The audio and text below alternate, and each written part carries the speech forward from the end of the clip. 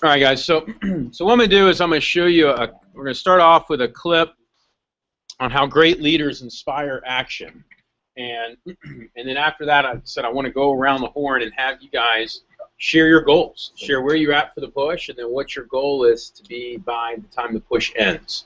So, so what I'm going to do is I'm going to use this little clip as it's loading to pull up, and as you're getting set up with this, you want to have pen and paper out. Also, you need to make sure that you got those documents that I sent out a link to you guys last night.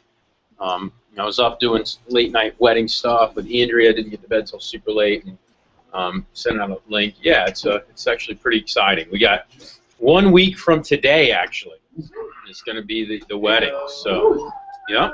Which is really fun. So we've got all the finishing touches being put on everything. It never ends. It's one of those things where there's always something. Last night it was welcome bags for the hotel for people that are coming in, and I'm going to talk a little bit about that during my opening comments after this. But but it's exciting. We're getting real fired up about it. We got a bunch of family and friends coming in. It's unfortunate we couldn't invite everybody we wanted to. The place capped the venue at 150, so and that was tough just to get me down to that, because both of us come from big families. My mom is one of 6, and her stepdad's one of 6 as well. So when you start factoring in that takes up a big chunk of people. But so this is going to be how great leaders inspire action. So I want you guys to take some notes. And anytime you see a video like this, I want you to not just look at it from a perspective of, okay, how does it apply to me? Like, how can I learn from this person? But rather, how can I use this as a teaching tool? And how can I, if I were to give this message, or if I were to give a talk, would I be able to give a talk on how great leaders inspire actions? And that's one of the big shifts that you need to make from representative to management candidate. Is not just how do you learn from it, but what can you take away from it and be able to teach people from it. So here's how great leaders inspire action.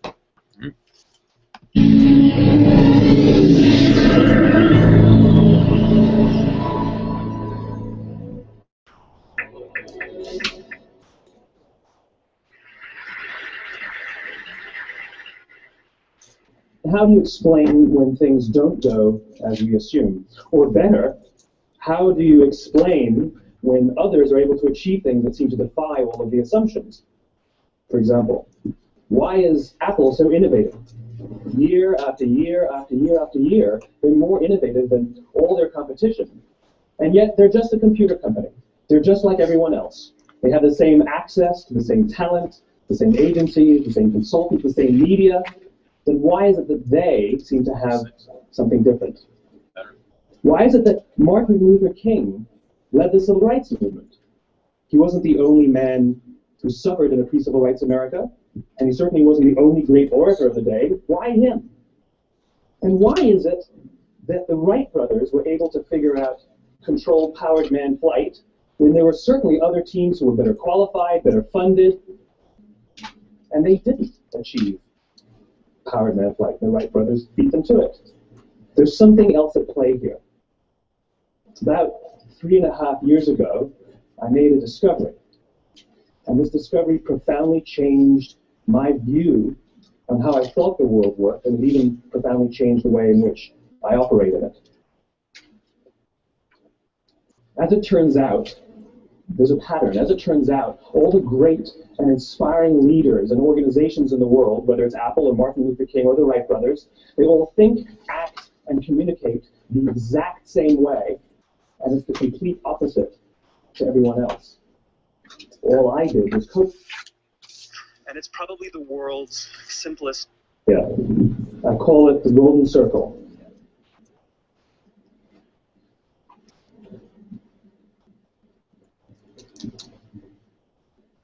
Why, how, what? This little idea explains why some organizations and some leaders are able to inspire where others aren't. Let me define the terms really quickly. Every single person, every single organization on the planet knows what they do 100%. Some know how they do it, whether you call it your differentiating value proposition or your proprietary process or your USP. But very, very few people or organizations know why they do what they do. And by why, I don't mean to make a profit. That's a result. It's always a result. By why, I mean what's your purpose? What's your cause? What's your belief? Why does your organization exist? Why do you get out of bed in the morning? And why should anyone care? Well, as a result, the way we think, the way we act, the way we communicate is from the outside in. It's obvious. We go from the clearest thing to the fuzziest thing. But the inspired leaders and the inspired organizations, regardless of their size, regardless of their industry, all think, act, and communicate from the inside out. Let me give you an example.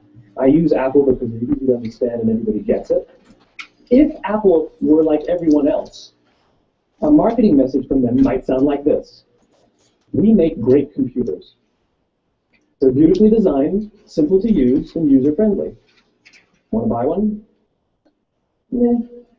And that's how most of us communicate. That's how most marketing is done, that's how most sales is done, and that's how most of us communicate interpersonally. We say what we do, we say how we're different or how we're better, and we expect some sort of behavior, a purchase, a vote, something like that. Here's our new law firm. We have the best lawyers with the biggest clients. We always perform for our clients, do business with us. Here's our new car. It gets great gas mileage. It has, leather seats. Buy our car. But it's uninspiring. Here's how Apple actually communicates. Everything we do, we believe in challenging the status quo. We believe in thinking differently. The way we challenge the status quo is by making our products beautifully designed, simple to use, and user-friendly. We just happen to make great computers. Want to buy one? Totally different, right? You're ready to buy a computer from us. All I did was reverse the order of the information. What it proves to us is that people don't buy what you do, people buy why you do it. People don't buy what you do, they buy why you do it. This explains why every single person in this room is perfectly comfortable buying a computer from Apple. But we're also perfectly comfortable buying an MP3 player from Apple, or a phone from Apple, or a DVR from Apple. But as I said before, Apple's just a computer company. There's nothing that distinguishes them structurally from any of their competitors. Their competitors are all equally qualified to make all of these products. In fact, they tried. A few years ago, Gateway came out with flat-screen TVs. They're eminently qualified to make flat-screen TVs. They've been making flat-screen monitors for years. Nobody bought one.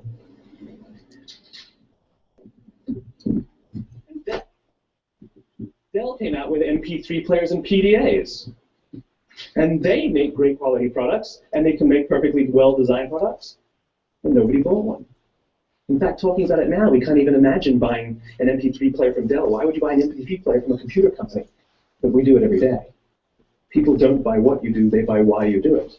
The goal is not to do business with everybody who needs what you have. The goal is to do business with people who believe what you believe. Here's the best part. None of what I'm telling you is my opinion. It's all grounded in the tenets of biology, not psychology, biology. If you look at a cross-section of the human brain, looking from the top down, what you see is the human brain is actually broken into three major components that correlate perfectly with the golden circle. Our newest brain, our Homo sapien brain, our neocortex, corresponds with the what level. The neocortex is responsible for all of our rational and analytical thought and language. The middle two sections make up our limbic brains, and our limbic brains are responsible for all of our feelings, like trust and loyalty. It's also responsible for all human behavior, all decision-making, and it has no capacity for language. In other words, when we communicate from the outside in, yes, people can understand vast amounts of complicated information like features and benefits and facts and figures. It just doesn't drive behavior. When we communicate from the inside out, we're talking directly to the part of the brain that controls behavior, and then we allow people to rationalize it with the tangible things we say and do. This is where gut decisions come from. Sometimes you can give somebody all the facts and your figures, and they say, I know what all the facts and details say, but it just doesn't feel right. Why would we use that verb? It doesn't feel right. Because the part of the brain that controls decision-making doesn't control language. And the best we can muster up is, I don't know, it just doesn't feel right. Or sometimes you say you're leading with your heart, you're leading with your soul. Well, I hate to break it to you, those aren't other body parts controlling your behavior. It's all happening here in your limbic brain, the part of the brain that controls decision-making and not language. But if you don't know why you do what you do, and people respond to why you do what you do, then how will anybody How will you ever get people to vote for you or buy something from you, or more importantly, be loyal and want to be a part of what it is that you do? Again, the goal is not just to sell people who need what you have. The goal is to sell to people who believe what you believe. The goal is not just to hire people who need a job. It's to hire people who believe what you believe. I always say that, there's if you hire people just because they can do a job, they'll work for your money. But if you hire people who believe what you believe, they work for you with blood and sweat and tears. And nowhere else is there a better example of this than with the Wright brothers. Most people don't know about Samuel Pierpont Langley. And back in the early 20th century, the pursuit of powered man flight was like the dot-com of the day. Everybody was trying it. And Samuel Pierpont Langley had what we assume to be the recipe for success. I mean, even now, you ask people, why did your product or why did your company fail? And people always give you the same permutation of the same three things. Undercapitalized, the wrong people, bad market conditions. It's always the same three things. So let's explore that. Samuel Pierpont Langley was given $50,000 by the War Department to figure out this flying machine. Money was no problem. He held a seat at Harvard and worked at the Smithsonian and was extremely well connected. He knew all the big minds of the day. He hired the best minds money could find, and the market conditions were fantastic. The New York Times followed him around everywhere, and everyone was rooting for Langley. And how come we've never heard of Samuel Pierpont Langley? A few hundred miles away in Dayton, Ohio, Orville and Wilbur Wright. They had none of what we consider to be the recipe for success. They had no money. They paid for their dream with the proceeds from their bicycle shop. Not a single person on the Wright brothers team had a college education, not even Orville or Wilbur. And the New York Times followed them around nowhere. The difference was Orville and Wilbur were driven by a cause, by a purpose, by a belief.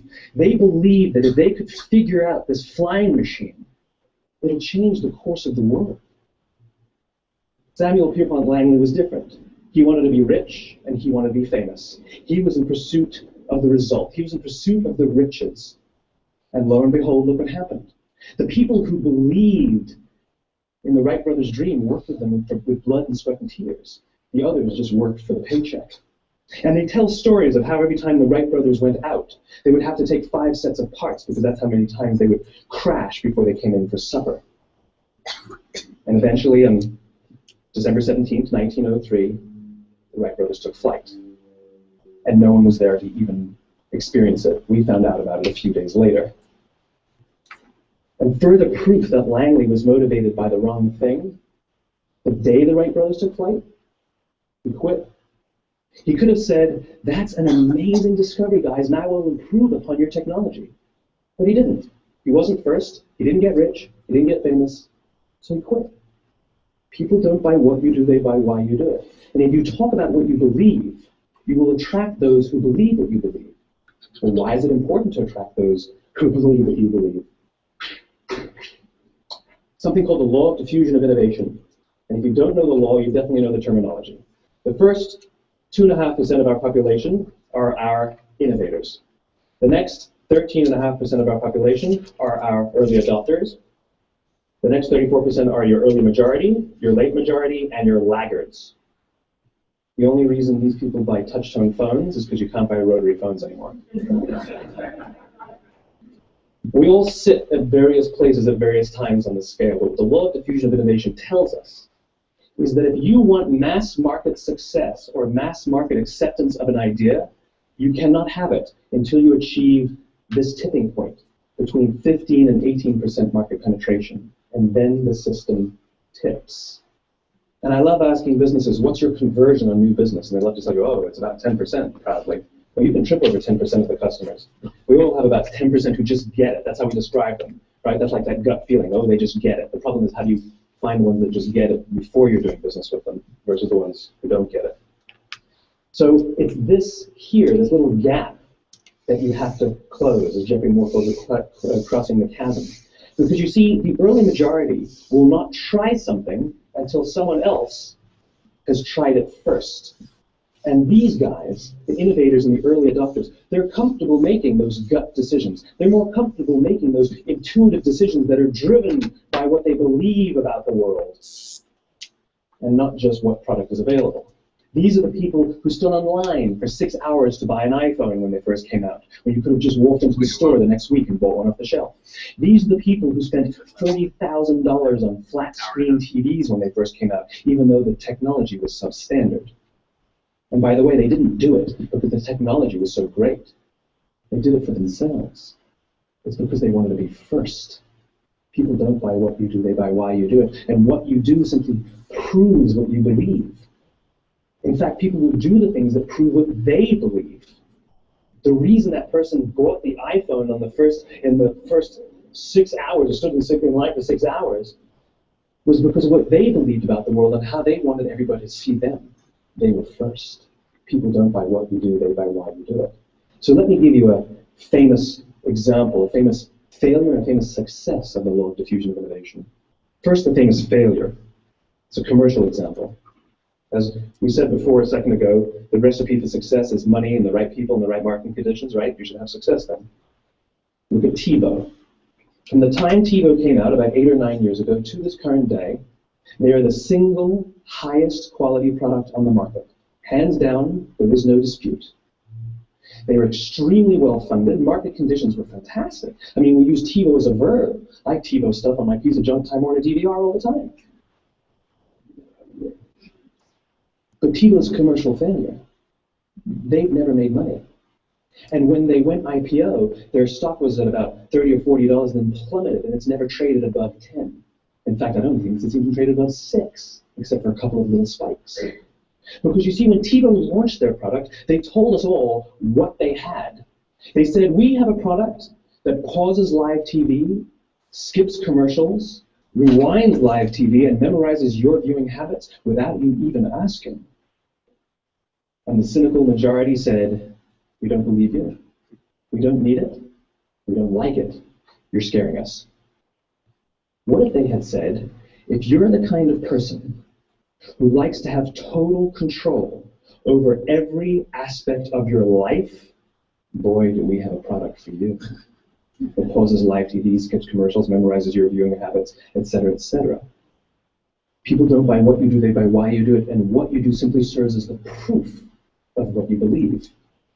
Now let me give you a successful example of the law of diffusion of innovation. In the summer of 1963, 250,000 people showed up on the Mall in Washington to hear Dr. King speak. They sent out no invitations, and there was no website to check the date.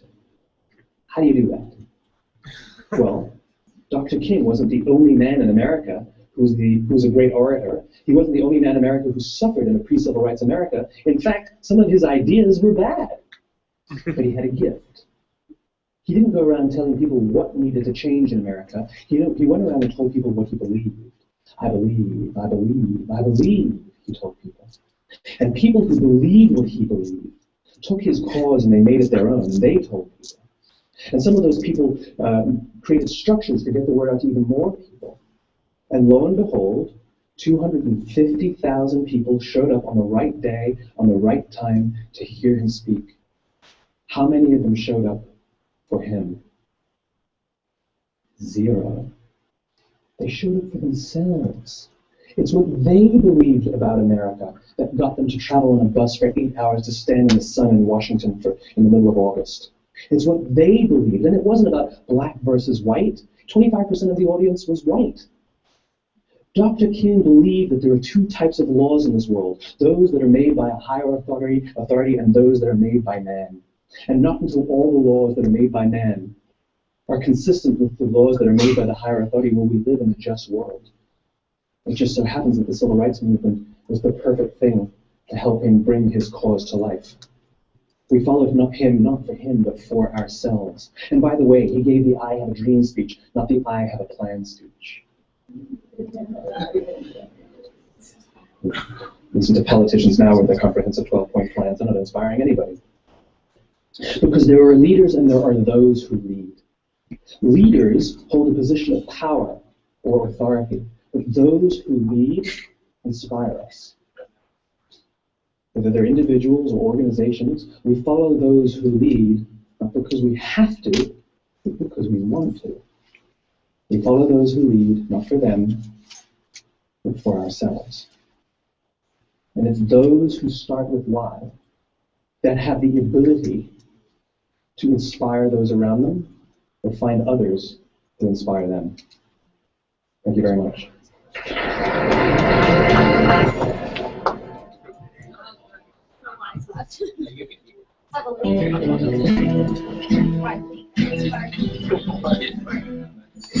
Okay. So, I think when I listened to that, or I guess I watched that video for the first time, it reminded me of of what you guys do as managers and what we do as leaders. Because the truth is that at our core, we talked about, it's kind of a weird job, right? I mean, you're selling knives, right? I mean, it's not real inspirational.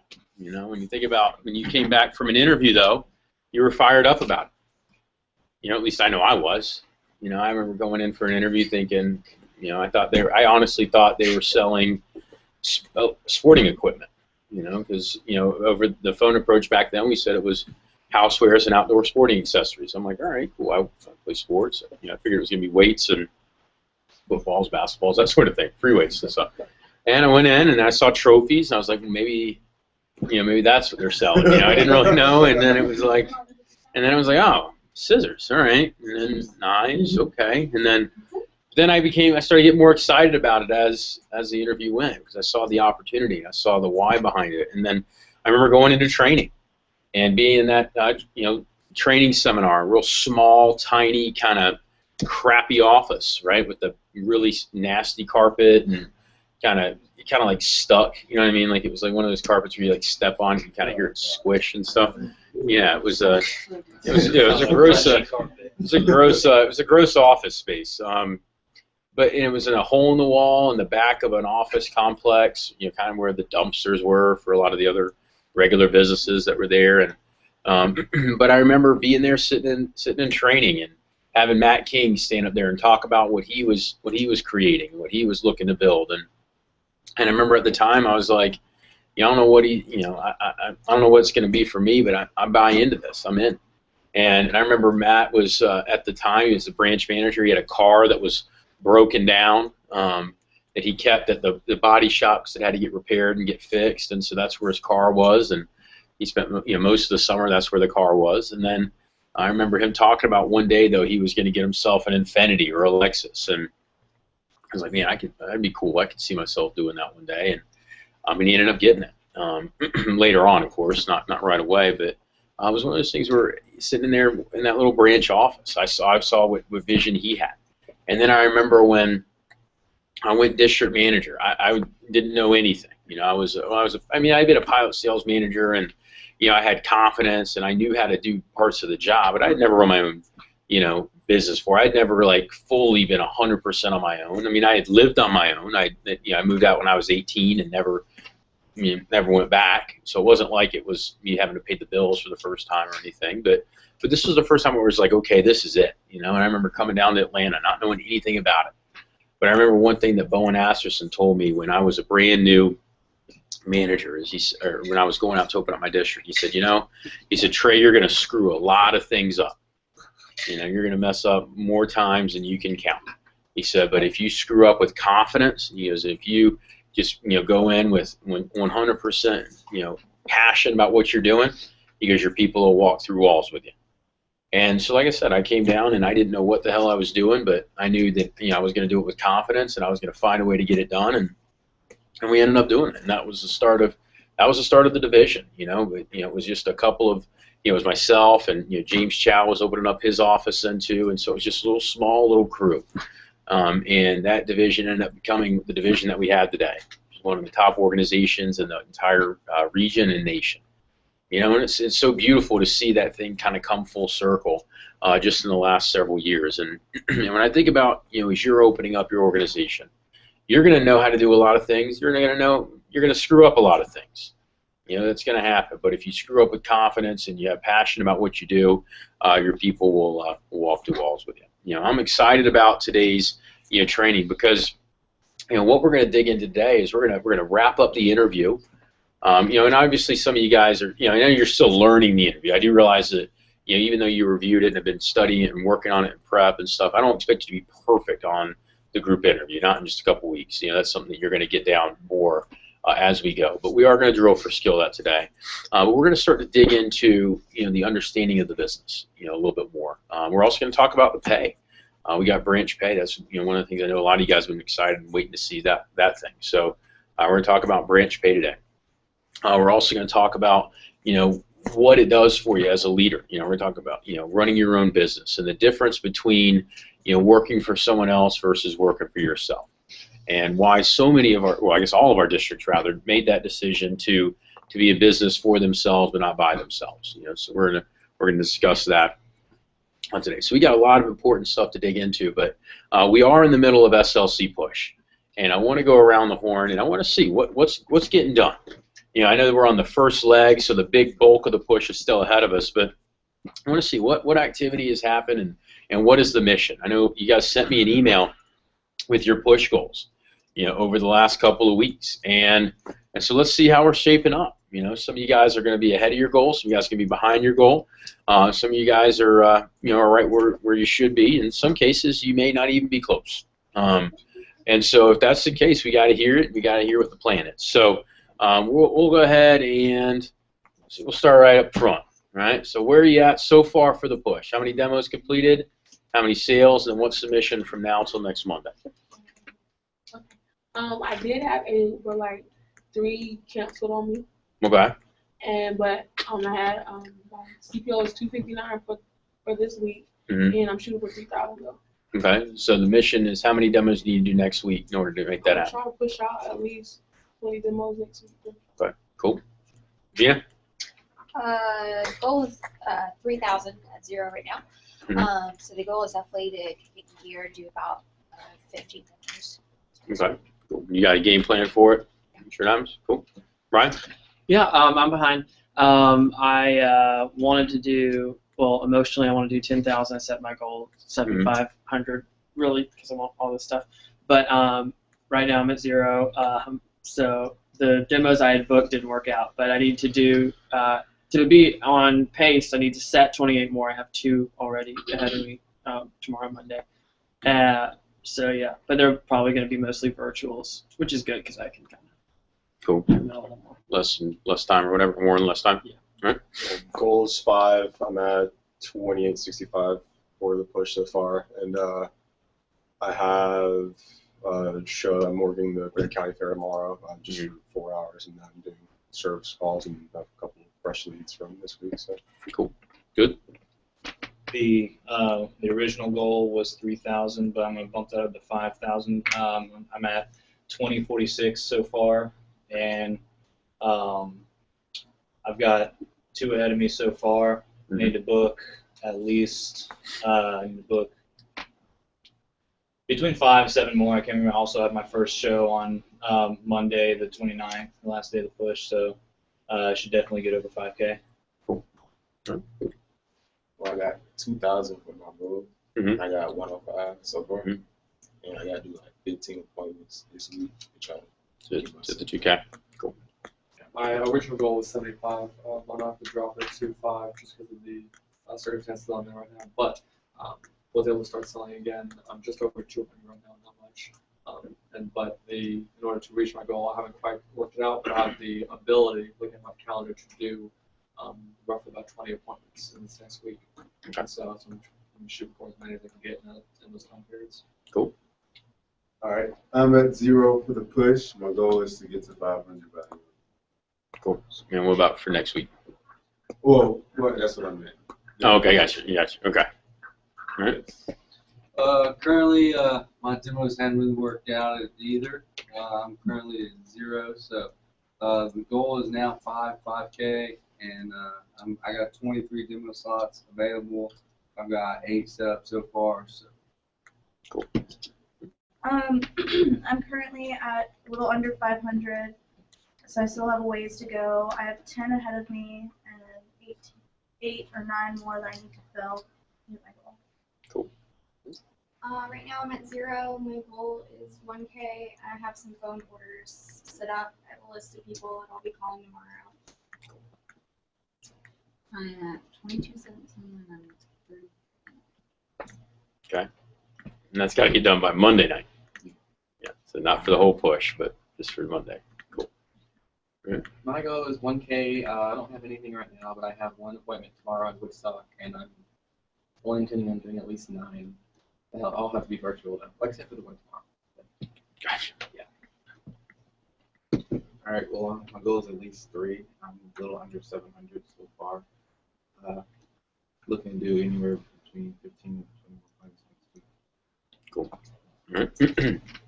Yeah, goal 3K. I'm at 0 right now. I have spots for 10 more. I've booked 2 already for next week, but I have 10 more.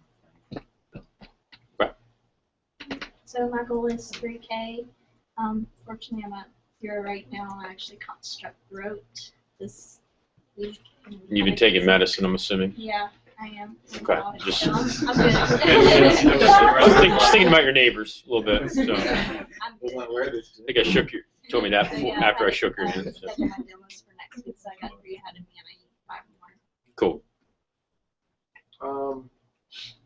This is by far my favorite push of the year, and I'm looking at my first 10K push as a candidate. So, in order to do that, I want to shoot higher than 10. So even if I don't get that, so I'm shooting for 12. I have a little over 3 as of now, and I have about 14 slots to read, which are cool.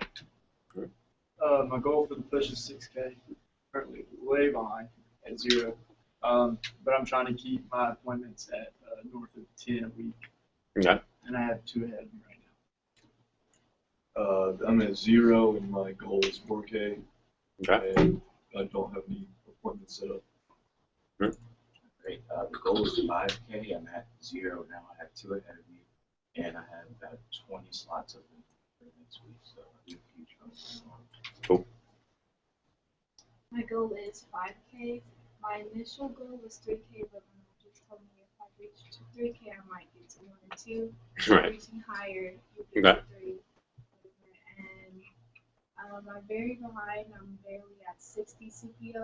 Okay. But tomorrow I'm going to have a jam, and I have about 15 to 20 slots to fill up for next week. Cool.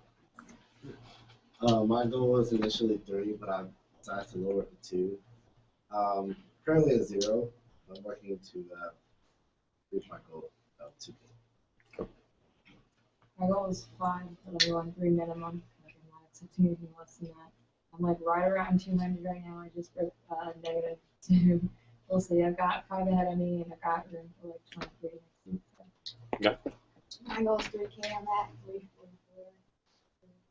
And I have 9 demos set already. So good time. Cool. 5K goal, 3K minimum. I'm not right at 300. I'm 9 demos ahead of me. I'm shooting with 13. Cool. Goal 3K, 2K minimum. I'm at 71, so I'll cheat that. Okay, so, and I got 11 demo slots ahead of me this week, so I'll have to fun game tomorrow afternoon. Cool. My goal is initially 10K. Right now I'm at 800 CPO, and I'm shooting for no less than 5K for sure. I have 4 or 5 demos ahead of me, but I'm trying to get at least 15 more. Okay. I still have to hit the 10K. Cool.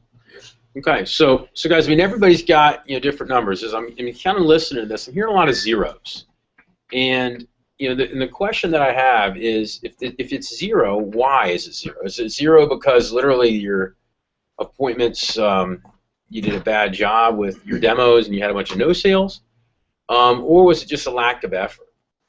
And that's really the question that you got to have. And see, here's the thing, guys. I'll accept somebody struggling. I'm okay with that. What I mean I'm okay with it is that I can work with that. I can at least see, as long as I'm at least seeing the effort, that means something. But part of it is if somebody's telling me they have a goal of 3K or 2K or 5K or 10 or whatever the number is, and they're at 0 right now, part of the thought was, did they really have that as a goal, or is that just something they said just to trail like this number, right? What's the real thing that happened? Was it really a goal that you were excited about, or was it just something that you threw out because it sounded nice? And the biggest question that you got to ask yourself right now is, okay, what can I change in the next 24 hours to make sure that I'm back on pace to at least shipping half of what your initial goal was if you're at 0? You know, and what I mean by that is if you've done no demos so far, how can you at least make sure that if your goal is 3K, can you at least do 1,500, you know, next week? And a lot of it is just making the phone jam a priority. I know in certain situations things came up last Sunday, but guys, I mean, here's the thing: if it's a push, it can't come up. You know, so a buddy needs you to give him a ride to the airport. It's like, sorry, dude, I got to go to work. You know, you got a big test that's coming up on Monday. You forgot about it. It's like, well, okay, you know, you got to make it a priority to put the phone jam in there and then study after the phone jam. If that means that you need to sleep a few less hours that night so you can study properly, do it. You know, guys, it's about making the phone jam a priority so that you can get your appointments ahead of you. Because I think all of us, if you have, I mean, I think everybody, if they've got a demo, they're going to go to their demo. But the phone time is the part that kind of slips through the cracks. It's too easy to just kind of blow it off because of other important things that are happening. And here's the deal, guys. I'm not going to tell you that phone jam is as important as getting good grades in school. But what I am saying is that you can study at any time tonight. The phone jam has to happen at a certain period of time. We all know that. If you try to, you know, you can try calling people at 2 a.m. I don't know how well it's going to go. You know, you may get a hold of some people. You might not be real fired up. You know, but you can certainly make the calls. Here's the other thing, guys. People do actually pick up in the morning. Believe it or not. Right? And here's the thing that I found. When school's in session, they're up even earlier. I live in a neighborhood, guys. I live in a neighborhood. I'm the youngest one in the neighborhood. And all of our people in the neighborhood have kids, or most of them. And they're all up earlier during the fall right now that school's in session than they are during the summer. When I used to get up and go to the gym, and when I would come back from the gym during the summer, very rarely would I see a lot of activity in my neighborhood. I mean, there'd be people kind of getting, you know, like some people would be out like checking the, you know, getting their newspaper, or some of them were leaving to go places, well, as I was getting home. But now when I get home from the gym, the whole neighborhood's alive. You know, you see lights on everywhere. You see, activity. Kids are walking up to the bus stop, and all that stuff is happening. And so, guys, that 7 to 8 o'clock time is a great time to get a hold of people, even if you have an 8 o'clock class. You know, make it a priority for 1 week to pull out all the stops. You know, and some of you guys, when I say 7 o'clock, you're like, no way would I call somebody that early. That's fine. Call them at 7:30. I'm telling you guys, if they got kids, they're not asleep. You know, they're just not. And you can get a hold of them, and you can get them booked up, and they know their schedule. That's what's also great about the morning time, is as they're drinking their morning coffee, they're figuring out when their schedule is. We did it all the time during summer for pushes. So pull it back out for one more time. You know, pull it back out for this last week. You know, let's make sure that everybody's contributing something. Because here's the deal, guys. If everybody in this room sells $1,000 next week, you know, this organization is going to be one of the top 5 organizations in the whole company. That's it. If everybody contributes $1,000. I know you guys have bigger goals and higher things and other things you're trying to achieve, but if everybody does something, it's going to be a win. And here's the other thing, guys. Even if you're not going to hit your goal, can you at least get yourself some extra spending cash? You know, and make that be your why. You know, don't make it be necessarily about, you know, hitting this bigger goal, although that could be your driver. Find something that, you know, it's like, you know what, no matter what, I got to get this done. Maybe it's like, hey, I'm not going to put up a goose egg in any phone jams again. You know, maybe it's a matter of reaching out and seeing your old customers. For some of you, it may be a matter of just coming back home next weekend again, if that's what it takes. It's not something that you want, you know, necessarily need. Well, most of you guys are local, I guess, but if that's what it takes, you do it. You know, maybe it means that if you don't hit your goal by Friday, that means that, you know what, that Saturday football game, I'm not going to go to it. I don't want that to have to be the case for anybody if that's something that's a priority to them, but guys, sometimes you got to make sacrifices if you don't do what you need to do when you can't do it. You know, then you have to do it when you don't want to do it. You know, because you have bigger things that you're trying to achieve. You know, I will tell you guys, this is one of the things that we look at when we evaluate promotions. We evaluate people to go into certain territories. You know, we look for people that step up at the right times, and this is one of those times. SLC is the time when, you know, the big dogs come to play, because you know what, everybody's on a level. You know, everybody's got stuff going on. So you guys have got schools, you guys have other school, and we can argue over who's got the toughest class schedule and doesn't have the toughest class schedule, and we can argue about reasons for, reasons against, you know. Any single thing that you could say as a reason not to do it is the same reason to do it. You know. For example, we could say, Madeline could say, oh man, I'm taking, you know, these really tough classes and I'm at Georgia Tech where it's a really tough course load.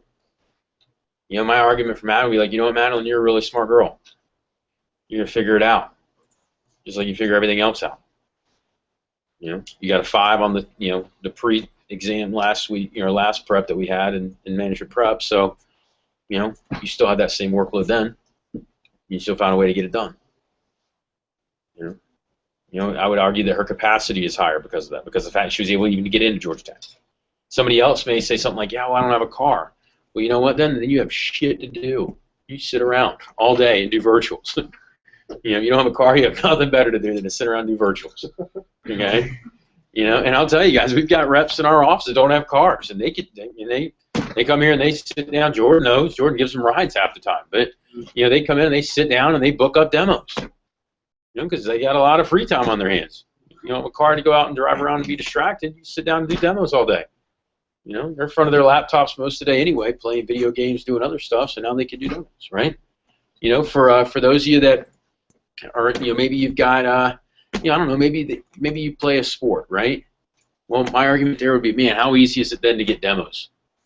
If you play a sport, you're right there. A lot of people are watching you play the sport. Those are the easy. Think about it. Those are the easiest demos to book. At least they were for me.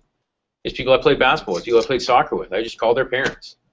You know, it was an easy way to get a demo. And if you're seeing them regularly and consistently, you know, in front of you, you know, they're seeing you on a Saturday play a game. Well, then it's really easy to book a demo with them Sunday after the game. You can talk about the game.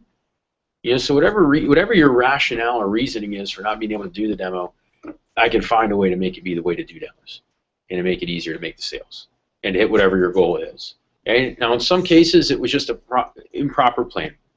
And that's okay. That means maybe you need to reevaluate and relook at what you can actually get done. Be realistic about your numbers. What I mean by that is if you have 10 time slots open and you could do 10 demos in a week, you know, you're probably not going to sell 10 grand that week. You know, I mean, I don't know many. There's only a handful of people I know that I've worked with that have a $1,000 average order and a 90% sales ratio. You know, it was honestly just Cole and Ben are the only two that are like that you guys would probably know. I mean, obviously, I've had people like Anthony Mercer, and I've had people like John Stone Street. I mean, even Sarah. I mean, she doesn't do the same business model, so it's completely different. But very rare is it to sell 10 demos on 10 or sell 10 grand on 10 demos. You know, if you're Andy Johnson, you could do it, but again, you know, you got to think, okay, what is my closing percentage? What is my average order? Maybe it is only 3 grand. That's okay. Maybe it's 2 grand. But actually go after and hit your goals and keep your schedule filled. In some cases, it may be making sure that you weave in phone time like you weave in checking your email time or checking Twitter time or checking Facebook, right? That in-between class time that you have of 15 to 30 minutes, can you utilize that productively this week? You know, you know, here's a quick exercise I want you to do. Take 2 minutes. I want you to write all the time wasters that you have on a given day. Just do it real quick. Just think about it. Just think about it. Just jot it down.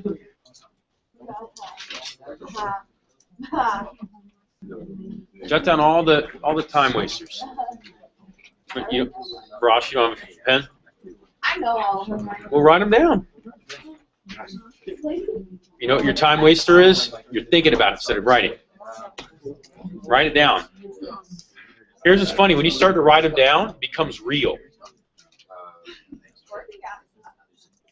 I'm not saying it's a time waster. Oh, no. Talking out loud, time waster. Wasting my time. Yeah, but guys, jot down all the things that you do that waste time. Right?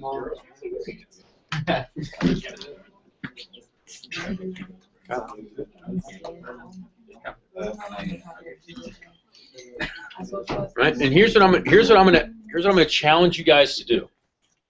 All of these time wasters, is you're jotting them down, right?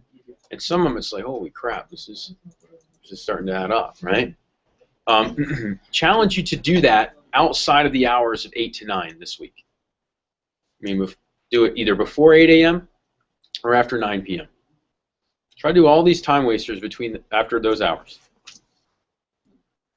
You know, it's like nights and weekends, 3 nights and weekends, that sort of thing. Do that with your time wasters. You know?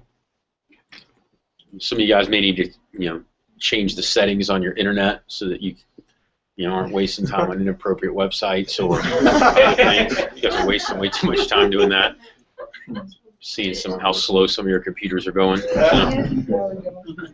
Need those. Okay. So, you guys eliminate those time wasters. It's crazy. You know what else is a time waster? Analysis paralysis in our business. What I mean by that is spending all the time in the world thinking about work and not working. It's a big waster I found in Vector. It's so easy to sit around saying you're working, but you're not really working. So guys, be efficient, meaning have your stuff with you, take it out, and make calls and be done with it.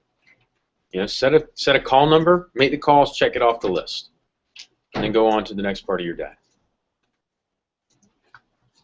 You know, how much time do you waste thinking about getting on the phone later? You know, especially during the summer. I know it's easier then, but even now, though, it's easy to think about making calls, but not actually do it. So let's eliminate the time wasters for the next week.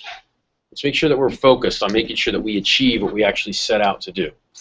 You know, be authentic with your word. Whatever you said your goal was, can you follow through with the effort side of it? I'm not worried about the CPO. The CPO will take care of itself. You know, so long as you do all the extra stuff. Okay? So that's the challenge. That's the focus I want you guys to have for these next several days. So, you know, what we're going to do, guys, is we dig into the topics material for today. As I mentioned, I'm getting married here in a week, and you know what I found is that there's a lot of there's a ton of work that goes into a wedding. You know, it's amazing that we spend, you know, Andrea has really spent, you know, the bulk of it, but I mean it's been almost, I guess, 6 months of nonstop. You know, when she wakes up, that's what she thinks about. When she goes to bed, that's what she's working on right before she goes to bed.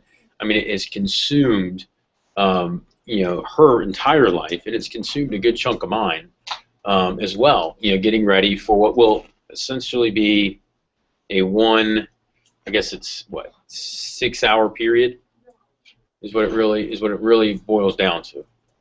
Not really, yeah, 6 hours-ish, right? Is what it all goes into. And as you get ready for your wedding, I know a lot of young ladies, they think about it from the time they're little, right? And that's what, you know, Andrea has kind of mentioned. She's like, you know, you think about it when you're little, what the wedding's going to be like one day, and guys are kind of like, I thought about it kind of a little bit, but it's one of those things where you know, so much of it is it's the balance of doing what you want to do versus the balance of doing what's necessary, right? And part of it is balancing tradition versus, you know, kind of, you know, doing what really will make you guys happy. And part of it is you got to be willing to, you know, to put your foot down and make a stand for certain things. That's one of the things that, you know, Andrew and I both noticed. And there's certain things like, you know, for example, we had a list of people that wanted us to play certain types of music at the wedding. You know, like, you know, some people wanted it to be very traditional with all of the, you know, the normal songs that people like the "Here Comes the Bride" part, and everything's got, like, there's all sorts of songs that go with certain steps. So Andrea and I said, you know what do we have to make sure is done? And so she wants to come down with "Here Comes the Bride," but then after that, every other song is going to be different. You know, meaning it's going to be different, different than what this traditional accepted songs to play. You know, when it came to, you know, food and dietary restrictions, certain individuals do have dietary restrictions that, you know, you have to abide by when they send in their invites. But then some people send them in, and it's things like, oh, if you're going to do this, can you not, you know, it was like we had one, it was like all sorts of like these excuses, and I felt like just texting the person saying, dude, just don't eat, you know, eat before you get there, you know, like, I mean, we're going to have a vegan option, we're going to have you know, there's going to be a vegan option, there's going to be for people that don't eat pork, there's going to be that kind of option, but part of it's like, look, man, you know, it's my wedding, it's our wedding, so yeah, there's going to be bacon there, you know, I want to have bacon, at my wedding. So that's going to be part of our deal. I mean, I'm born in the South. I was raised in the South, so we're going to eat Southern food. I mean, it's going to be nice Southern food, but it's going to be shrimp and grits with a action station. It's going to be high. It's like high class country. It's what it's really going to be. We got bacon wrapped pork loin is going to be one of the carving station. With bacon wrapped pork is like a heart attack waiting to happen, but it should be pretty good. And if the vegetarians want to eat like plants or whatever, they can eat plants, and we'll have a side option for them, and the little kids can have pizza, whatever. I don't care, but if we're gonna do it, we want to do so it's enjoyable. And when I think about as you run your organization, as an office, it applies the same way. You're going to learn a lot about the action steps that you need to do. Like there's certain things that need to happen. For example, at a wedding, there needs to be an officiant, right? Just like when you're running your branch office, there needs to be certain functions in there. But what's cool is that you can kind of make it your own as you're preparing and getting ready for it. You can have whatever team name you want it to be, and so long as you're not offending anybody outwardly, at least, you can get away with it, right? I mean, I've had, I know we've had all sorts of team names. We had a branch manager, not in our division. This was actually my assistant manager when I was a branch. When he was a branch manager, his team name were the Trojans. They were the Trojans, and their chant was busting through, right? So I mean, that was their team chant, and I mean, it was all right. I mean, they did what they did. I mean, I'm not saying it would have been my team chant or whatever, but that's what they wanted it to be, I've seen all sorts of different organizations out there, and what's great is that if you're having fun, you can do whatever you want, and it's okay. Meaning that you get to choose the type of music, for example, that you play during training and team meetings. And again, as long as it's not offensive, then it's probably fine.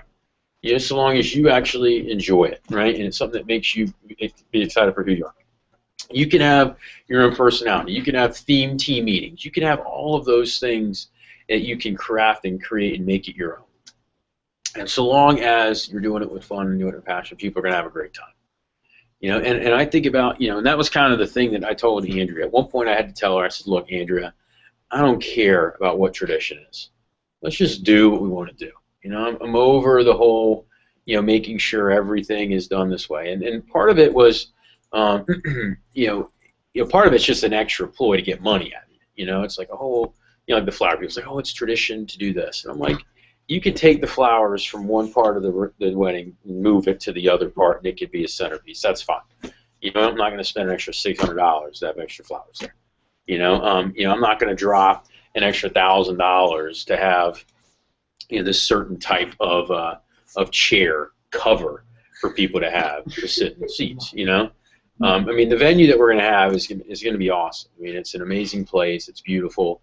And people are going to have a good time. But again, at some point you have to be willing to say, okay, we're not going to go that route.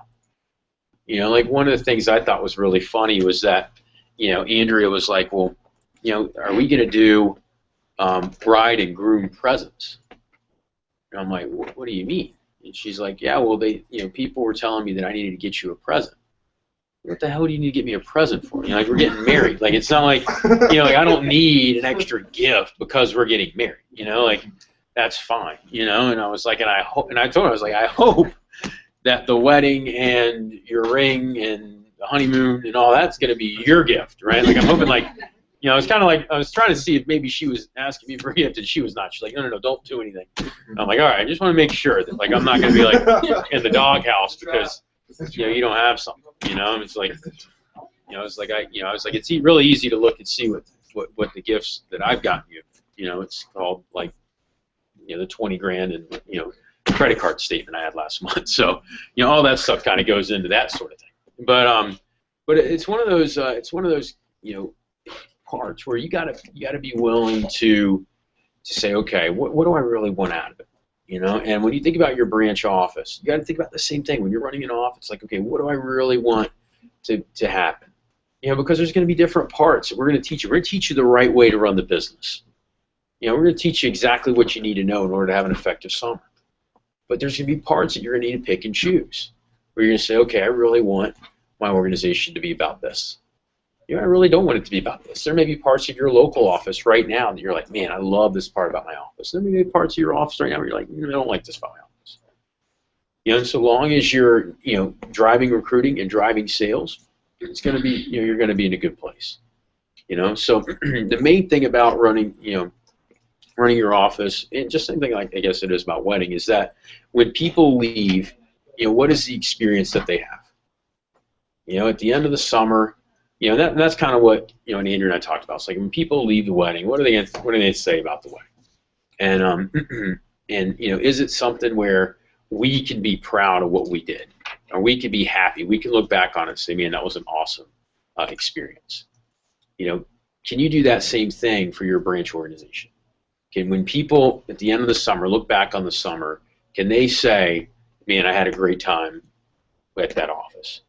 I made a lot of money, I had a lot of experience, I had a lot of fun. And can you look back at your summer and say, man, that was a life-changing summer. That taught me a ton. Man, I'm going to remember that thing for the rest of my life. And part of, you know, the remembering the wedding is that's why you got to pay a lot of money for a photographer. You got to pay a lot of money for a videographer and all that, so that you can remember all those experiences years later, right? You know, and the same thing happens with you guys as a branch. Is you're going to need to take pictures. You're going to need to, you know, you're going to need to have remembrances that you can look back and reflect on and say, oh yeah, I remember that team meeting. Oh, I remember that push, right? You need to take notes on how the summer went, so that at the end of the summer you can look back and reflect and say, okay, that went really well. I definitely want to replicate that. Or, oh man, I screwed that up, so I definitely need to change that moving forward for next summer. You know, and so by tracking it and reflecting back on it, you'll know how everything went. So, you know, I want to talk about the recruiting funnel a little bit, and you know, if you take, you know, these recruiting standards, it's on 2 sheets. I kind of put it on a side sheet of paper, so that way we can take some notes on one side of it. It may be kind of hard to read some of the font, but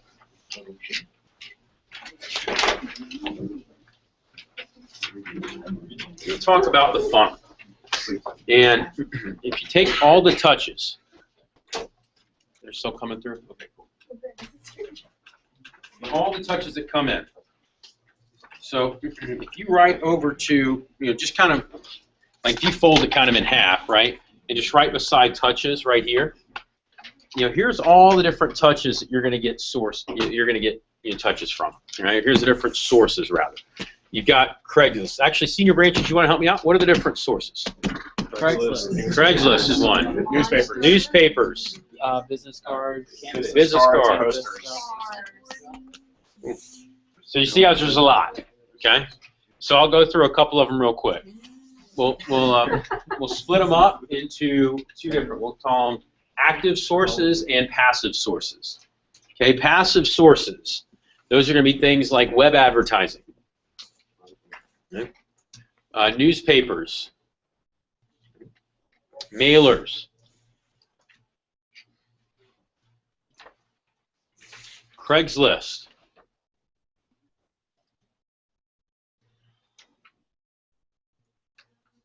and that's pretty much it. Okay? There may be like an occasional extra source that kind of pops up here and there. But those are the main ones, right? Passive sources. What I mean by that is that, you know, you don't have to actually go out and get it. You just kind of place it, you set it, forget it, and they kind of come in. Now, we are experimenting, and we're going to be doing it, and we may be doing it division-wide, but we're looking at, for Craigslist, having local offices just own the Craigslist program instead of having, you know, the outside person do it. I don't know what we'll do yet for next summer. More than likely, we'll just have our branches kind of set up on the automated program, just because it's one less thing you have to think about. But we've had some district offices that have been experimenting and actually getting better results with Craigslist, placing the ads themselves. But for now, it's considered a passive touch. Mailers. The more you have in startup, the more mailers that you can send. You know, so that increases that. Web advertising. Web advertising is territory specific, so it just kind of is what it is. But most territories get somewhere in the neighborhood of about 100 to 300 web touches. They just kind of come in throughout the course of the summer. In some cases, it's more. but that's about what the average is. All right, let's talk about active touches. So here's different versions of active touches. You got campus activity. That would be business cards, posters, clipboarding, chalkboarding in some cases, placing an ad on the campus website. The reason I say that's an active touch, not a passive one, is it's not something that I can just place for you. You would have to go online and do it. You know, create an account, and do all that sort of thing. Other source, the other big, I guess, source of active or of passive touches, or sorry, active touches are going to be PRs. You know, so the personal recruiting program. So traditional PRs, active, PRs. It's that whole group.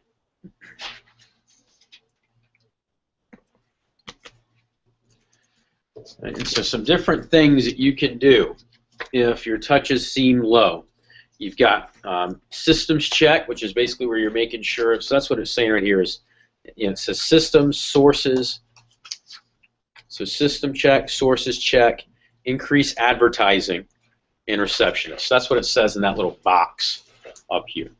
It's also in your email too, but. So a system check, that's things like checking to make sure your internet's working, your phone is working. Sources check is making sure the ad is in the newspaper, making sure the phone number on the mailers is accurate, making sure you've got TeamViewer installed, which we had some branches this summer never install it. Hard to get Craigslist touches if they can't place an ad for you. Making sure you have enough receptionists is another one.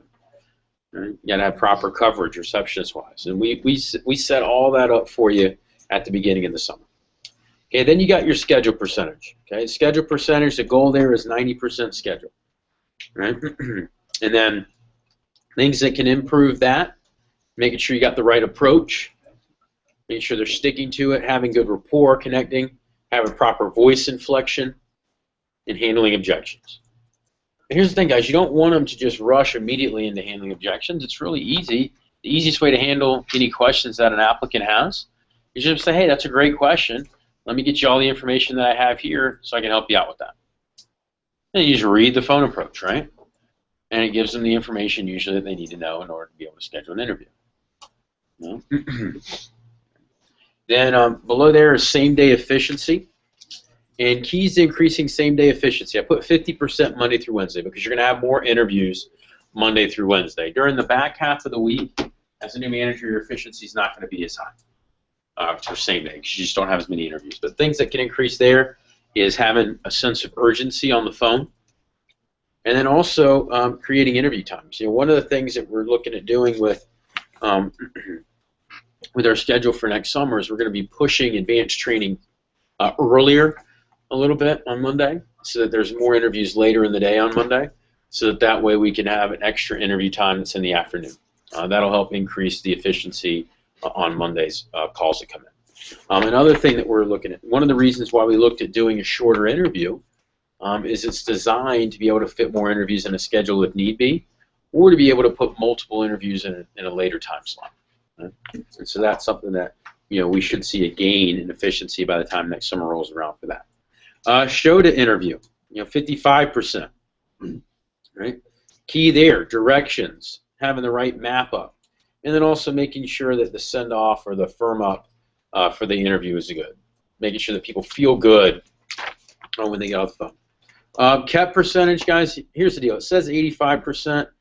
What we're really looking for there is going to be more like 60 to 70. I know it says 85 in that thing, but here for our division, it's going to be 60 to 70. Now, in certain markets, it will be 85, maybe even 90%.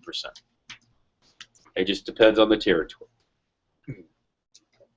Sign percentage should always be 90 plus, meaning you're having less than 1 out of 10 may decline the job offer, but you really want to make sure you're getting at least 90% there. And what that really revolves around, guys, is the recruiter themselves being confident and being the woman or the man, and then then being on the interview, being 100% on the interview. Okay. Down below there, for show to training, I'm gonna put, it says 40. Guys, I want here in this division, I want us focusing on 50+% shot. Anything less than that is something's off. And that revolves around the recruiter being the man or the woman, being on the interview, that firm up that happens, in the post, which we're going to talk about today, and the overall office atmosphere can help. Does it feel like a place where, they want to be around? So the office atmosphere is a big thing there. And then launch for training guys, I think we really got to be thinking 60% launch, not 50. Minimum of 60, ideally 70. And that revolves around the trainer and then consistency from the interview itself. Okay? So pushing people up without pushing them out is what we're talking about. Okay? That's the goal there. And so what I want to show you guys is an example of what happens with just a few percentage points and the difference between bad and great. Okay? And what we're going to do is we're going to look at an example of just changing everything by 5%. Meaning, let's say we'll use all the good numbers here, so 90, 55, we'll do 70, we'll do sign percentage of 90, we'll do show percentage of 50, and we'll do launch percentage of, let's just say 60. Okay? And we're just going to adjust all these at the end. Okay, so we'll do 85, 50, we'll do 65, we'll do 85, we'll do 45, and then we'll do 55. Right? So that's not really a huge difference in any individual, right? But what ends up happening over time is it compounds. So if you got somebody with a calculator, here's what I want you to see. Okay, we'll do the great one first, okay? With the ideal scenario. So you got 90% of your calls getting scheduled, so that's not 90 people there. So do 90 times 0.55. What do you got? 49.5. Okay, so you got 49.5 times by 0.7. 34.6. 34.6. We'll say 35 there, unless you're signing a midget. So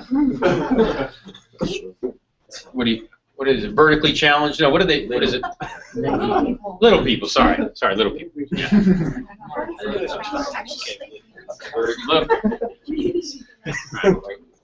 So a little person. Okay. All right. So times that by 0.9. 35 times 0.9. 32. 32 times 0.5. 16 times 0.6. So 16 times 0.6. 10. Okay. All right. And here's the thing, guys. If you're getting 10 touches, so this is a touch per launch, right? Of 10, meaning for every 10 calls, or every 10 touches that you get, you launch one person. That's great. That's what we want to be focusing on. Right? If you're going to do that, you'll be incredibly efficient and effective this summer. Okay? Now let's do over here. And I guess I'm not even going to call this bad. I'm going to call this okay, maybe average. Okay. And then we'll look at, and then we'll do one extra for fun over here. We'll do a bad, so that way the bad is right beside it. So in this case, we'll do extra 5 blowers. So that'd be 80% here, 45, 60, 80, 40, and 50.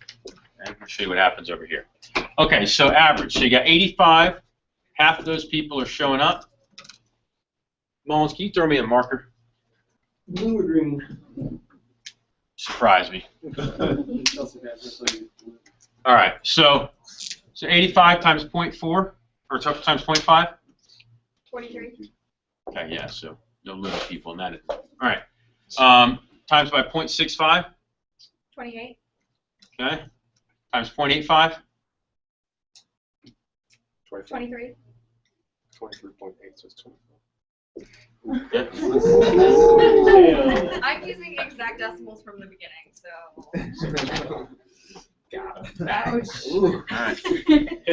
45 times 0.45? 11. Times 0.55? 6.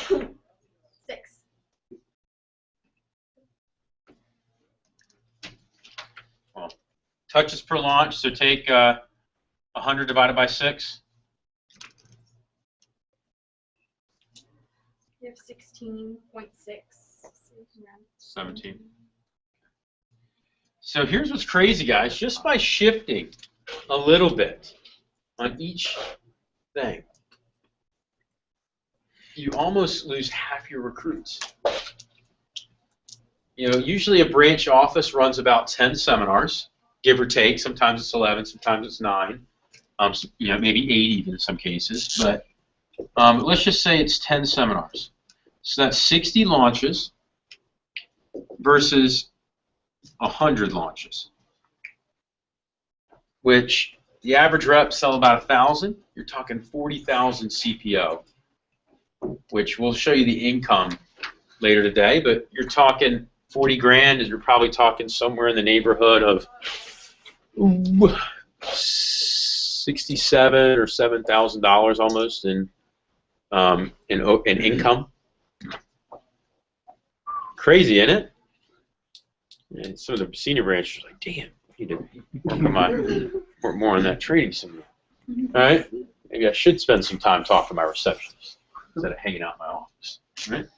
But yeah, so these are the numbers right here for good, and we'll call it, or great, and then we'll call it decent. Now let's look at bad. Okay, so you got 80 times 0.45 36. times 0.6 22. times 0.8 17. times 0.4 7. times 0.5 4. Okay. So in this case now you're talking 25 touch per launch and 40 recruits. Okay. On the same number, by the way, of touches, you're getting drastically different summers, drastically different experiences.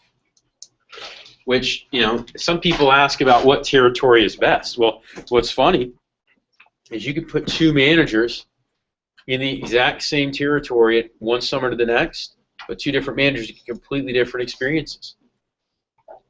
You know, I mean, I remember one time I had a manager that went to Macon, and they did like 20 grand, 30 grand for the summer. They didn't have very many recruits. Like, man, Macon sucks. It was our #1 branch 2 years ago. 3 years ago it was #1 branch, and last summer it was our top 2 branches.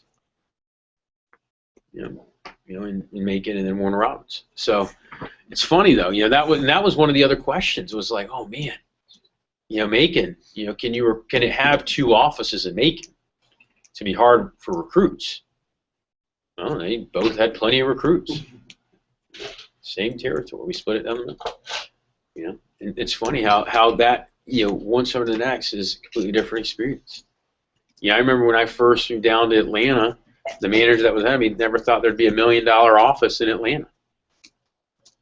You know, I remember Matt King, when he went to Columbia, the manager before that said that he had maxed out Columbia at $400,000 in business for the year.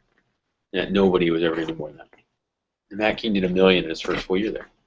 You know, so it's one of those things where it's funny how that works, right? Yeah, you know. So yeah, and that was kind of how it was here in the pilot. It's like, all right, so can't do $1 million. Well, I didn't do $1 million my first 8 months, but then every year after that, it's been that way. So it's one of those things where, you know, it's not like the economy's better now than it was back in 2001. You know, or 2005 rather, when I opened up. So it's one of those things where you could have completely different experiences based on just the efficiency. You know, and so part of it is making sure that with your receptionist, you're buttoned up with them, making sure you know, and being really discerning when it comes to who you put as a receptionist. You know, one of the phrases that I've heard came from Lauren Horton actually, who was an amazing receptionist manager. He said, "Be slow to hire and quick to fire." That was his philosophy on receptionists. Meaning, take your time to hire the right one. But then if somebody's not the right one, give them the boot. And the two easiest things that you want to look at for those people is, are they dependable and do they have a good attitude? If they show up when they're supposed to and they have a good attitude, then everything else you can teach, you know. And if they don't have a good attitude, doesn't matter what you teach them, they're gonna be miserable in the role, and you're gonna want to get rid of them. You're gonna pull your hair out. And I've had receptionists that were both, like, in either situation, right? Like, I remember at one point I told my receptionist manager, not Angel, but this was a couple years ago when Dion was, the receptionist manager. I said, Dion, you got to get rid of such and such. He's like, why? I was like, I don't like talking to him. He's like, really? I go, yeah, they just got a shitty attitude. I just don't like, I prefer not to be around them. And he's like, really? I'm like, yep. And so he got rid of that individual, brought in somebody new, numbers shot up. Same number of calls, same people replying, but just a difference in type of attitude. Another one, it was, and the other thing, like I said, guys, is not dependable. I've had great receptionists, man, awesome people, but they just can't ever get beyond, just be there when they need to be. Calling in here and there, and if it happens once, it's one thing, but it was like once a week you were getting a phone call about something. It was never their fault, it was always something else, but it was like, it's just time. It's like, hey, so we gave them a notice, and it was like, hey, if it happens again, and then, she called in and was like, hey, I'm sorry this is happening. And I said, well, we're sorry too. Let's have you come in whenever you can, and we'll talk. And that was that person's last day. We gave them their check and sent them on the way. So you got to be very, like I said, discerning about who you put in the receptionist role. And something that I think, if you want to get great numbers, that you got to make sure that you do is you got to be willing to take calls and make calls yourself. And that's gonna be something that we're gonna work on. The stuff that we're gonna work on for the next couple of months is gonna be driving demos and working on taking touches. So like we're gonna finish the interview today, and then we're gonna work on some of this stuff right up here, which is handling touches. So as we get into October, that's kind of the stuff that we're gonna be discussing. So we're gonna do driving demos this month, and then October's prep, we're going to teach, for the Halloween prep, we're going to teach the whole receptionist side of the business. And we're going to have you guys work on that a little bit in October into November before Olean. And then once we get into Olean, that's when we're going to start digging into this stuff right here, okay, which is really this stuff, which is your launch, and getting that number up.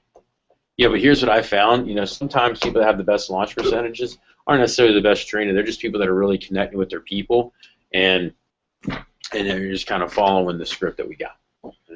And one of the things that I'm working on for you guys for training is introductory videos for each key section in training, so that you can kind of play them for your training class. So the real thing is that even if you mess up the next talk, it kind of handles it beforehand. So that's kind of my goal, is to kind of do that. It's funny, out west, they actually had a program. I'm waiting to see how the results went, but they actually had a program where they just had the branch managers sit with their training class and watch Drew Frank's training class. Like Drew it was like the videos of, like you guys are going to get videos as somebody running training. They just watched them with their training class, and that was their kids' training. Launch percentage is actually not that bad, and the initial feedback is it's not so bad. So we'll see. I'm not there yet, because I do think there's certain things that you got to actually teach. But plus, I think it would drive me nuts to have to sit there and watch a 15-hour training every week with my people. But I want you guys to be able to learn it. So we're going to have some backups for you there. The interview itself, the key there, the sign and show, is just being on point and being confident. Being on the interview itself and having control. Those are the two biggest reasons, that can impact somebody's show percentage if the show percentage is not where it needs to be. Is being on the interview itself and being confident. So, any questions on the funnel? And so, if I say, hey, what are the keys to getting good show to interview, like show from like receptions? What are you gonna say? What are the answers? Good directions. Directions of the Set off. Set off. Cheat and look real quick. What else? Yeah. So yeah, but you want to make sure that you know these things. So the idea is that if I were to say, hey, like for next for the next couple local preps, your managers are gonna be doing that. They're gonna say, hey, this was off in this office. What can that work? What workshop can be run to fix it? So this week the show to training was low. What can happen? What needs to get done to fix it? And the answer, of course, is making sure if you're the only one running interviews that you're refocusing on the interview and the whys behind each section, and then making sure you're really focusing on making the connection at the end of the post. Okay? All right. All right. Whew, sorry. We're going to go ahead and do drill for skill. So, Jay, perfect time, bud. All right, we're going to do drill for skill on the group interview. And what I want to do is we're going to have our senior branches kind of grading here. So, let's see. We'll have you three gentlemen be one group. Okay, so you guys are going to be over here on this wall. Yes. What's that? Yeah, you guys can go there now. Let's see here. Adrian, Urel. So you want the grades in an email? Yes, grades in the email. I think I'm going to put Jazz with Sean and Mo. Yeah, okay, so we'll have you guys, let's have you guys take, let's do, yeah, my office is fine. Yeah, okay, so you guys have my office, and then Jazz, Moans, and Shano, let's have you guys, let's see if Cole's still doing training. I think he's done, though. He's done. Okay, so you guys can be in the actual interview group. Okay. Real life experience. And Gina, you're with the, sorry. I knew there was, I was like, man, I missed it. All right, so we're going to have you three of you back. Okay. So here's what we're going to do. You over here? All right, so here, ready? So we're going to do a countdown. So just say 1, 2, 3, 1, 2, 3. Right? So 1, 2, 1, 2, 3, 1. 3. 1, 2. Oh, you're with Mullins. I'm sorry. This is 3. Yeah. Yes. 3. Okay, and then you'll be 1. 4 of us? What's that? 4 of us? And that one back there, yes. Actually, Cole's not. Cole's still in training? What's he got left? Just find out and either do it in there or do it in my office. Either one's fine. Okay, so 1s are going to be over here. 2s are going to be with Urel, Regina, and Adrian. 3 are going to be with Jazz, Zach, and Mullins.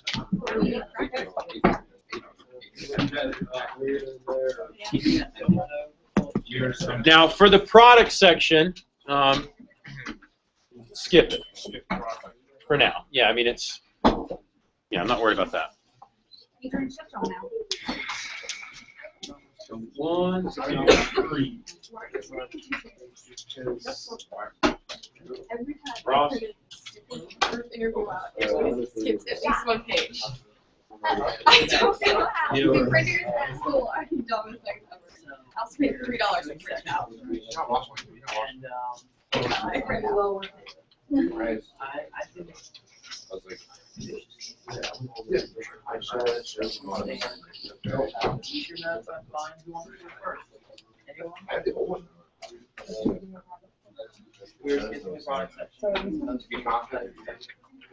Where did you stop at? Where it says They guarantee stuff like one product. Okay. Yeah, so we'll just do the intro of the. You have the corporate structure. So, email with the grades. Yeah, just have a script on there and I'll do it. It doesn't have a last page Yeah, we're gonna actually, as if we're a group, this is Daniel and Brian, this is Aubrey. Y'all can respond to Audrey, but y'all can so like ask us like actual questions. We're gonna like listen, answer questions. I don't like that awkward role play where you Oh yeah, where you just say the name, it's like next. Yeah. Perfect. So anyone want to volunteer? I would say we're doing this kind of just choosing a section during that section. I would say in order. So probably intro. Yeah. We just say like pop. Yeah, intro all the way like through corporate structure of the character product. So let's see. I can do that.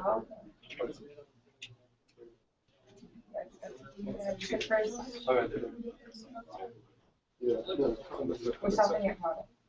Oh, so maybe someone does intro, then someone does company. Yeah. It's just easy. Social media. Yeah, do us to a page. Because you know, pages is weird cutoffs. Let's just do a section. It's roughly pages. Yeah. We're not gonna make someone do 5. So who's first? All right. Then. What are we doing again? Daniel. Aubrey. First and last. Is that? First and last. So you guys, like, I know some of you, so but just say your first and last name before you go. Okay. Patrick Gonzalez. Yeah. Oh. There you go. Oh, sorry. I'm gonna do this. And then feel like this. Yeah. So good. But I know who to figure it out. So I'm doing down to editing. Yeah. Next page. No, just pull your chair back and just stay. Alright, everyone, everybody get started. Go and grab a seat. Daniel, we're going to grab a seat here. Brian, here. Probably going to grab a seat there. Does anyone have a pen and paper? Good. So, as you know, my name is Patrick Gonzalez. I'm the assistant manager here in the North Carolina area, and just me the East Carolina area, and it puts me in charge of some of the recruiting operations here. As I mentioned earlier, what we did earlier was a brief screening process. You guys are the ones that decided to hold on to it and spend a little time with it. And so what we're going to do now is spend about 30 to 40 minutes going over all the details of the position, perks, and the pay. At the end, I'll meet with each of you individually, and I'll let you know either if you've been brought on the team, why, and if not, then I'll let you know why, and I'll give you some tips for your job search and move from there. Obviously, I'm going to be using my notes today. I recommend you guys go ahead and take the notes today. My first question for all of you is, why do you think I do this part of the interview in a group setting? It's quicker. Yeah, exactly. So I can compare you guys against each other and also save some time. As I explain the details of the position, I'm going to be asking you guys a lot of questions. And so I'll base almost all of my decisions off of this section of the interview. Obviously, your application is important, but I'm really looking for engagement and interaction. That way I know I'm choosing the right person for the job. And so, have any of you ever had, or Ben, have you ever had a job where you were accepted but you didn't really know what all you'd be doing with it? Yeah. Yeah. So I know a lot of companies tend to work this way, but I find this, all of my reps are a lot more comfortable. They know exactly what they were doing with the job. And so, here's what I'll be covering today. The company, the product, the market, the pay, training, and the person position. I'm going to cover everything, and so in order to save some time, if you guys have any questions, go ahead and write them down and have an opportunity to ask them at the end during the one-on-one. So, missing anything? No. Do we get notes? Yes, Yeah. please. Yes, please. Unless you're come from the theater. Okay, I thought, I think your biggest area of opportunity is your confidence doing it. And I think a lot of that is in the feet, because when you're kind of dancing around a little bit, it shows that I don't know, it looks unsure. I mean, it seemed like you knew what was going on, you knew what you were doing, you knew what was coming next. I could kind of tell that. You did a good job of reading along, but I'd say be more comfortable just sitting there basically looking at it. You're the boss, right? So, I mean, and it is different here, obviously, doing your grade, but you don't have to be like, no, I'm not going to look at my book. And then look as little times as possible if you're actually in front of it. I agree. I mean, I think that you definitely have the words down, like the diction, the enunciation, that's all good. But it's like what the biggest thing that I'm in for Ben, like as far as recruiting is, like I used to be like we had the way our room's set up, like the table's kind of far up, so it's like so say the table's in the middle, and I'd be like back here, but then it's like Ben just basically stands like right here, and, like just not move. And it's like if he's like asking someone a question, he's like looking down at them, and it's like if they like I don't know, and if they don't answer, he just stares at them until they do. And it's just a matter of control, just I guess. I mean, it's a lot harder to practice that because a lot of times you're reading over it and like it's late at night, you're doing it bad or whatever. But it's like actually practicing doing it in front of them, like in front of a mirror, that helps a lot too. So you can watch your own posture.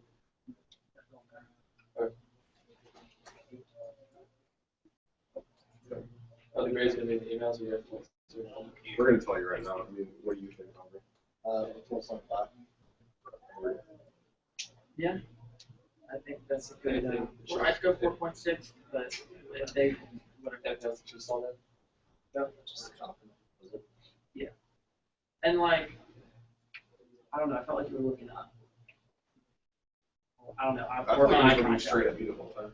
Yeah, I think I missed. I missed the. I was trying to remember, and I missed the fact that you guys are doing it to you guys. I thought it was like I said, just kind of practicing it. That's another thing. Whenever like that still happens to me, and it's like whenever I'm like trying to remember something, I just pick someone to stare at while I'm reading. Yeah, the eye contact. Yeah. Okay. And they won't. Mainly just confidence and keeping control of the. All right, confidence. Just stand there. Or actually on the exercise. Oh, yeah, that works. Yeah, all Aubrey, Kristen. I'll take it. No, I'm joking. That's fine. No, I'm joking. Brian. Brian, I suppose, not at all. Okay, I'm gonna use this as the two. Right. As far as the company, I'm sure many of you know how a lot of companies are owned by larger corporations. Our parent company is Cutco Corporation. It started in 1949 and is located in Wayne, New York. Vector started in 1981 to handle the marketing of Cutco products. To give you a little insight, Vector in 1981 did $750,000 in business. Today it's a $250 million company. Brian, what are some examples? What are some advantages of working with a company that's constantly growing? I think you'd have job security. Advancement in job security. So if people have the security of a job with the opportunity to advance with the company. Keep going. Oh, yeah. As far as our corporate structure goes, we have 6 regions. This office is part of the Eastern region. To break it down even further, we're part of the Georgia division. To show you how the office fits in, we're one of the 300 offices nationwide. We have all different types of people on our team, from students, young professionals, career professionals, and people looking for supplemental income. Jasmine Hughes is a full-time student on our team. She works around her full-time schedule at KSU. We enjoy working with students because they're used to learning and they're naturally attracted to the program because of the flexibility and the perks we provide. Our company has an academic advisory board. This consists of a group of professors who help the company with a strong educational point of view and training. The local professor we work with is Dr. Joseph Ayer, a marketing professor at Kennesaw State University. He teaches a few business ethics classes. Vector also has an internship, co-op program, and scholarship program. Some of our students are able to obtain college credit for working with us, and we award $160,000 in scholarships to students and universities every year. Sarah Rashford is a full-time career professional who graduated from the University of Central Florida 10 years ago and was #2 in the country last year. And Lauren Horton is a retired individual who works for Cutco just a few days a week to supplement his retirement income. So it really depends what someone has going on in their schedule as to what type of role an individual will end up playing on our team. When the company was founded, we made several decisions on how we were going to run our business. I feel it's important for you to know a few of them. The first decision the company made was to only manufacture high quality products. The second decision the company made was to present our products in a low-key manner. This means we don't pressure our customers, and so we educate them on the product as it's number one in North America. We have customers who have been with us for 30, 40, 50 plus years because of the way they were dealt with. In fact, we have over 17 million customers worldwide, and dealing with them ethically is very important to us. Okay. Do you have a photographic memory? Do I have a photographic memory? No. Kind of. No. I thought you did. I don't know. It felt like a crime show or something where I could like detect that. But the reason why I asked that is because like I could tell you knew like what it looked like. Oh, yeah. Paper. And so whenever you kept going back to it, you like got the phrasing right, but like little things like that. Yeah. But I'd say biggest thing would probably be slow down and work on pants because I had an expo marker that I collected on all summer, and every now and then I would fly across the room, and I think I lose control of it. So gotta be careful of that because it comes across as you being nervous, and if you're supposed to be like a god to them, that's so good at this stuff, being nervous. So they'll mistake. What do you suggest? When you do the exam? I either, I don't know, I kind of stand like this. This one. No. And I think anything where you're just there still and you're not actively doing something. I think what I do is, or I used to do, Hold up, Jerry. Until I wasn't sure. I hold the script on hand, hold I stopped holding the script because I was like, that's another thing. If you, I mean, first I've run nothing to use now, where like just know the scripts, I don't use one. Yeah. But what I used to do is hold the script because if you haven't sat down on the desk, you can't comfortably look at it without tilting your head down. And that to me was kind of, See, like the kitchen, so like Davy's space station to do that. So it's like I always mess with Zach. I mean, the first time we role played it, he was like he had a script like down here, so that he would look at us and be like that. So it's like just hold it like that, like that. I guess like that midsection, just have it there so you can just look down and high. And I think that'll help with eye contact. All right, so with the space saver, and you're looking ahead, and you have to look back. we can't give the kitchen tools with the space saver. Like you're saying, give her the shears for free. Also, I think That's something that she might look into. That's what. This should go your way. Yeah. Yeah. Great.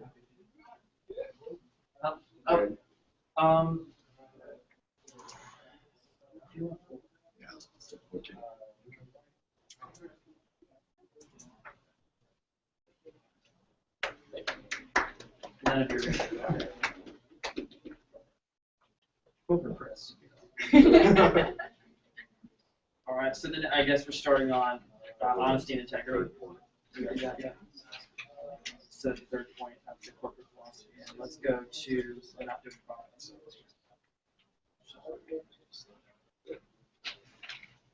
It's all right if I go. Yes. So another very important corporate philosophy of ours is honesty and integrity. So Aubrey, how does the customer feel when they're misled about a product? Exactly. So honesty and integrity is very important throughout the corporation, from the top all the way down to all of our representatives. The fourth decision we made was on how we wanted to market our product. As you know, we chose to market by appointment only for a few key reasons. So Daniel, what happens to the price at each several product takes from the factory to the store? It increases. Mm-hmm. And so Daniel, also with a high quality product, how much more expensive will it be? So non-store retailing has actually become a very common way of marketing products through internet, catalogs, so on and so forth. And we found that the most professional way of dealing with our customers is to deal with them directly. So I'll explain how this works when I get to the marketing section of our interview. The fifth and final decision we made was how to pay our people. We decided to pay more than a lot of other entry-level jobs, and this allows us to work with a higher caliber of applicants. So we have a two-part pay system.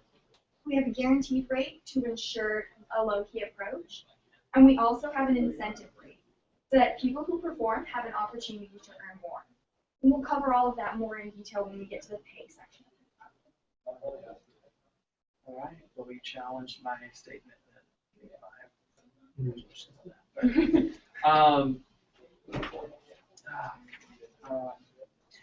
the hand motion product or factory store. Factory store. What? Yeah.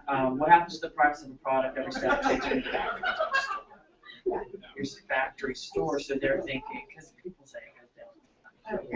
So yes, they don't get it. So Okay, so the factory. yeah, factory to store. And I even like factory to this, like sometimes you're gonna want to really bring, maybe a few steps. So they really realize, because that's just kind of a little subtle thing. Because it is kind of awkward when people answer questions like that wrong. Yeah. And then you might end up accepting. So you want to. Yeah, that's when you just go, Daniel, would you like to tell them out? Right. But other than that, I mean, you were very confident. I noticed you kept thinking about feet things. We've been talking about feet because every now and then you went like that. But I just do that anyway. Okay. But yeah, you're very confident. I think the best thing is that you're very slow because you want to be very clear to understand exactly what you're saying. I think the only thing that I would watch is your response whenever someone asks a question, like saying like yeah or exactly or whatever it is, just moving on. But just keep going the script and then acknowledge the answer. It's basically it's like just like maybe nod so that like they know you heard them, but then just keep going. Yeah. Don't be too excited.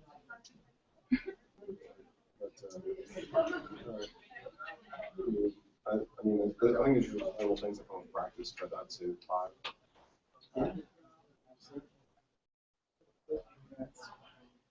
Yeah. I like the colors.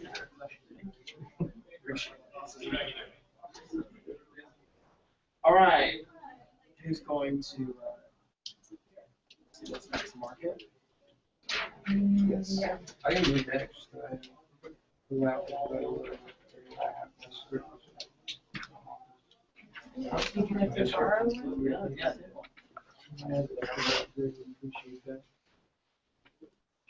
All right, so first and last name. roll dice. Roll Dice. dice. Got the ice with the Cheers. So, now our company has what's called a market niche. Most people don't have to cover it. And the typical knives like the ones used for the working letters. However, they're not actively looking for knives either. When we show a customer cut code, they get a chance to compare it to what they have at the time, so they see a need and often decide to place an order even though they've never gone to the store they have high quality. This is our market niche. The cutlery market is about $1 billion a year industry. All right, so instead of the space saver set, she's looking at the kitchen head set. For a number of years now. Yes. So our target markets are major people over 30. Ryan, what do you think? They like to cook. As you know, we work on the basis only. We only see people if there's an appointment set, and we know we're coming. Our reps can do 1 to 6 appointments a day, and they base their schedule on 3 things: availability, how much money they want to make, and how hard they want to work. Now, when our reps first begin, we allow them to do the training things with people they know and feel comfortable with. However, if anything, our reps actually like and prefer that they can start their first few appointments with people they know. If you practice, be honest feedback. Some people don't have previous experience in the product that helps them become more comfortable. Now, we don't do any telemarketing or cold calling, which means we don't do click through white pages or knock on random doors for people to show that to. The product is supposed to be good, and then the customers will hear about it. Word of mouth is the most powerful form of that. Why is that? You trust your friends? A little bit of trust. Right? People trust their friends. You really, if you go and see a really good movie, what's the first thing you do when you get home? Tell everybody. Right? Now, we work on the same principle. To show you how our reps get their appointments set, I'm going to use the example of a rep doing a swim training. How many people do y'all think an average family knows about?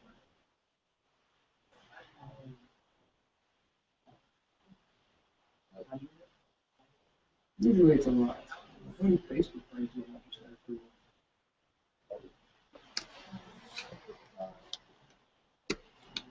I was hoping that was in the Now, our is average.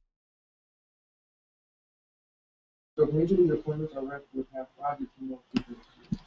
So what our reps do at the end of their appointment is they ask you when they know that you would be nice enough to take a quick look at the product. Their rep can get recommended to 5, 10, 20 or more. Typically, it's 5. Now, part of the reason our customers are willing to recommend their friends is because they're recommended so they feel comfortable with the product. Another reason is that they like the product and the recommendation. Now, in this way, they would have a common connection with the mission, and they can just set up an appointment to meet up with the recommendation. And we just have the customer send their recommendations a heads up via text message, so they know what the representative is going to be doing policy appointment.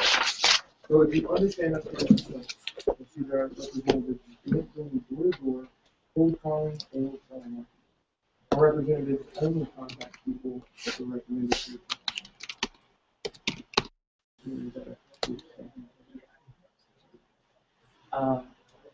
Yeah, I definitely say one thing you're really good at is slowing down and changing your tone when you have like a formal chat. I think I stumbled up a couple of times because I'm used to the longer version. Right. I had to change up something. But yeah, I mean, definitely like you know. One thing I've worked on is your reaction to people answer questions. I don't know. That's something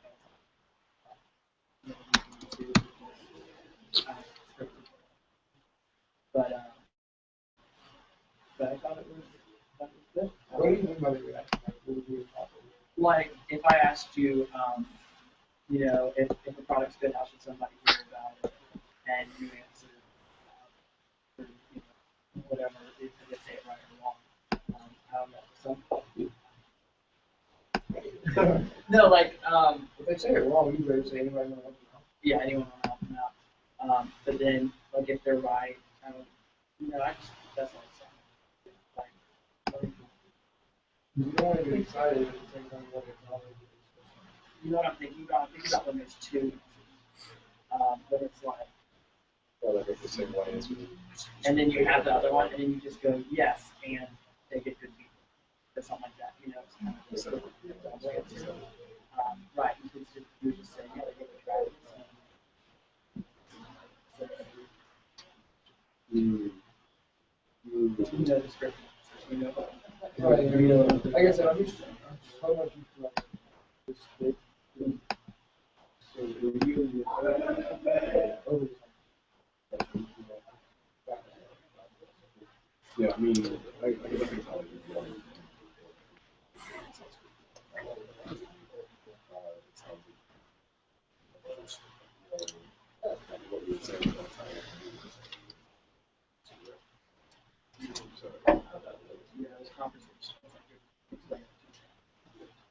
So just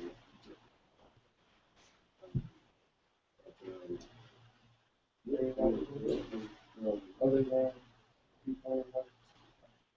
Those only things this is more of a theater thing, but when you're kind of trailing off at the end of your lines. So I say, yeah, let's say they do appointments for 15. Like if I kind of trail off a little bit, you can't understand it as much as comes across as less confident. So you start to like mumble through the sentence. Like at the end of the sentence. You know, so you're talking to people, you're very clear and confident.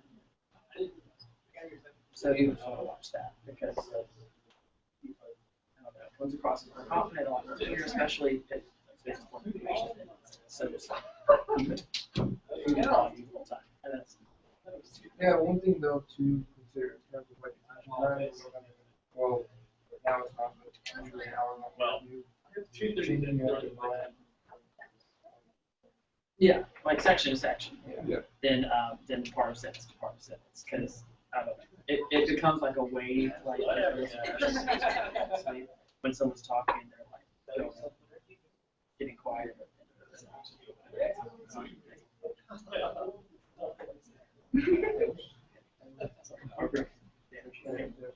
Anything else on it? You guys keep taking all Reese's thunder. He like has things to say and then you say everything. Next time he's gonna go first. All right. Okay. Actually, next time I'll really be the only one. All right, so let's go. Yeah. It's clear. I mean, you had no advantage, but yeah. All right, who's next? So, Daniel Bryan. Yes, last name.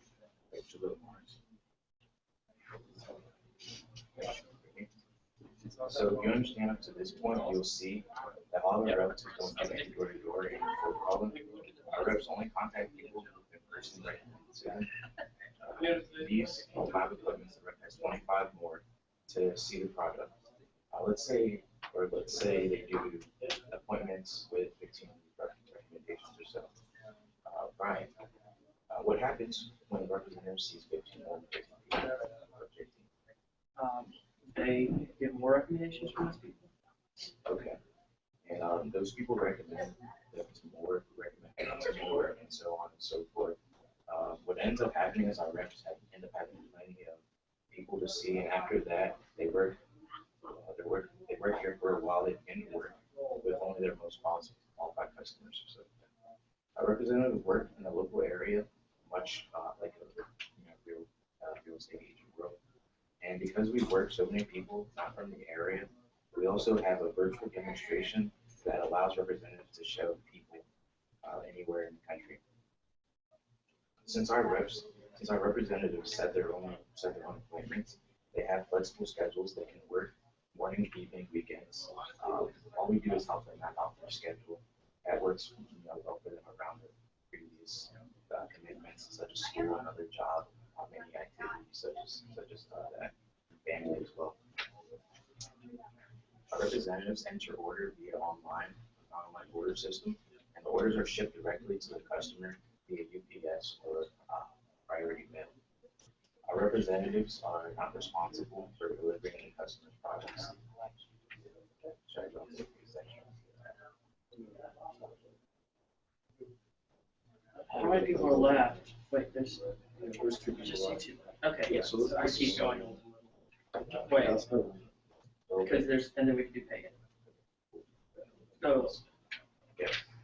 We have a 2-part pay program. Our pay philosophy is to have a base rate of pay to which take the pressure off the representative and the customer as well. We also have an incentive rate, which rewards people based on their results. For instance, Aubrey, have you ever worked a job where you work harder than every other person around you and you receive the same paycheck? Yeah. How does that make people feel?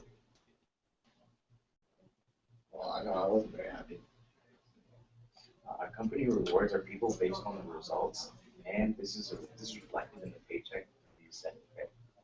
We pay our representative weekly at a minimum of $13 per qualified appointment. Brian, an appointment takes how long? 45 minutes to an hour. Right. To use an example of a representative who chooses to do 10 appointments in a week, they would earn $130. Obviously, reps can choose to do more or less a week again. I'm just using it. If they did 20, it'd be 260, and if they did 30, it'd be 390. Again, this is paid weekly. Each appointment is with a person who's over 30 and works. Daniel, why do you think that is? Just because they be best customers. Okay. So also a 12-year-old with no job isn't gonna be our best customer and not gonna give us very, very great feedback.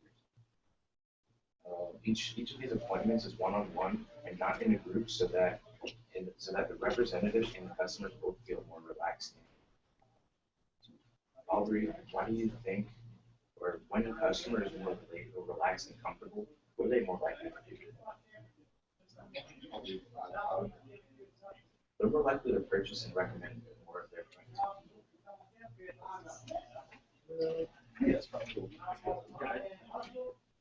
Oh, offering. You're right. Well, feedback from all three. So hands just a little bit. Yeah. So that was good. Just tell us when you got to the page section. Questions. With that.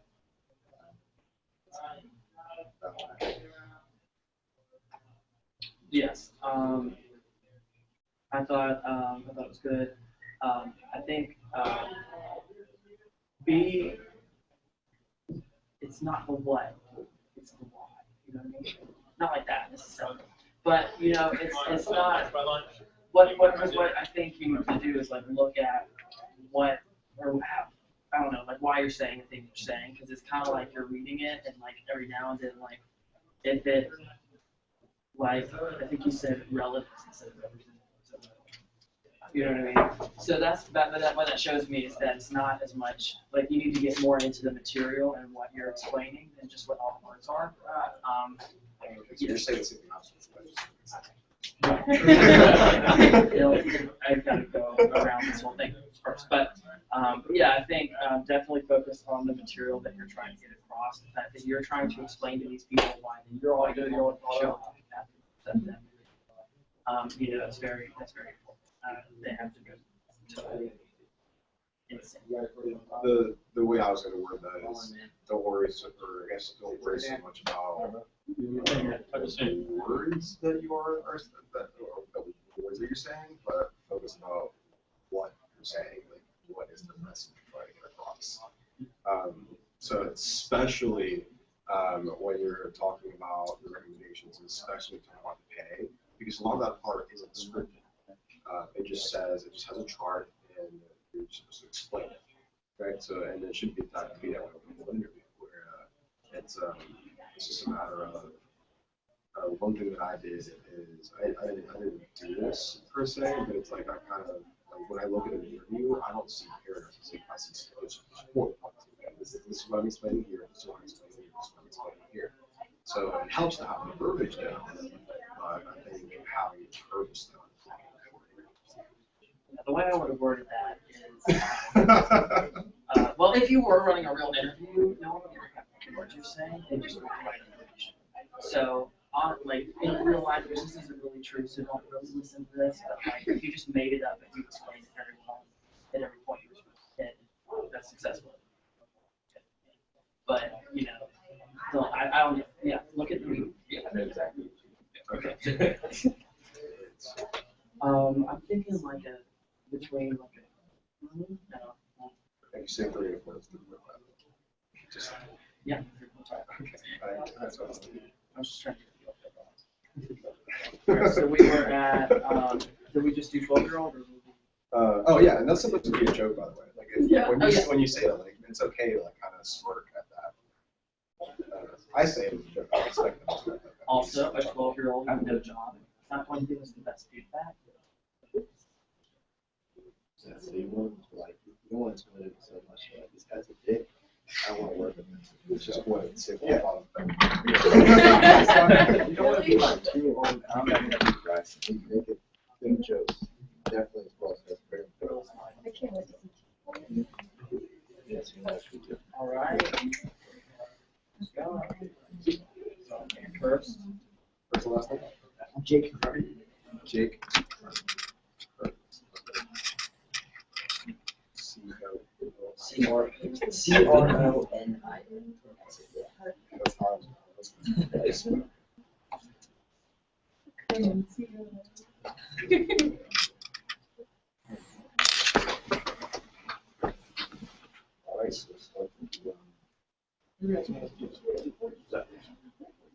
Yes. So this is a presentation and verification form that we use to keep track of the number of presentations that our reps do. So our reps determine these in each week along with their orders, and this is how we determine this pay. So there's also incentive pay. This program is designed to reward someone with more based on the results. Incentive pay can be greater than expectations. So now the incentive pay starts at 10%, progresses, and continues the career sales.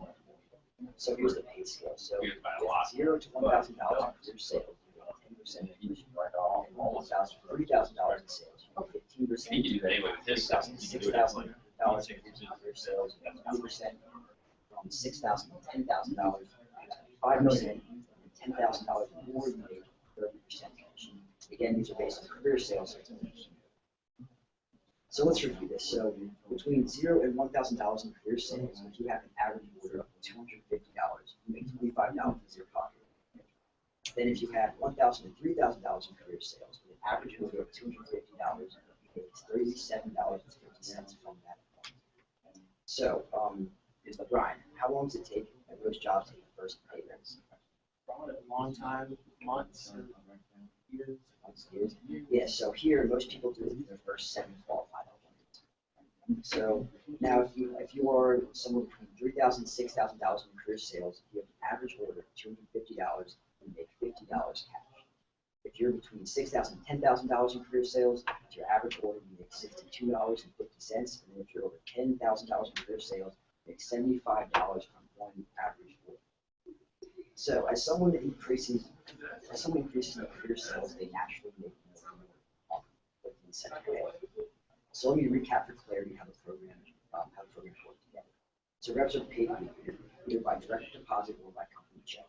So they're paid for every order they contribute. So if that amount is less than $15 per appointment, the company adds a difference to ensure that our reps can afford to stand on. So they can expect to receive a stable, steady, consistent paycheck each out. And because they can do as many appointments as they want, our customers, because they can do as many appointments as they want, because customers can buy as much as they want, there's no ceiling on how much our representatives can make. In fact, there are some bonus levels that are even more exciting than this next show. So some of you may have some friends in the team who've already mentioned this to you. So if you're accepted, I'll discuss more of this in training. Also, there are some tax advantages and benefits, such as business meals and gas money. So we'll explain more of these in training after you're selected. So is that pretty clear?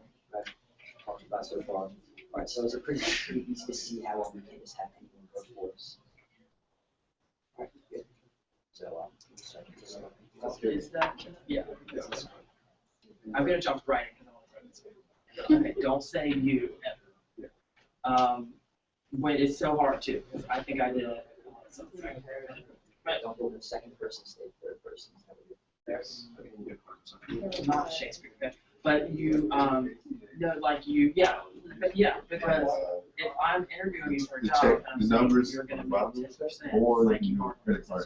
it's a little. So for cash, Yeah, our representatives would make, or it's a very hypothetical. Maybe you might have this chance to do this. This is an opportunity. It's not something that. Right.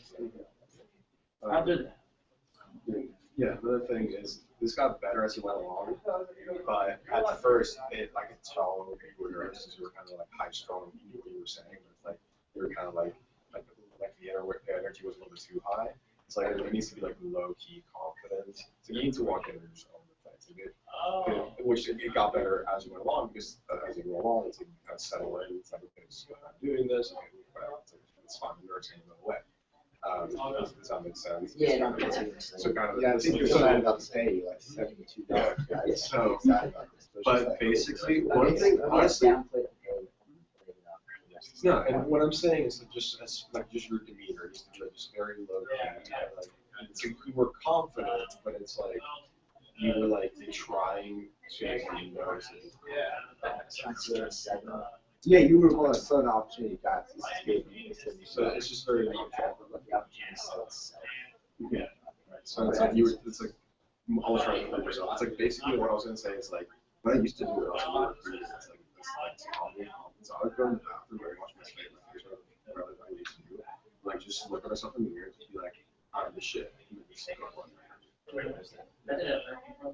But and one thing I think for all of you guys, this might help a little bit. When you get to these spots where there's like numbers and you're doing charts like that, $0 to $1,000 in career sales, we have 250 after order, like record it to figure out a way to say that stuff. Because basically, like before they hit their first promotion on an after order, they make $75. You don't have to say all that. Instead of staying in this. Yeah, see what I mean? After their first promotion, they make $37.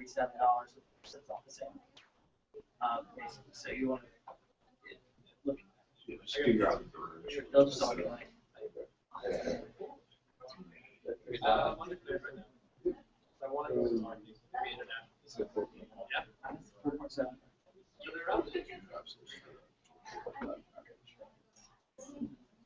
It's the law of averages.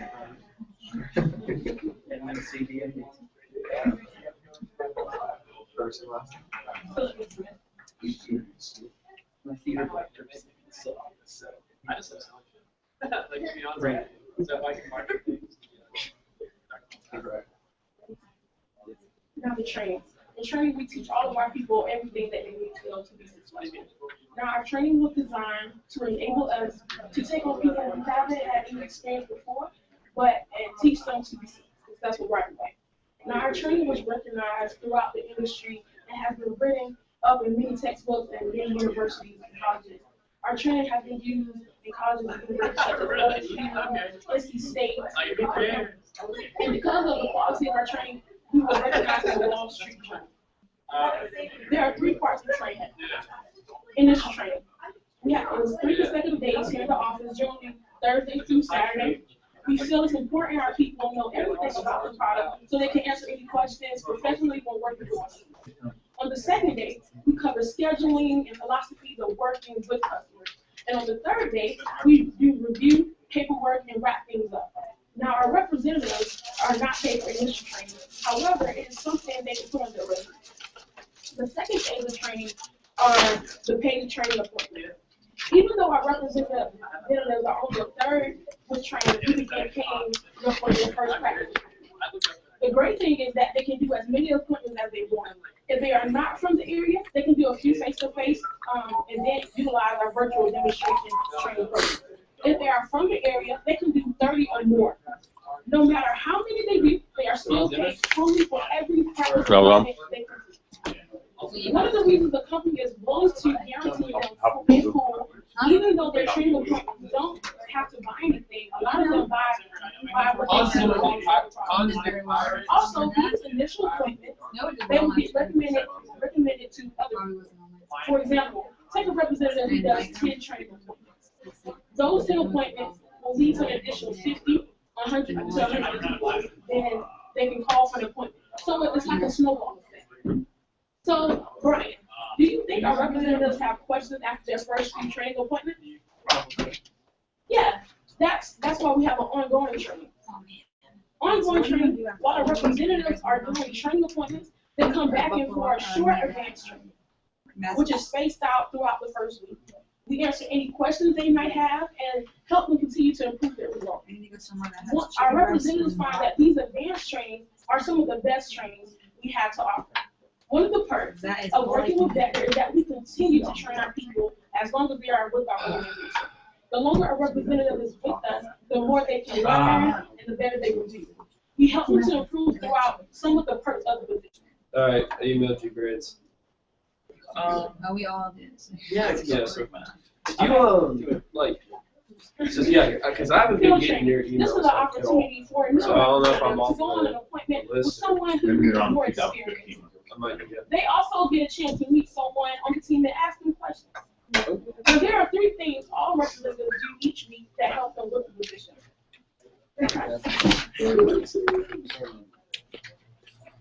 Question: are you in a whole conversation that high energy? I am. I'm always on the. That's fine.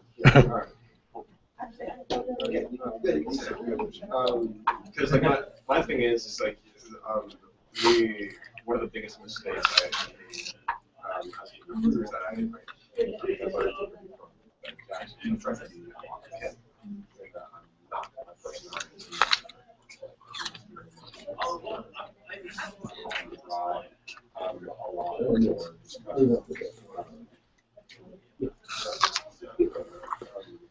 But yeah, I don't know. But basically, I don't know. My personality took me through this. So basically, one of the biggest tips that I got, one of the biggest things I learned was to start just pushing through me and became more comfortable with yourself. So, which I think that's why I asked the question. sorry, just making sure. It's like if you're like that really interview, conversation.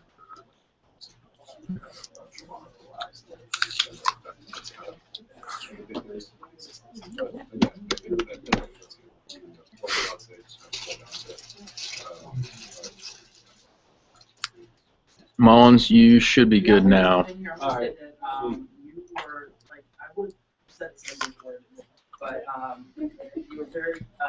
One thing I did notice, and I'm sure I don't know. You want to do I'm sure there's a lot of There's but not it's any, really there's good one in Duluth and not eye for- contact when you there's one of them. when you ask me a question and then I answer. Yeah, it, the you Duluth continue one's not too explaining far it, away. explaining the question. It wasn't really a game. It was And it was a very conversation, and I feel like that's good. Because, Oh, yeah, yeah, yeah. No, no, I feel did like watch it's it. easy to Yeah, kind of slip into that was a awesome. robotic. Where are we at? Aubrey We're got in most Omaha. of the. I know. And then like looking it up and looking for 3 seconds. You know, so I feel, you know, you were good at that. Yeah, it was very conversational. I felt like you were explaining it well. I also say slow down. Also, you did a lot of twisting. You did a lot of this. I don't know what this is, but look at that, and that's a good thing. That the mirror, or if you have a camera or phone or whatever, you can record yourself. You can pick out those kind of things. Like if you ever take a picture of yourself and it looks your face, and you see what your face actually looks like, you're used to seeing it in the mirror. You know what I mean? Yeah. It's kind of the same thing. Like wake you up. Yeah, just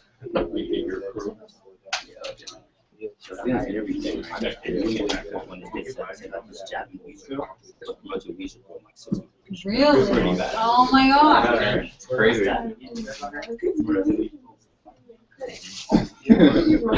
Let's get it right 3 months. So you guys think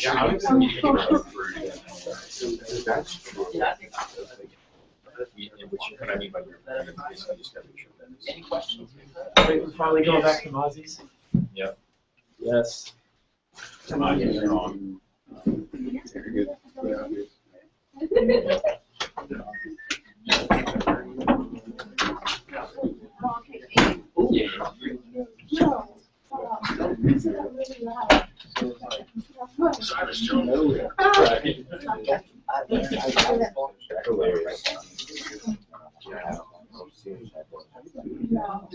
I typed it all out.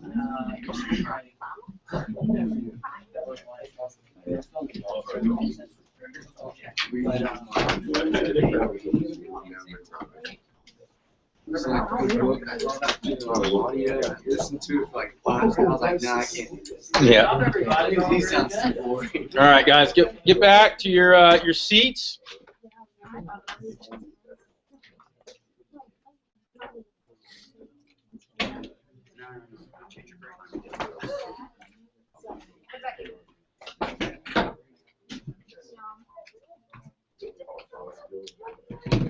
Okay, so your managers send, or senior branches email me the management grades that you gave to your crew. I know some of you guys have already sent them, so thank you for that.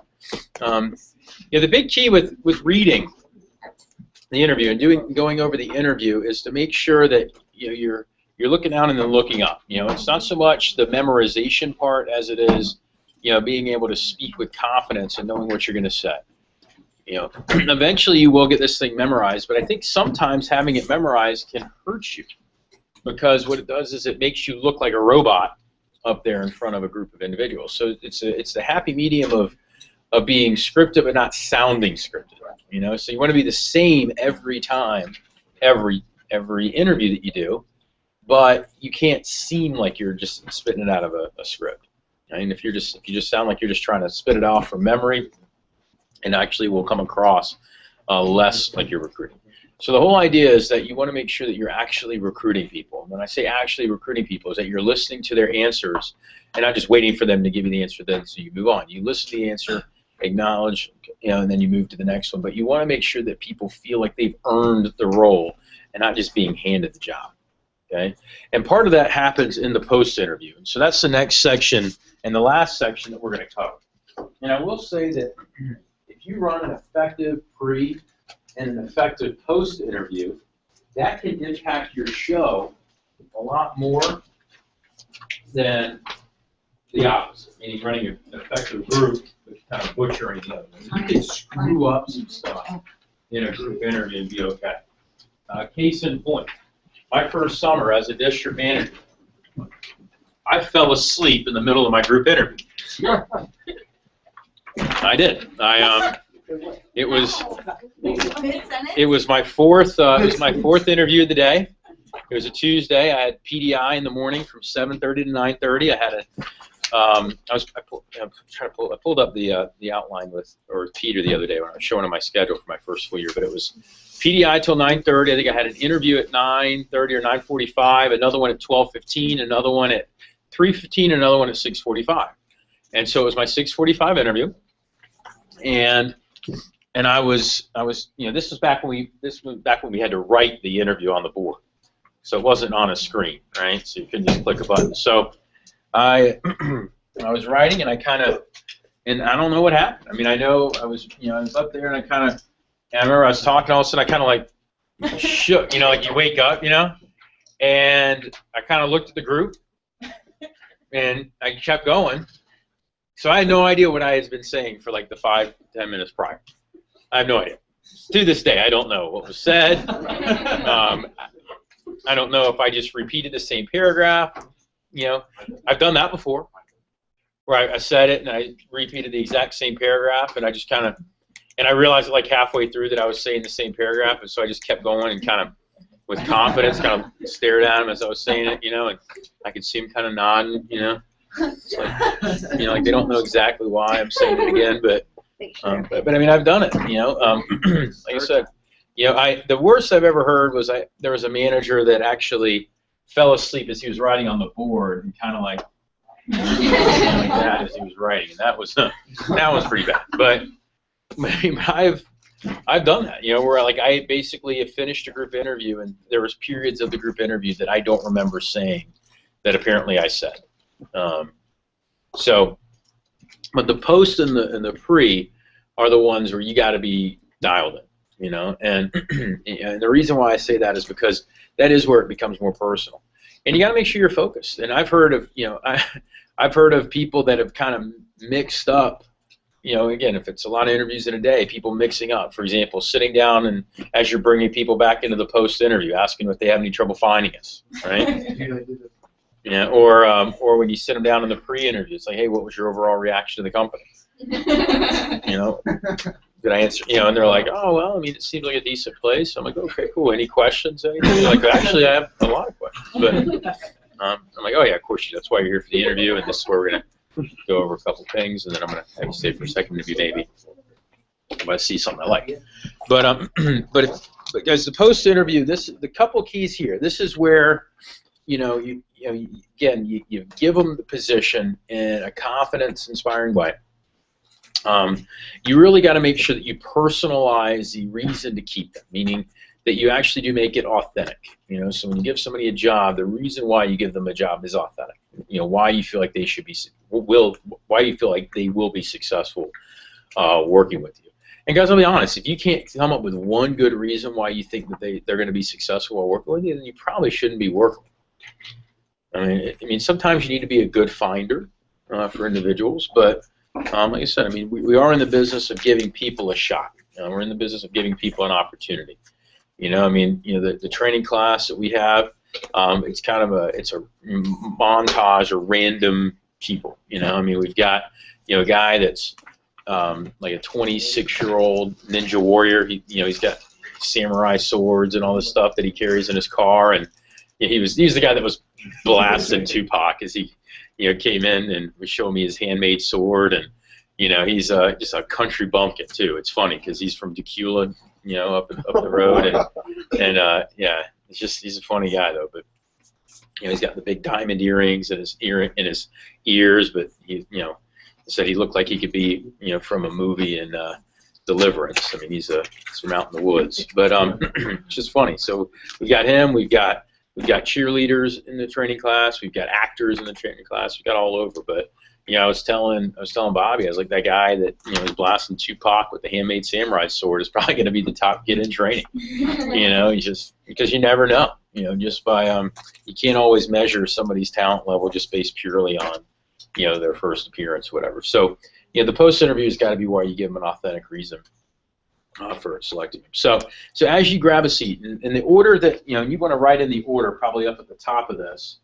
This is also in your email inbox too, so you have it. But the order that I always like to meet with people is, ideally you get rid of anybody that is, we'll call them a headache person, right? Anybody that could be problematic, try to get rid of them first. And what I mean by getting rid of them is this would be the people, anybody that checks no on the acceptance criteria. There's a question at the end, the last yes/no question is, hey, if accepted, would you be willing to, or would you be, would you be willing to do the job, right? Basically is what it says. And if any of them say no, you just get rid of them. And you get rid of them quickly. And what I mean by getting rid of them quickly is literally I take them, if it's this training, if this interview room back here where there's a hallway that they lead back to my office, I don't even meet with them in my office if they're saying they're not interested. Because I don't want to waste the time of walking them all the way down the hallway, sitting down in my office, talking to them, having them tell me about why they don't feel it's a good fit for them if they don't want to work there. So what I do is I'll step out in the hallway, and I'll just simply say, hey, I saw right here that you said you don't feel like it's something you could do. And I just kind of leave it at that and just kind of see what they say. And sometimes what ends up happening is they realize they screwed up and they didn't mean to put that. So you don't want to boot them right then. So it's like, but sometimes they're like, yeah, I just don't feel like this is something for me. And if it's somebody that's really sharp and maybe they're just shy and nervous, that would be somebody I would spend time with in my office and talk to about it and talk about why I feel like they'd be a good success. Maybe they're just nervous. If it's somebody that's just like, yeah, this is not something I want to do, perfect.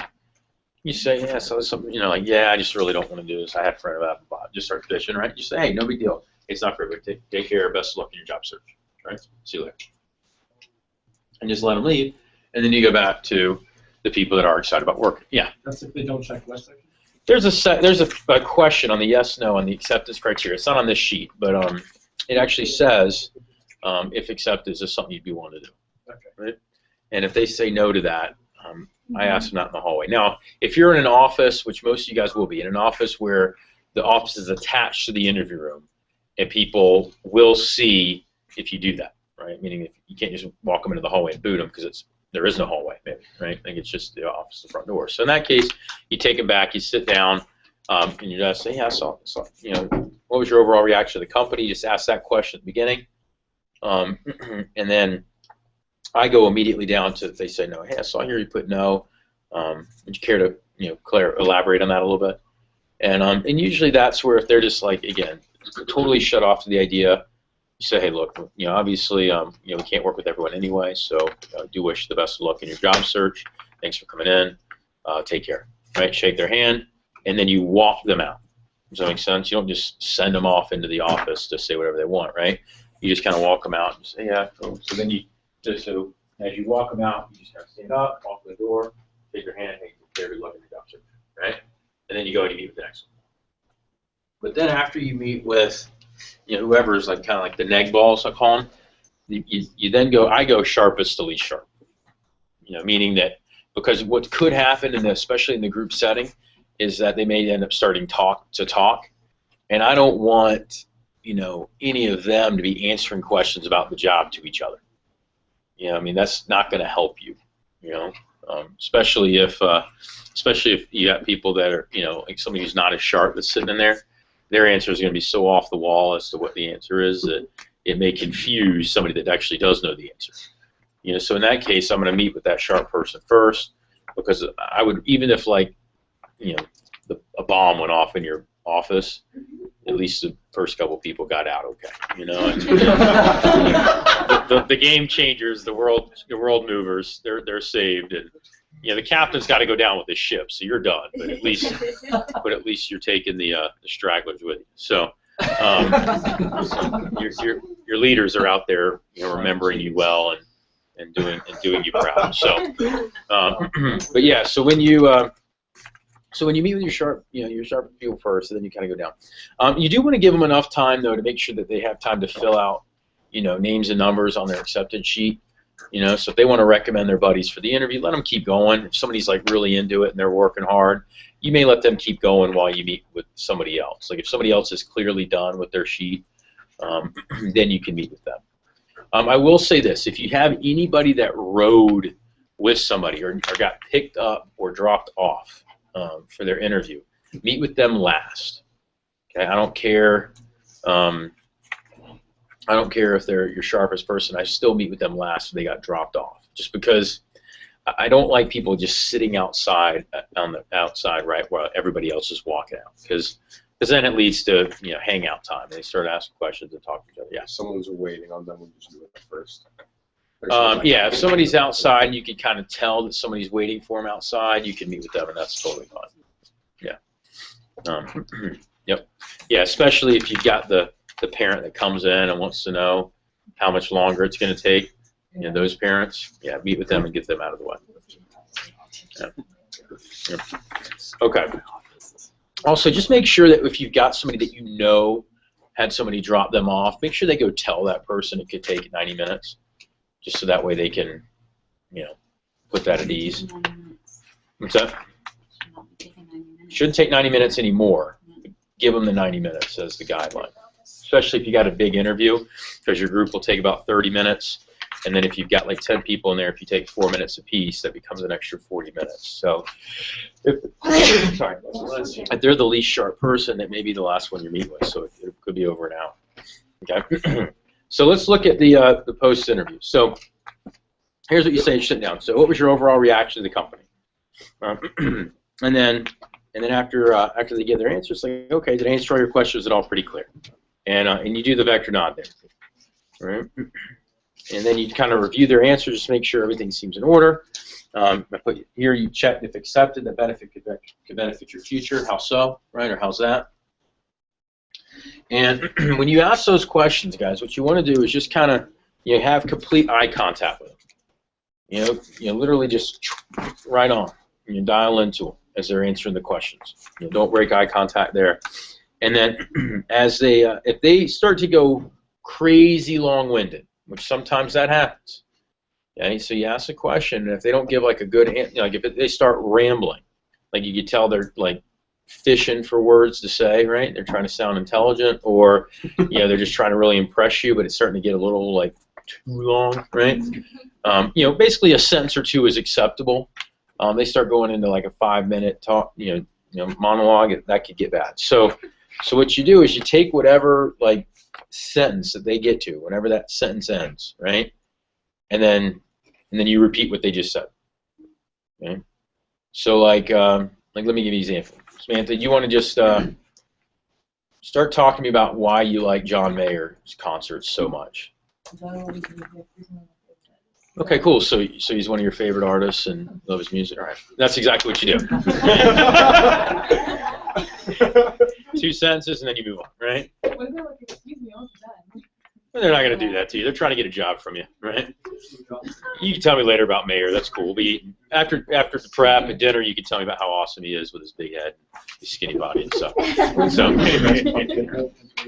yeah, that's all right. He cheated on my friend Ann Tackaberry, so the guy can burn in hell. But she's a good friend of mine, and he's a cool guy. So he was not a cool guy. He was kind of a chotch. But so then after his music's great though.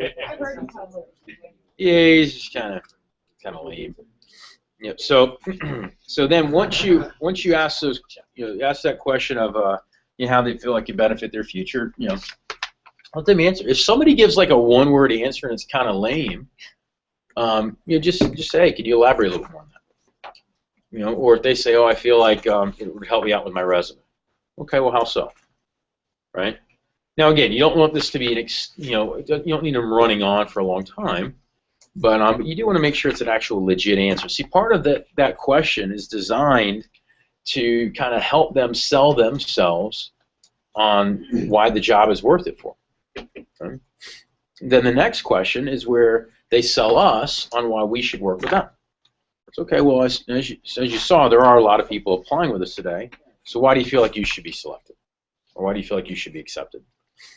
And you don't need the 2 todays, but why do you feel like you should be accepted? Then after they answer, again, same thing. Kind of look at them, there, make sure they give a good answer. If they give a one-word answer, it's like, oh, I like people. So okay, well, what are some examples in the past where you've helped people before or worked with people, right? So just get them to give you at least one or two good sentences. And then the same thing, if they start, rambling on again, you got a couple sentences, right? Now again, if this is somebody that's like your sharpest person in the interview, I'm gonna let them go for a little bit longer. Okay, I'm not gonna like chop them off like I did her, right? I'll let her talk a little bit more about John Mayer, right? And then I'll move on. But the whole idea is that you want them to feel confident in why they should be selected. And you say, okay, well, I do make most of my decisions in the second interview. I ask these questions to solidify my decision. The toughest part of my job is that I can't select everyone that applies for this. So I do want to thank you for applying. And there does need to be a slight pause there, right? So it doesn't have a pause, but you need there to be a little slight pause there. And what I usually do is I kind of look at I'll look at their application, and I'll say, okay, and Daniel, in your case, and then I'll go into 1 to 2 good reasons for why they should be selected. I usually try to take something about who they are as a person that I can see on their application, and then I'll also try to give them something that I noticed in the interview. And so, for example, you could say, Jake, I see here that you go to Emory and that you're somebody that's got a good GPA, so you take pride in everything that you do with regards to school, and I think that would apply here well. But also I saw in the interview that you were really paying attention. Every time I looked at you, you were looking right back at me, which let me know you were listening and not just hearing the words. I know if I could appreciate those things, I know our staff and our team would as well. So given these things, I really feel that after our training, you would do really well. So welcome, team. Congrats. And then you kind of hold out your hand a little bit. Right? Now, pick something from the interview that they did in the interview. In some cases, it is just that. Every time I looked at you, you were looking right back at me. Which let me know that you were listening and paying attention. Maybe it said they took a lot of notes. Maybe it said they answered a lot of questions. Maybe it said they carried themselves professionally in the group setting. Okay, find something, right, from the interview itself that they did, and then find something from their initial application. Something about who they are. And in some cases, you could just say, hey, you seem like an honest person, or you just seem sincere. I had one assistant manager who's a sales manager of mine. He told me at the end of the summer they did this, but he told every single applicant that they reminded him of himself. I said, Ryan, you go to Michigan, University of Michigan. You're a prep school kid from Raleigh, North Carolina. I was like, 90% of our applicants are nothing like you. I was like, how could you even imagine that they would be agreeing with it? Because, man, a lot of them were like shaking their head with me and stuff. I was like, dude, that's a blatant lie. You got to give good reasons for selecting somebody. They can't all remind you of you. I guess yes, they're younger. Maybe that's yeah. So after you give them the reason, you say, hey, I know I appreciate these things. Our customers and our staff would as well. So give these things and really feel after our training you do really well. So welcome to the team. Congrats. And when you say congrats, that's what you want to do is put your hand out, but not reach across the table. Does that make sense? So put your hand out so they can come to you and shake their hand. Does that make sense? Because you don't want to, if you start reaching across the table, it seems like real salesy, like the used car salesman, and just seems forced. Okay? So if you just kind of put your hand out and gradually they'll hop up, shake their hand. And then after you do that, before you stand up, say, okay, we do need to schedule you for training. And I know you said that you wanted to start right away. But while I'd love to get you in here early, the earliest I can get you in here is Thursday. Does that make sense? Yeah. Now, if it is Wednesday, so basically, all the way till Tuesday, you can say, well, I'd love to be able to get you here tomorrow. The earliest I can get you in here is Thursday. You can say that all the way up till Wednesday. On Wednesday, what you say is, I know you said you want to start as soon as possible, so rather than make you wait a week or two, why don't we go ahead and get you in here tomorrow? Does that make sense? And then if it's Thursday, same kind of thing. Rather than make you wait a week or two, we're going to have you do some work online tonight and then get you in here tomorrow to get caught up. Cool. Any questions on that? Okay. So you review the days and times of training, review the location, write down the office number, review who is running training. Okay. In most cases, it'll be you. And so you can say, hey, your trainer you're going to have is an awesome trainer. You know, he's somebody who sold a lot of code, did very well at the position. It's actually me. No, I'm kidding. You don't do that. You just tell him, hey, I'll actually be the one running your training, so you know you'll know who to look for. You know, professional, pen and paper. 15 minutes early to fill out paperwork. If you have, then you ask them last time, hey, do you have any questions, anything else? Okay, cool. Looking forward to it. You have a great day. Now, the only other thing that you want to add in there, and it's not on here, is you want to add in this phrase. You know, so you know, as you hand them the sheet, you got to hand them the Skills for Life brochure. You just say the following. You say, as I mentioned to you earlier, Aubrey, I'm not able to work with everyone, so if you do me a favor and kind of fold this up and put this away, I would hate for there to be hard feelings for anybody that didn't get the job. And you say that, and a lot of times they're like, oh, yeah. And like they get real serious, you know. Absolutely, you know. So then they kind of walk out like, you know, professional. They're not like, because what you don't want to have somebody do is you don't want to have somebody going out of the office going, yeah, you know, like shouting and like, you know, all excited, and then other people are like, oh man, that person got the job, you know. So you want to make sure that they treat it professionally. And again, if you'll see everything happen. I've had people cry. I've had people, like break into like shout of pride and happiness. Right? I've seen people try to get up and hug me. It's funny is those people that do that, they're usually not the ones that show. It's funny how that works, but that's usually how it goes. So, and here's why, by the way. Here's why that is the case. Because they have been sold the job and not recruited properly. See, if somebody's recruited properly, they understand that it's going to be good work, that they earned it though, and that they're going to be successful. If somebody's sold the job, it's made them feel like you're going out on a limb for them, and that it's just it feels too salesy. And then what happens is those are the ones that go home like all hype and smoke and mirrors and everything else about the job, and then mom and dad are like, that's a scam. And then it ends up hurting you. So, you want them to feel confident about the job, but not like, acting all crazy and over the top, about it. And if you ask them, what was your overall reaction to the company? If they said you did a great presentation, right, that means that you did not recruit them. That you were just up there, doing a presentation. You might as well have been selling them Cutco. So, it's a recruitment thing. So there needs to be kind of that informative, but at the same time control where they feel like they are being recruited, which is what they are being. They're being recruited. You guys have seen that Facebook post about what if recruiters were actually telling you the truth, right? Have you seen that on Facebook?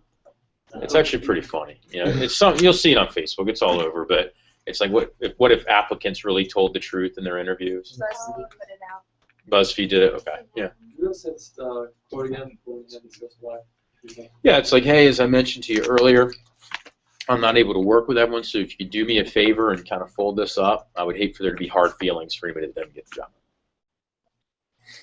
the job. You don't want to say, hey, those other people in there aren't going to get it, because that's not accurate. But you don't want them to feel like, you don't want them just kind of parading out that they got the job. That's especially if they showed up to training with those same people that you just told them didn't get the job. Yeah, so that's why you don't want to tell them they're not going to get the job. So if it's someone else running the training, then what do you say about them? Yeah, now here's the thing. If you're interviewing and it's somebody else running the training, you want to make sure you've got a bio, a quick 2 to 3 second bio about your manager that you could build them up with. Okay? It could be their career sales as a manager. It could be whatever the office is ranked currently, in whatever category. It could be, if they trained you, that's always an easy one. Hey, they actually personally trained me too, so you're going to be in good hands. There's different things that you could do, but it's 2 to 3 sentences. You don't want to go overboard on telling every little detail about the manager, because then it just takes too long, and you can get the same thing accomplished in 2 sentences or 3 sentences. So ask your manager, hey, what's a 2 to 3 second bio that you can give me that builds you up to be a badass trainer? And they'll have it. They give it to you quickly. Your managers are pretty good about that. No, Ben's easy. I can give you, if you need that, I can give you that. But he may give you like a big bio to hand him, but you don't need that. I can give it 2 sentences. And they can do that for any of your managers. Yeah. You can do it for any of them. Okay. So Okay, so this is the post-interview. Any questions on this? Yeah. I know I watched Mariah's interview, and she says, well, as you saw, there are a lot of people applying this today, so why do you feel that you should be accepted over the other applicants? I would be careful saying that, because I know what she's trying to get accomplished there, but what it's really doing is it's almost like, you know, giving the illusion that you're only going to work with that one person, you know, and you're not going to work with other people. I know it's a little thing that may not make a big difference, but it could start to plant that seed of doubt if they get to the interview. Like, let's say Mariah has a great show. Let's say 100% of people show from her interview. Or there's only 3 people maybe in the interview, and all 3 of them are there in training. Yeah. It's like, well, you know, starts to plant that little seed of doubt in their head of, wait a minute, why were they asking me why she's over other people when all of us are sitting there? So, right. Sometimes people ask, you know, how many are you looking to accept? You know, the answer is I'm looking to work with as many of the right types of people as possible. You know? So that means if at this interview I feel like there's 5 good people for the job, I'll work with 5. If there's none, I'll work with none of them. I'm looking to work with as many of the right types of people as possible. You know? We're building a championship team, so we're looking for the right types of people. You know? That'd be like asking a professional or a college football coach, hey, how many 5-star recruits do you want to have? The answer is all of them, right? You know, I think Nick Saban, if he could, would recruit every 5-star athlete and then leave nobody else to play with anybody. You know, that would be the goal. But you can't do that. So not everybody chooses to work with him. And so that's a good example to use there. If somebody's like, well, man, you guys just recruit everybody. It's like, no, we recruit as many of the right types of people as possible. Okay? So, good? You guys need a stretch break, or you good? Feel good? All right. You said you do need a stretch? Yeah. All right, we'll do a stand stretch, not leave your seats. But stand, twist, and then we're going to dig into some coaching call stuff. We're going to be role-playing here in a second with some PDIs. So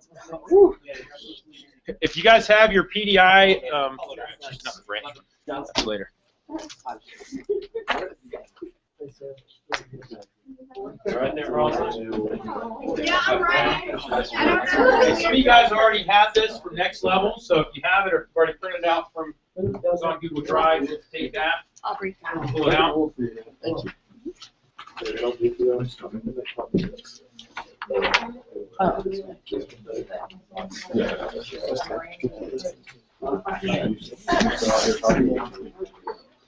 Actually, I'm my You might not have one. Are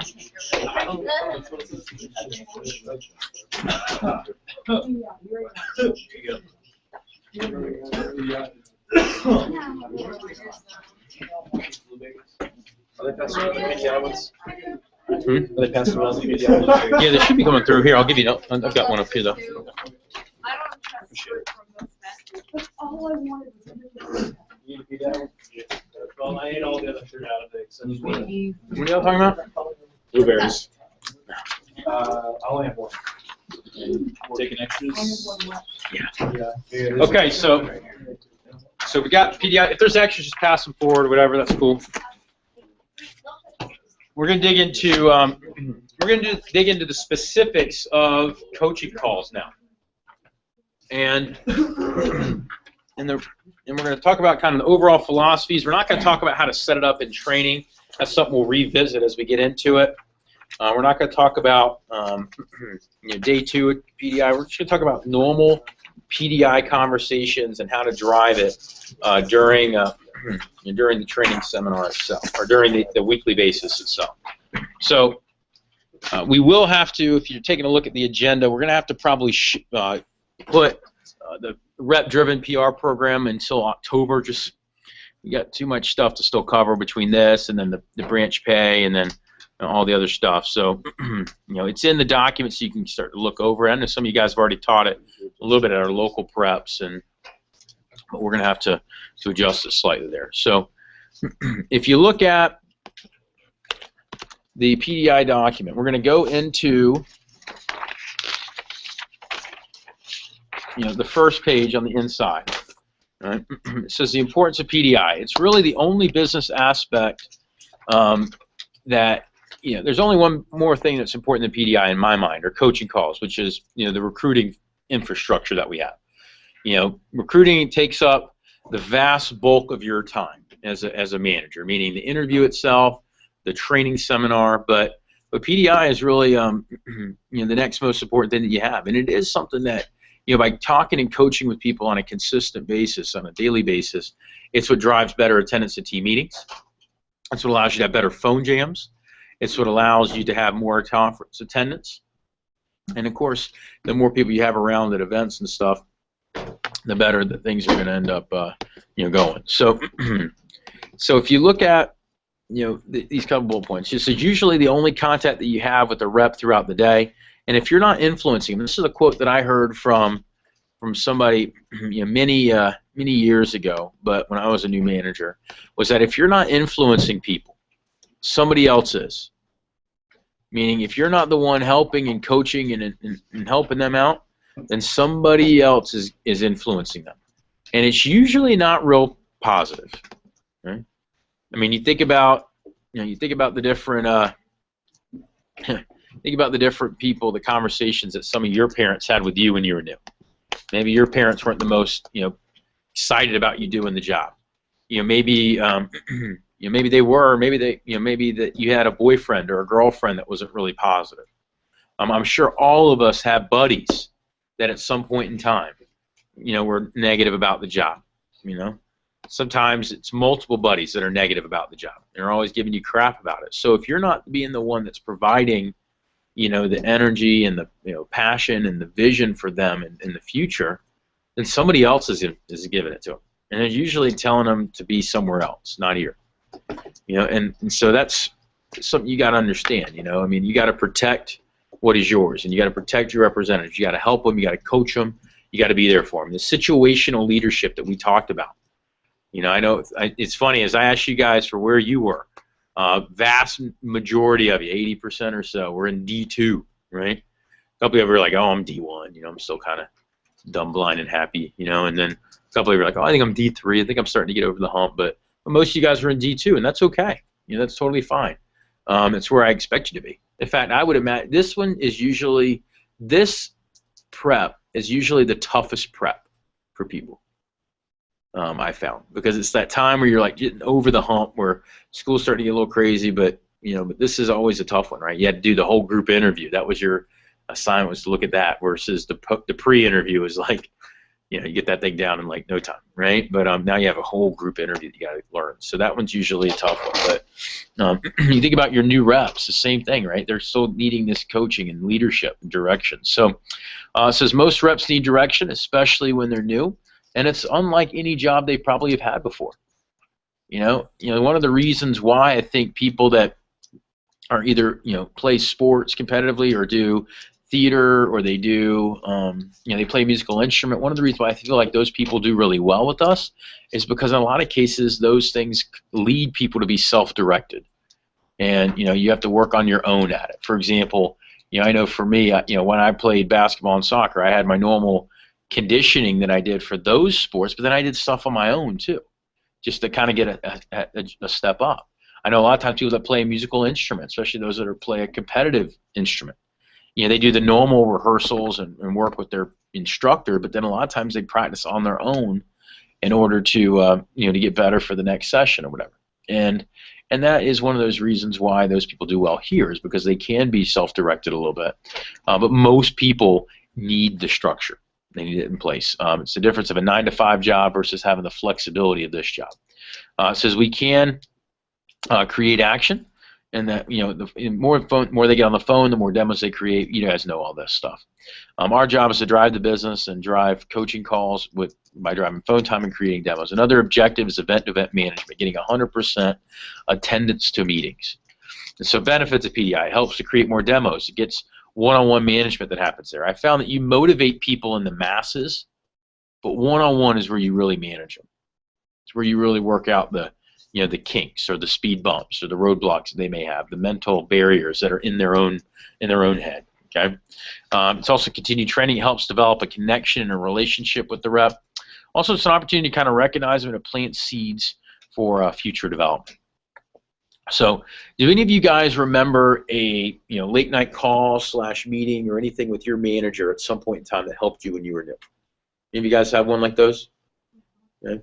I'm not going to ask you to share it publicly, but think about it. What was it about that conversation that, maybe you shared that part. What was it about the conversation that helped you? Encouragement. Encouragement. Anything else? It may be different for different people, so I'm not saying it has to be one thing.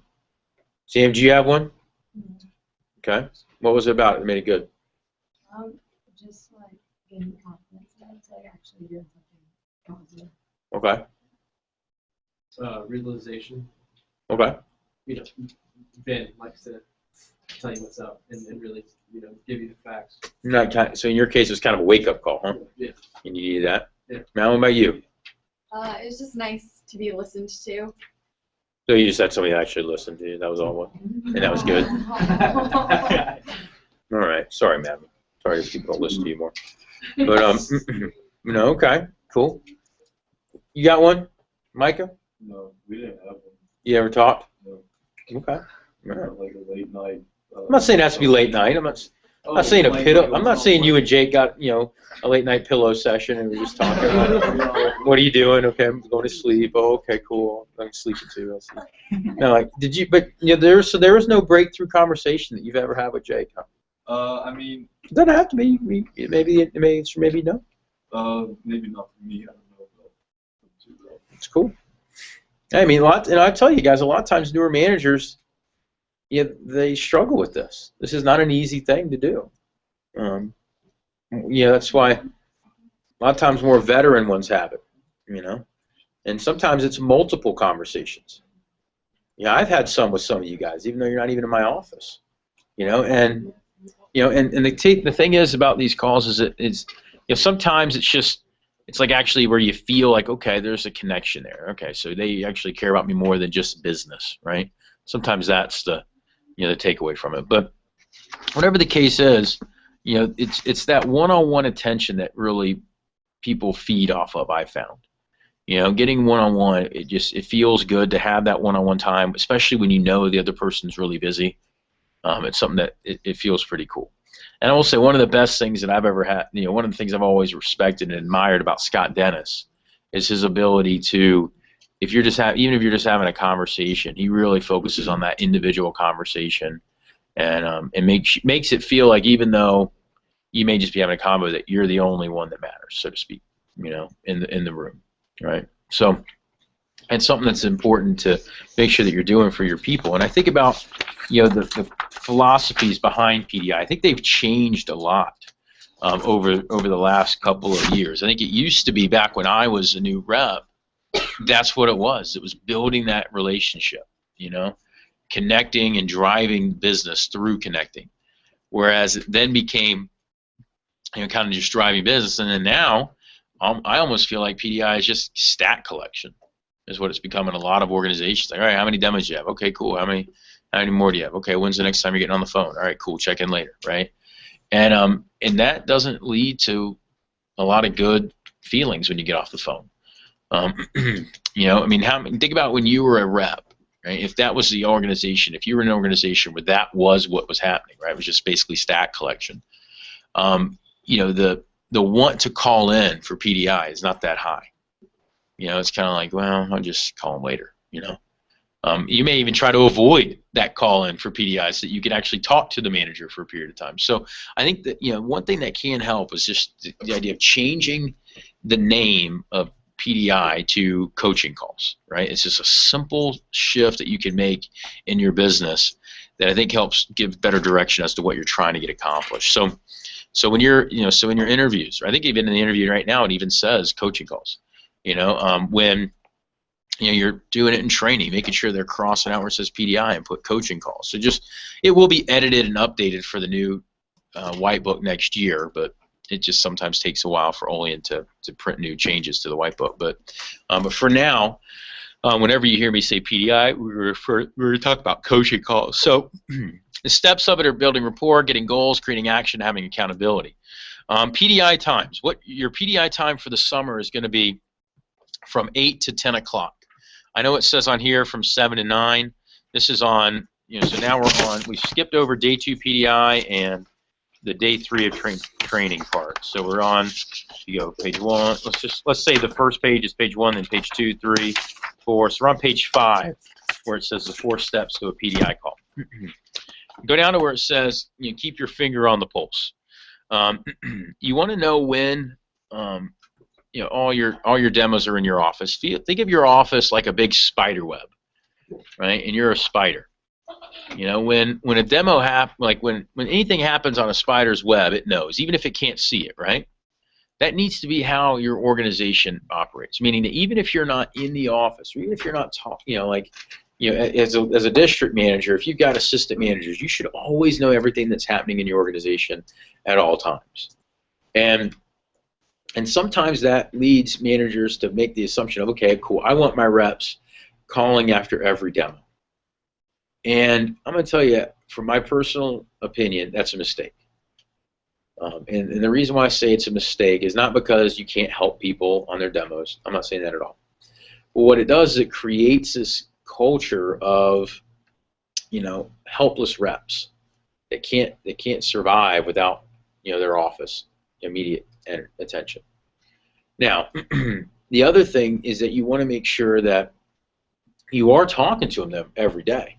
So there's never needs to be a day when you're not talking to your reps, but it just needs to be set up in such a way where you can actually communicate with them. And so if you look at it, PDI is in the morning from 8 to 10. You'll have incoming calls that kind of happen throughout the day. And then in the evening, you fill in any unaccounted demos. And if you're running a branch office, if it's just your office, you're going to have a lot of demos that you talk to in the morning that maybe you don't account for them during the day. So you want to make sure you've got time built in the evening to be able to check in and follow up with each of your reps. And what's cool about doing it that way, where it's like, hey, in the morning you got time, in the evening you've got time. That gives you 2 times to really dig in with your reps. And ideally you're talking to them each once in the morning, once in the evening. And if you've got, again, once you've got a staff or once you've got a big organization, you could have them check in with their manager after each appointment if you want them to, or you could have them check in at the end of the evening with their team captain if you want them to, so that way you can get the updates. But but I think especially when you're new and you're a new manager, you want to be they're like your babies. Think of a baby, right? Some of you guys, Jazz, you got you have little Braden, right? When a baby's little, do you ever just say, I'm just gonna let it do its thing and just kind of ignore it? No. If you're ever not in the room, if the baby's laying down taking a nap, what do you have? Baby monitor, right? So if you're in another room of the house or whatever, you can hear if the baby starts crying or acting up, right? And then you can go and you can address it, you can help it, and be able to take care of it. You're never just going to say, I'm going to let the kid do its thing for a day or 2, and then I'll check in on Wednesday to make sure he's all right. If something doesn't happen, you want to know right away. And guys, when reps are new, they're fragile like that. Right? Every little thing can be a big deal to them. But I think that you got to be careful to give them the expectation that they need to talk to you after every demo, because there's going to be times when you can't talk to them. Namely Thursday, Friday, Saturday while you're running training. Right? If you're in training from 9 to 4 on a Saturday, and you're telling these reps they got to check in from every demo, and they got 3 demos on Saturday, you may not talk to them on any of them. And all of a sudden now they're like, man, my manager doesn't care about me. He told me to call in, or she told me to call in, she wasn't there. Yeah, it'd be like not picking up your kid from school. But again, you got work too, right? If you got sick, your parents, if you got sick in the middle of the day, sometimes your parents are like, look, you're going to have to sit there till I get there, right? I got work, but they do make adjustments for when they're off work. So that's the thing, is you got to make sure that that you're not waiting on them hand and foot, but that you are there in the morning to be able to talk to them, and then in the evening to follow up, see how their day goes.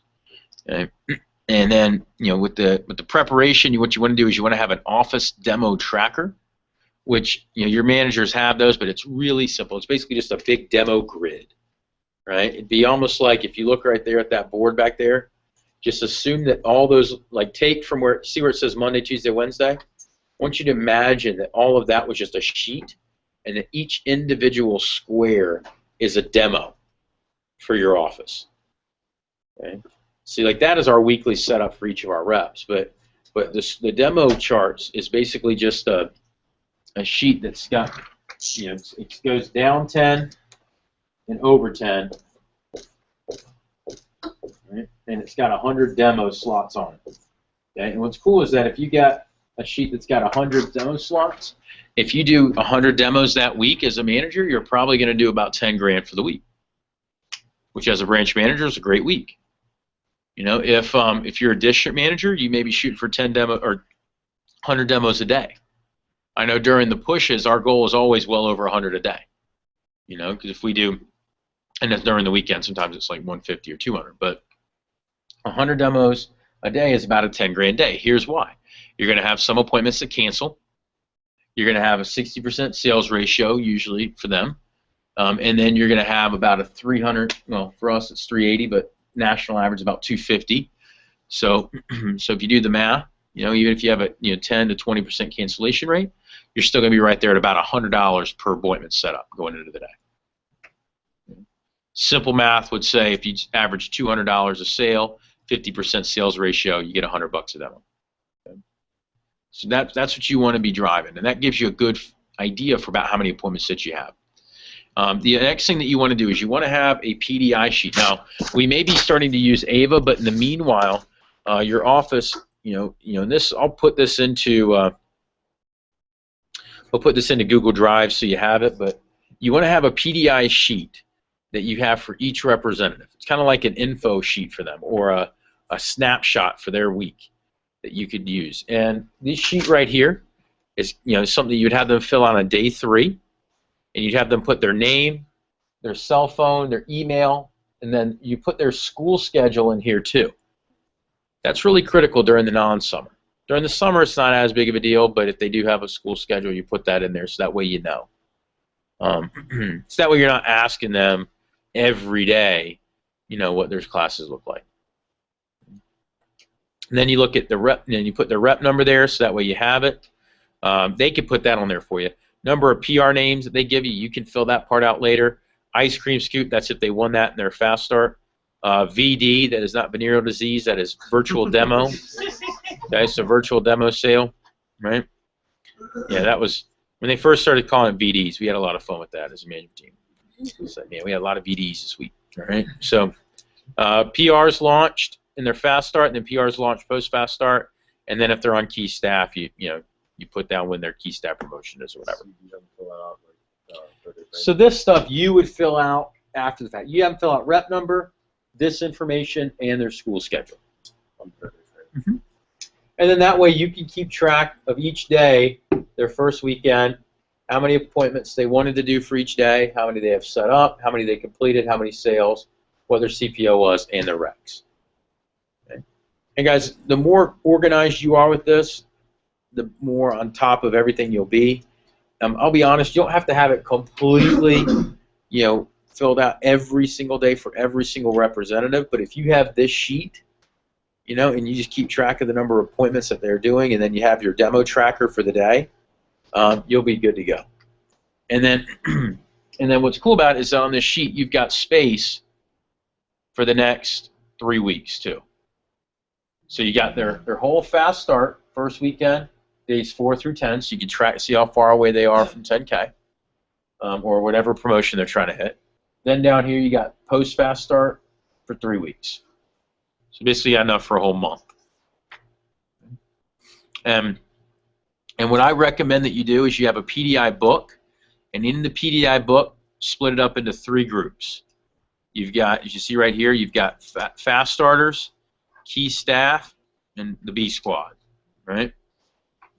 Or you can call them the wild cards, which are people that, maybe have not really been involved heavily, but they could sell something, or, maybe it's, not your highest flyer, but they count for something. And then I guess the last category you could have, guys, and this isn't on here, but you can create another one called Kitback. which are people that you just need to get their kits back from. Yeah. What do you say now?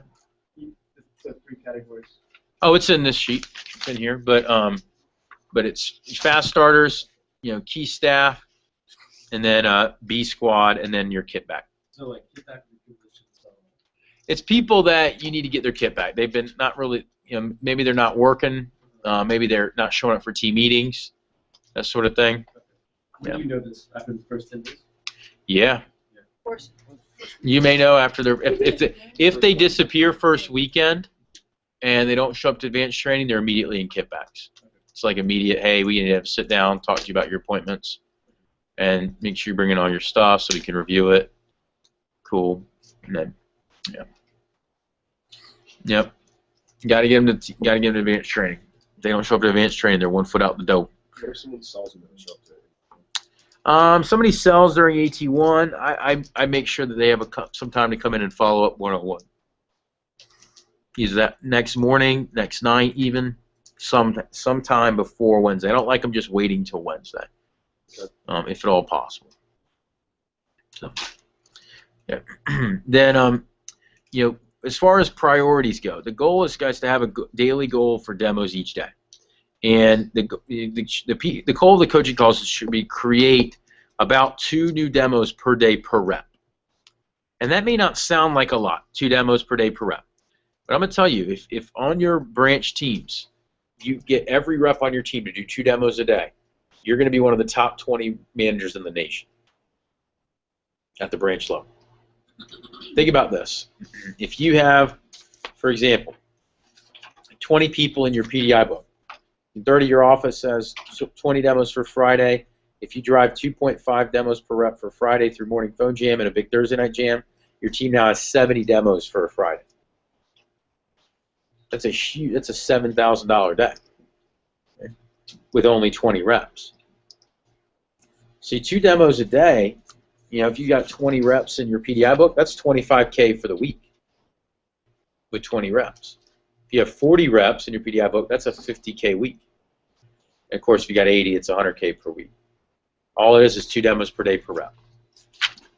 So that's what you're driving. Okay. Now what that means is that some people are going to be getting 4 a day. It means some may be only doing 1 a day. But you're driving it each time. If you go to this next page, this page right here, guys, is the one that is really big. The PDI method. If you look right here at the top, it says all fast start and key staff PDI should be done by the district manager.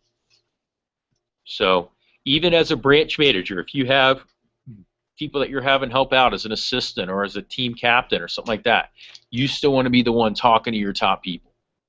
And here's the PDI method. Whenever they call in, you acknowledge them. And so what I want you to do as a branch manager, who wants to go? Zach, you want to go? I saw your face look up. You want to role play with me a little bit? Okay. I'm gonna call on a couple people. All right. So turn your PDI sheet over. Did you not have it around you? I gave him mine. Perfect. Even better. You already had it from earlier. Is that what you're saying? Yeah, you gave it to us last time. I did. Yeah. For next level. I did. So do you have it with you? Where is it? You got it? No, I know that. But you don't have in your binder? Yeah. Where, at home? Yeah. Okay, beautiful. Give Mullins back his. Okay, awesome. All right, I'm doing a PDI call with you. So you're calling me, I'm calling you. I'm checking in with you. Okay. All right, so it is, just call it Tuesday. Just say it's Tuesday. All right, so ring. Hello? Hey, it's Trey. Oh, hey, what's up? Not, just checking in. Oh, told me to call in.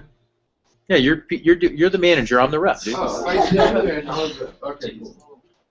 Okay, yeah. Okay, so for Tuesday, I just want to talk to you about what you had going on for today, and also if you had more questions. What were you looking at for today? Is this in the morning or afternoon? Morning. Okay. So what's your day looking like so far? I got 2 demos today. Okay, who are they with? Neighbor and one of my dad's coworkers. How do you feel about them?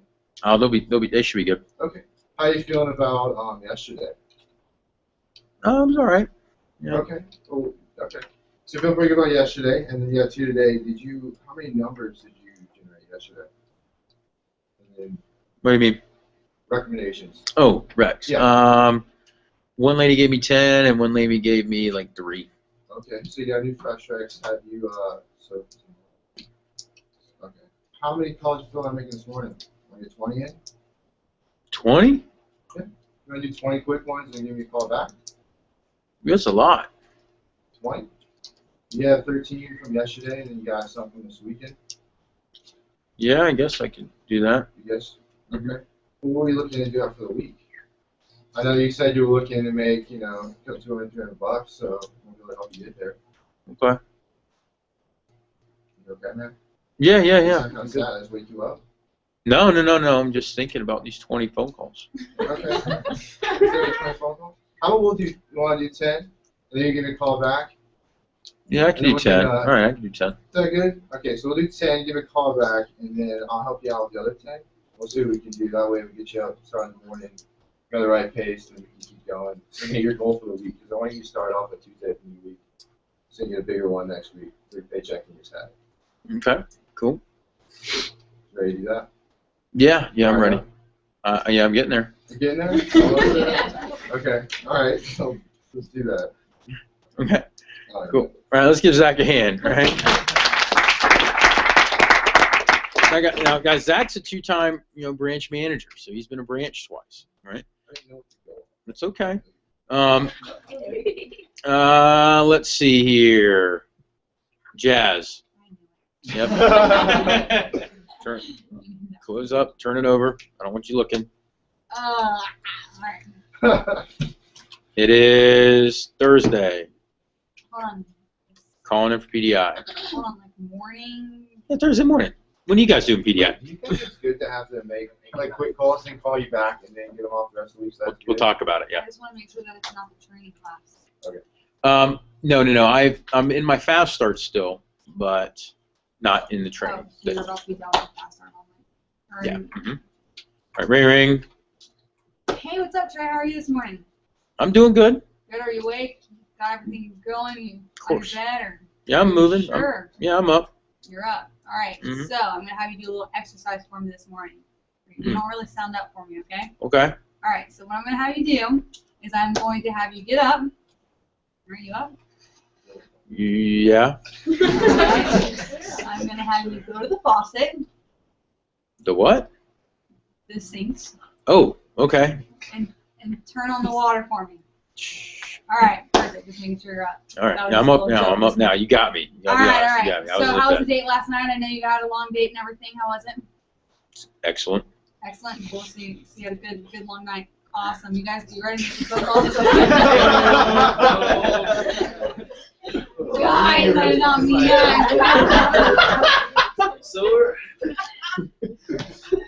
So what do you do? All right. Taking it out of context, Were you people. spying on me, Jazz? What's going on? Were you spying on my dick? Yeah. Oh my God. Okay, that's really Right. Anyways, didn't mean it like that, guys. So, anyways, you ready to get some phone calls in now?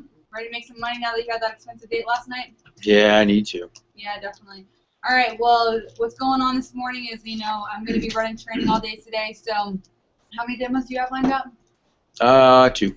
2? Okay, cool. So how many did you have for a goal? I see here that yesterday you said 4. Yeah, we need to get 2 more. You need to get 2 more. Okay, it won't be too hard. What time's your first 2 one? Like 12. 12, and then your second one's when?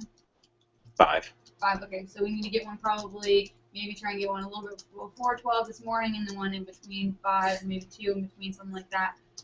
So it won't be too hard. You just want to get on the phone. How many names and numbers do you have on your list right now? I got a bunch. I've got my whole directory. Okay, cool. Neighborhood. So directories are going to take a little bit longer to make some phone calls. You probably know that you've been calling through. So instead of making like 20, 25 phone calls, let's try it. Can you maybe shoot for 30 this morning? Just so you can book up, those 2 and book up, have a strong weekend this weekend? Well, I do got to run an errand for my mom, but I could probably do a few. Do a few? How many are you thinking? I know you told me your demo's not until 12 o'clock. Yeah, like a couple hours. I could probably do 10. You do 10. All right. So how about let's do 10 right now, and then once you do your errand, do 10 more so it spaces it out a little bit, and then you can do 5 calls after, before and after each of your demos. That way, you know, we can get that 30 in for the day. So you don't Okay. have to do it all at once. You know, you just do it sporadic, but make sure we get that 30 in. You can do that? Yeah, I could do that. All right, cool. So you got that thing down. All right, awesome. Well, just to give you a heads up, so and so Andrew sold about 2 grand yesterday. Yeah, he did good. He popped a cig. That was exciting. So he's close to hitting his first promotion, or he's hit his first promotion. Sorry, he's close to hitting his second. Chill. He's close to hitting his second promotion. And yeah, so let's get it done. Okay. All right. Cool. All right, let's give her a hand. All right. All right, now I want somebody who has never branched. So let's do no.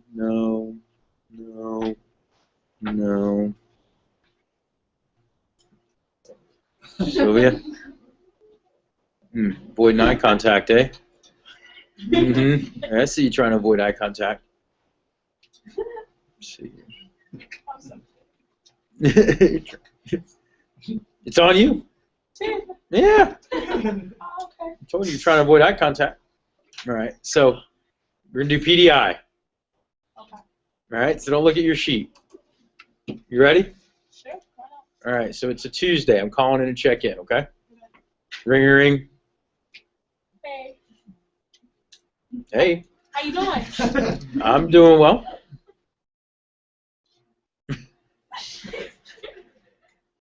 So how's your day been so far? Pretty good. Just woke up. Kind of getting ready for the day. Okay, cool. So how many appointments do you have lined up? Okay. No, you're good. Actually, Okay. no. Here's what I'm saying. Whether you're brand new or you're a veteran, almost all of you went straight to how many demos do you have. The only one that didn't was Jasmine, who asked, who wanted to know how my exploits went, the night before. All right. Here's the thing, though. That was the best one, which was doing that. Now, here's why I wanted you to do that. I did this with your district managers. It wasn't much better in a lot of cases. Here's the issue. If you jump straight into business, right, which I know that's the temptation, it feels like all you care about is money. Now, the eventual step you get it to is where you get the business out of the way to then talk to them about them. And that's where it becomes a shift. That's where that situational leadership stuff, you get past kind of into that D3 stage. That's when that starts to change, is when you get to where they know a lot about the job and now you're really just more supportive or delegating than you are trying to coach or drive, right? When somebody's new, it's a lot of direction and it's a lot of coaching, but you still got to connect with them for them first. And you got to talk about them, acknowledge them, you got to talk about how the team is doing, and then you dig into their individual situation.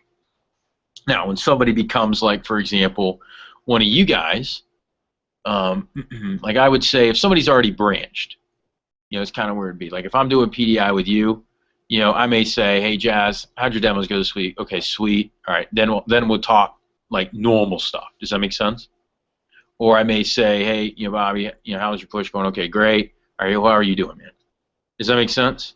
It's like that way, when you take it to another level, when you know that they actually care about you more than just work, then you just get the work part out of the way, and then you're chatting, Like I do that with a lot of your district managers. Like, hey, man, how'd training go this week? Okay, cool. And then we talk about other stuff. But with new managers, even like new district managers, I will spend some more time kind of talking about work in more detail. But especially when somebody's new, you got to do it in this method. So if you ever see a manager, especially your district, you doing PDI without something like this out in front of them, call them out on it. I don't care who it is, okay? Because there's areas of opportunity for all of us if you don't have this thing out. And yes, that includes me, and yes, that includes James, and yes, that includes Ben, and yes, that includes Ray. Because without this thing being out, you're missing something somewhere. Okay? So think about PDI.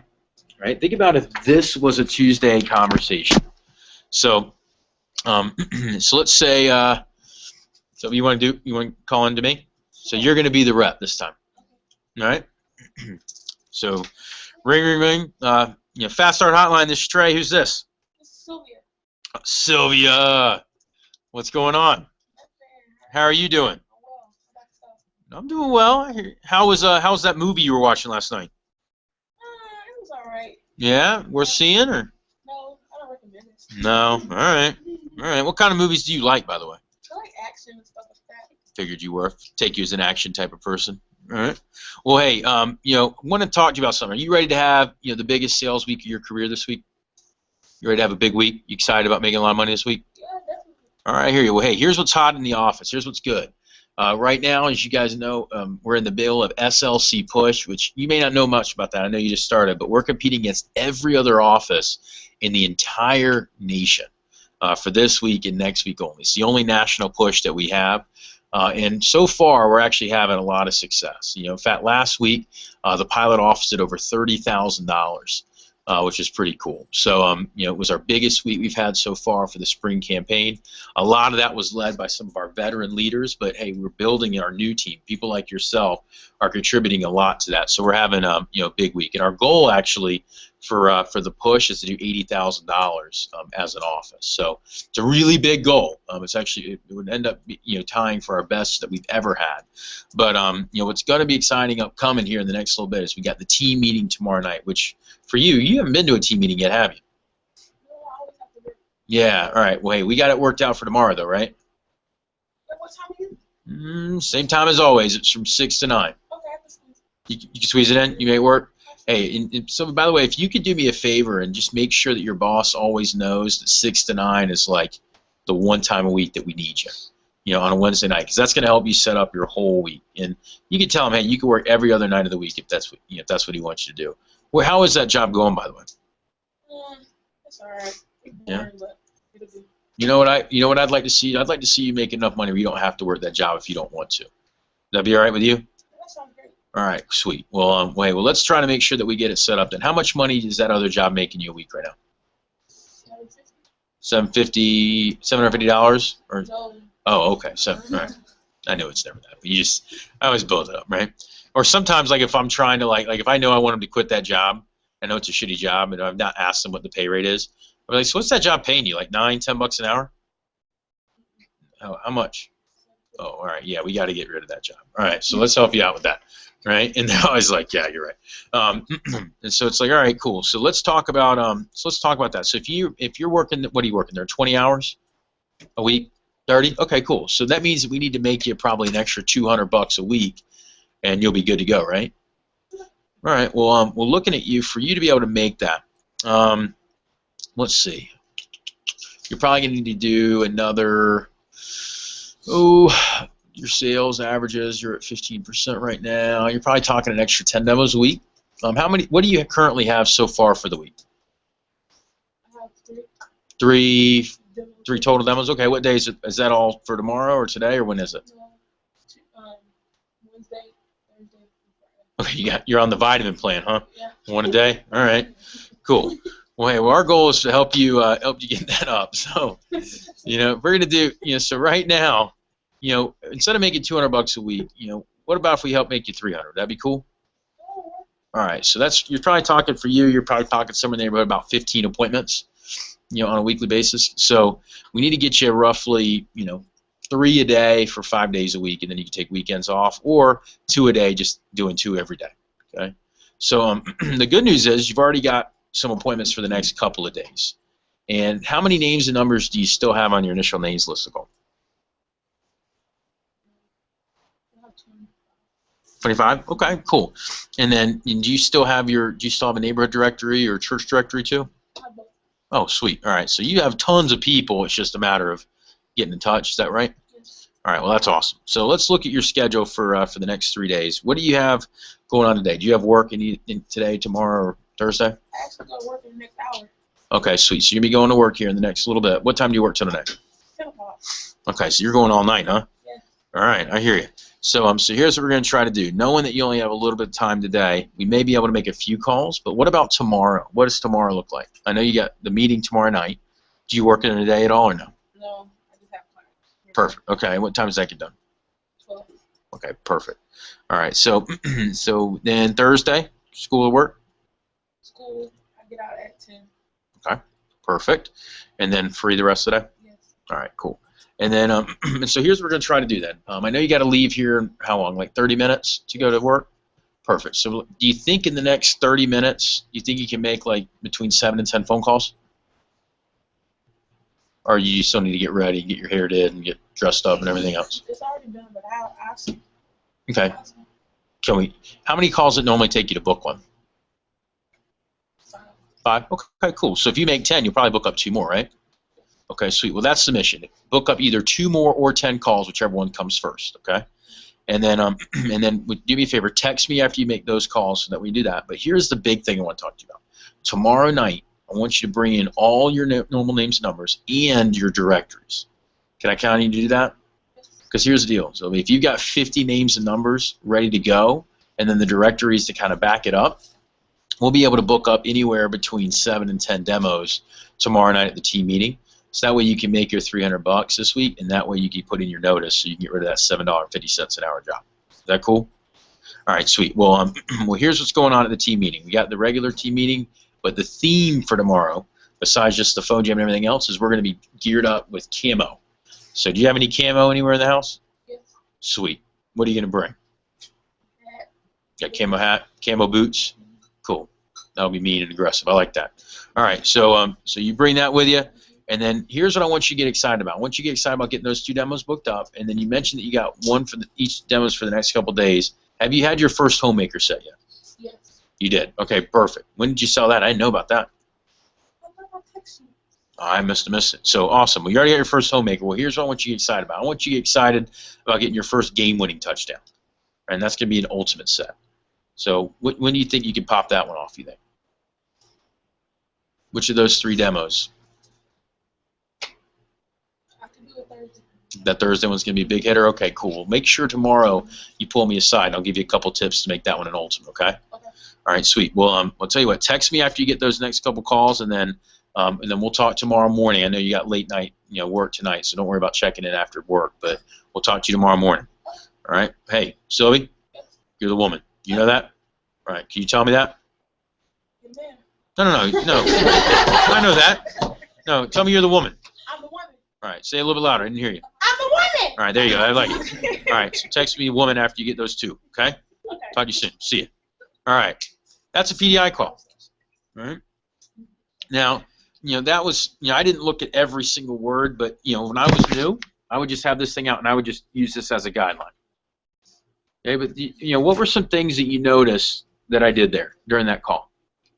Never went totally into work. What's that? You never went totally. I mean, you got okay. Like you just like constantly involved, whatever you said. Oh, I got all the information. I know you got everything you wanted without totally going into work mode. I got all the information, but I always made it fun. Does that make sense?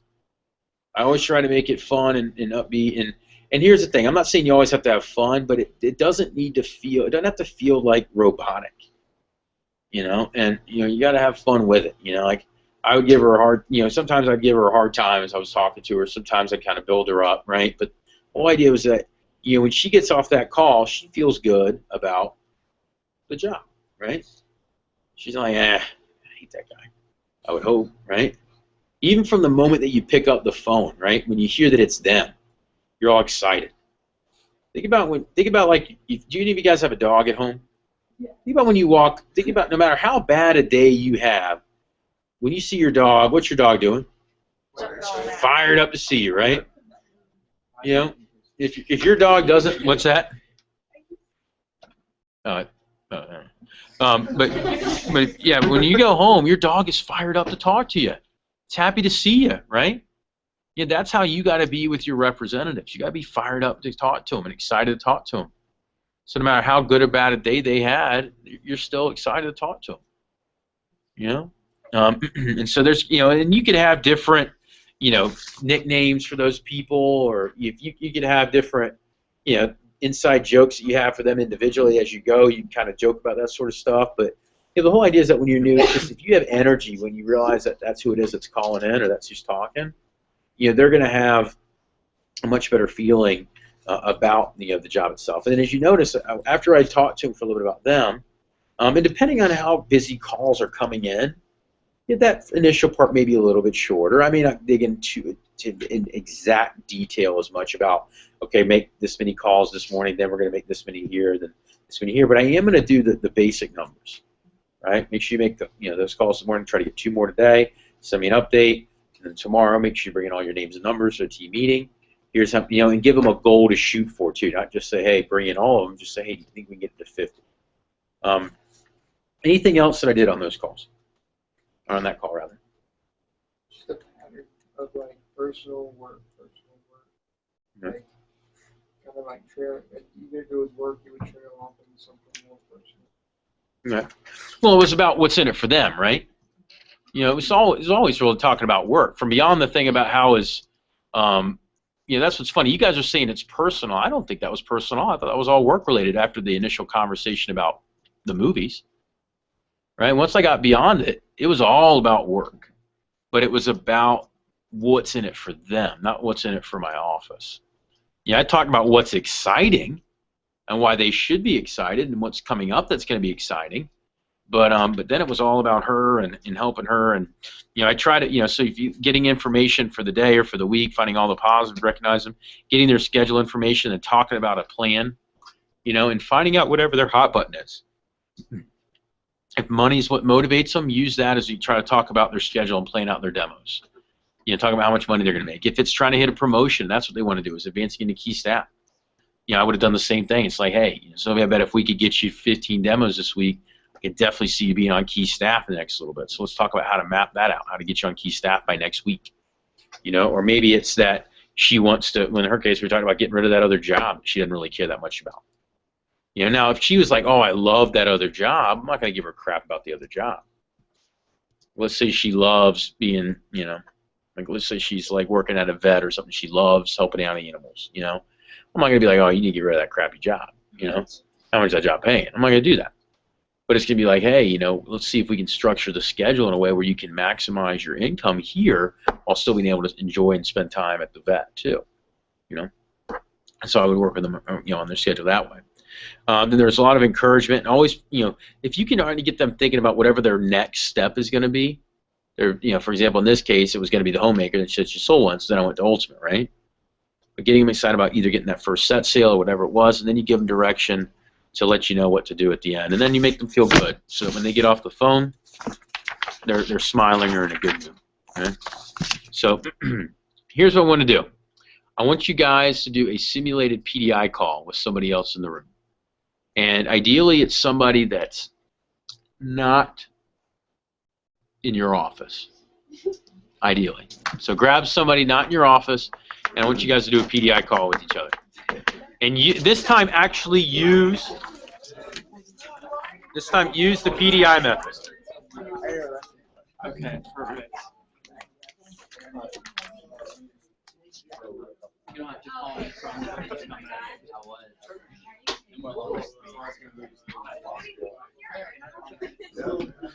Okay, so here's what we're going to do. Yeah, there's different people. You guys have different people can partner up. All right, so here's the first scenario. Okay, first person that goes, and whoever's taller goes first. Okay, so whoever's taller goes first. This is set up. This is a representative that's calling in, and in this case, they have made one sale, but they're struggling, and mom doesn't want them to do the job. Okay? So what I want you to do is use this PDI method, but also kind of handle that objection a little bit as you're going. Okay? One sale, mom wants me to quit. Yep. Do they like their mom? Just say it was let's say they liked them okay. Yeah. It's yeah, like it beat the base pay. Let's just say that. It was like a $300 order. Okay.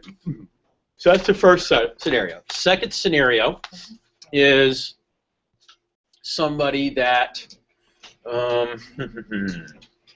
let's say they did not call in for PDI, so they missed PDI. So you're reaching out to them. Okay? So you got to handle that part at the beginning and then go into the PDI method. So let's go ahead and partner up and do that. Whoever's taller goes first, shorter goes second. Go. Should we just start with scenario 1 or do both? What's that? Scenario 1 and then scenario 2 is the reverse.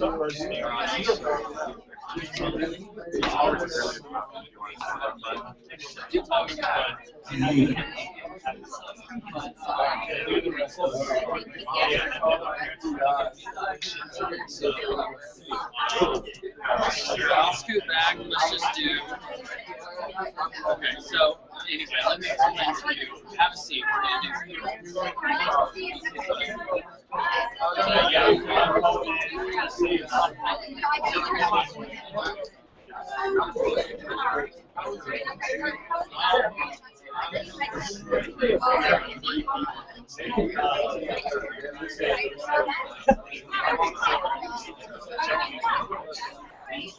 Oh, okay.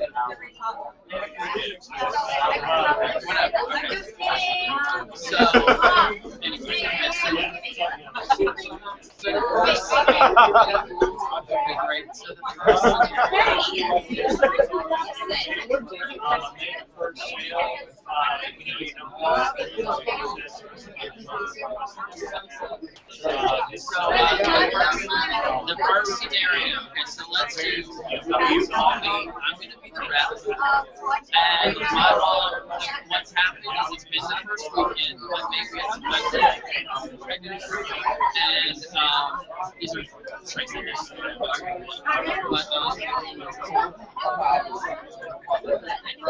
okay, so you call me, you're the rep, you have one say, but your mom wants you to get over, and then like, Monday, first week or second, yeah, first weekend after. Gotcha. Hey, Aubrey, how's it going? Oh, that's awesome. That's good. I know you had a great weekend. You had that sale. That was like a $300 order. That's awesome. I'm so excited about that. How's everything else going on? You got some appointments today. You're excited about those? Oh, that's great. That's awesome. I'm really excited about it being training and getting to teach you some new stuff, especially now that everyone's had their first weekend and a few pieces. She sold some really nice outdoor stuff. She's really good for that. Steven's already a homemaker set, so of course he's freaking out, right? And then we have a few other set orders, some other stuff going on. Of course, I'm glad your order's definitely in the mix, and I know you're going to have a lot of fun. So it's definitely going to be awesome. I know you had a you wanted to do 10 appointments this weekend, right? No, like, so you wanted to do and finish 10 appointments by Monday night, right? Yes. Okay, cool. So I know that we were only able to get 8 of those in training. Have you been able to get any more, or are you still under 8? So, I'm telling you right now, well, how do you think you can fix it? Yeah, I think a few phone calls will definitely help. That'll help you out a lot, especially since you're the fast start. You know, it's a big contest for me. It's the biggest contest of the year. My biggest red line is not doing it was my fast start. So I don't want you to feel the same way later on when you're the boss. So I think it's going to be really cool though. We're going to get you some more appointments just so that you can have a really big contest with a lot of knives. And you'll have an opportunity to make some calls in advanced training today. How many numbers do you have in your initial list that you haven't been able to get to? Like 10 people, 20 people. About 25 people. Okay, so that's good. So, you know, I think it'll be good to try to make those 25 calls. So you haven't done it yet. You don't have to do it all at once, and it might be a lot, but definitely do stuff. Say, it's important to do some of that this morning because I know you have a few extra spaces today that you can fill and to do those calls. Make those calls for those spots today, so that when you have a little bit of a chance of training. So, so that would be so looking forward to that. How's the day looking tomorrow so far? Yeah, Tuesday. 2 appointments, so you're doing good. You're everything's planned right now, 2 days, right? So I think the biggest thing you need to think about in your fast start is not accidentally taking out the less important things you have. So be careful that you're always on the phone a lot, and that you're always having appointments ahead of you, because you don't want to wake up and not have any appointments. It's the worst feeling in the world. So I'll definitely help you with that. We'll have a great team, a great advanced training today, and also the team meeting. One thing I want to challenge you to do, of course, I want you to, remember we do, I need to have you, of course, shoot with page 21 memorized. I think that was right. Training, and so how do you feel about that? I mean, after these appointments, they going well? Yeah, I feel pretty good. My mom,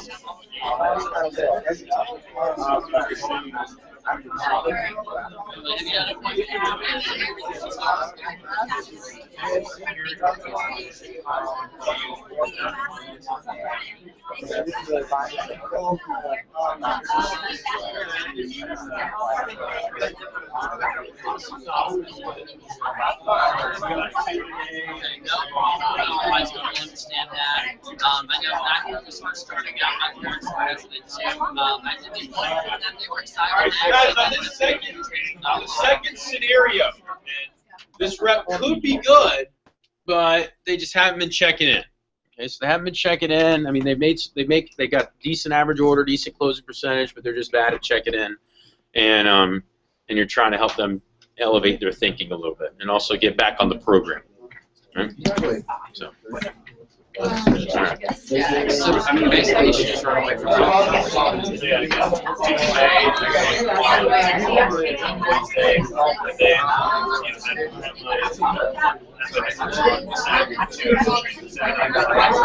With that?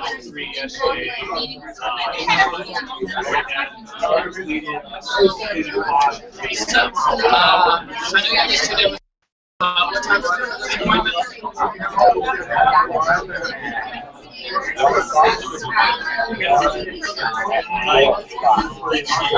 Like 4 or 5.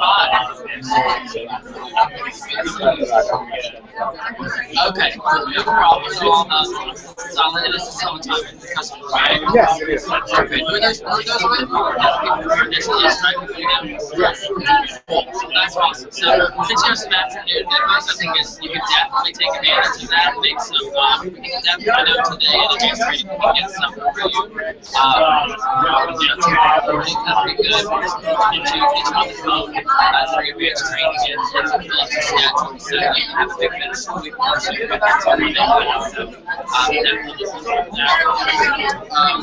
And I think you're going to do awesome. I know you're going to head that one step too far away from things, Mom's not too excited right now, but, I can tell the training you're doing really well. You've been doing a good job updating me, staying in contact with me, and I can tell that you're getting better every month that you get. So you're going to have a lot more sales in the future. And I'm really excited about it. I'm really excited for your first set sale. I know last few times it's pretty much pieces, but when you have that first set sale, it's going to be really like that. So, do you remember any tips that I gave you to sell some sets? Anything that'll help you out there? Okay, no problem at all. Just for, what pages do you think are the best for you selling somebody on the set?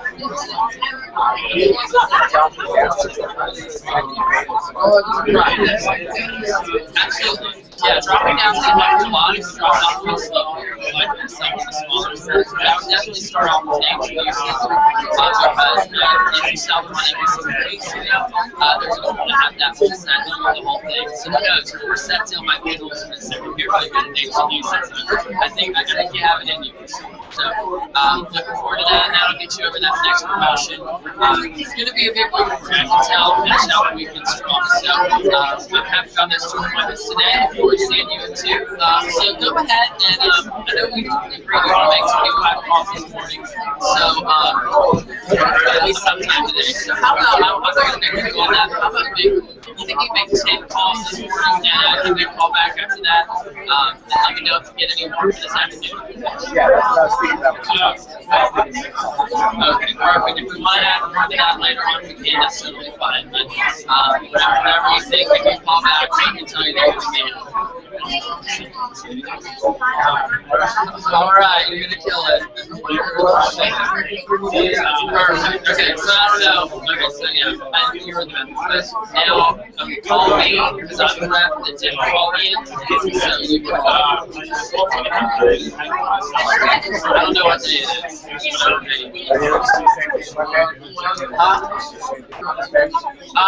Yeah. Let's do one. Okay, yeah. Let's do like I think this is like actually kind of good.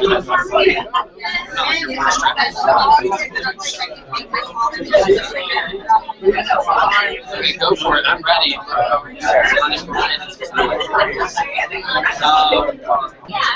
Hello? Hey, Brian. Good. I'm doing good. You're good? Yeah. Okay, awesome. And how are you today? Everything's good. I had a good weekend. Sorry, I forgot to call in. That's no problem. What's the highlight of your weekend?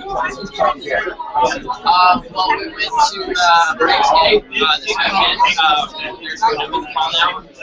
So that will be fun. They played another baseball team. It was a very exciting game. Maybe. But it was great. You know, my dad loves baseball, and I had a really good time. It was a fun game. It was great. So I went to a lot of great games, so it's happy to be on this. So, now, I know you didn't get a chance. I know we didn't get a chance to talk. So, I know you said you had a few questions. Right. Well, no one bought anything. One lady, she really wants to make her. She's away. She's going to ask her husband about it. And so I think she said she's calling me tomorrow, so I'm waiting on that. The other two things. She just said tomorrow. I guess I'll call her if she doesn't call me. Okay, perfect. What time are you going to call back? I guess I'll give her a call like that night, between 8 and 9. I want to give her a lot of time to call me first. All right, guys, go ahead and give your role play partner a hand.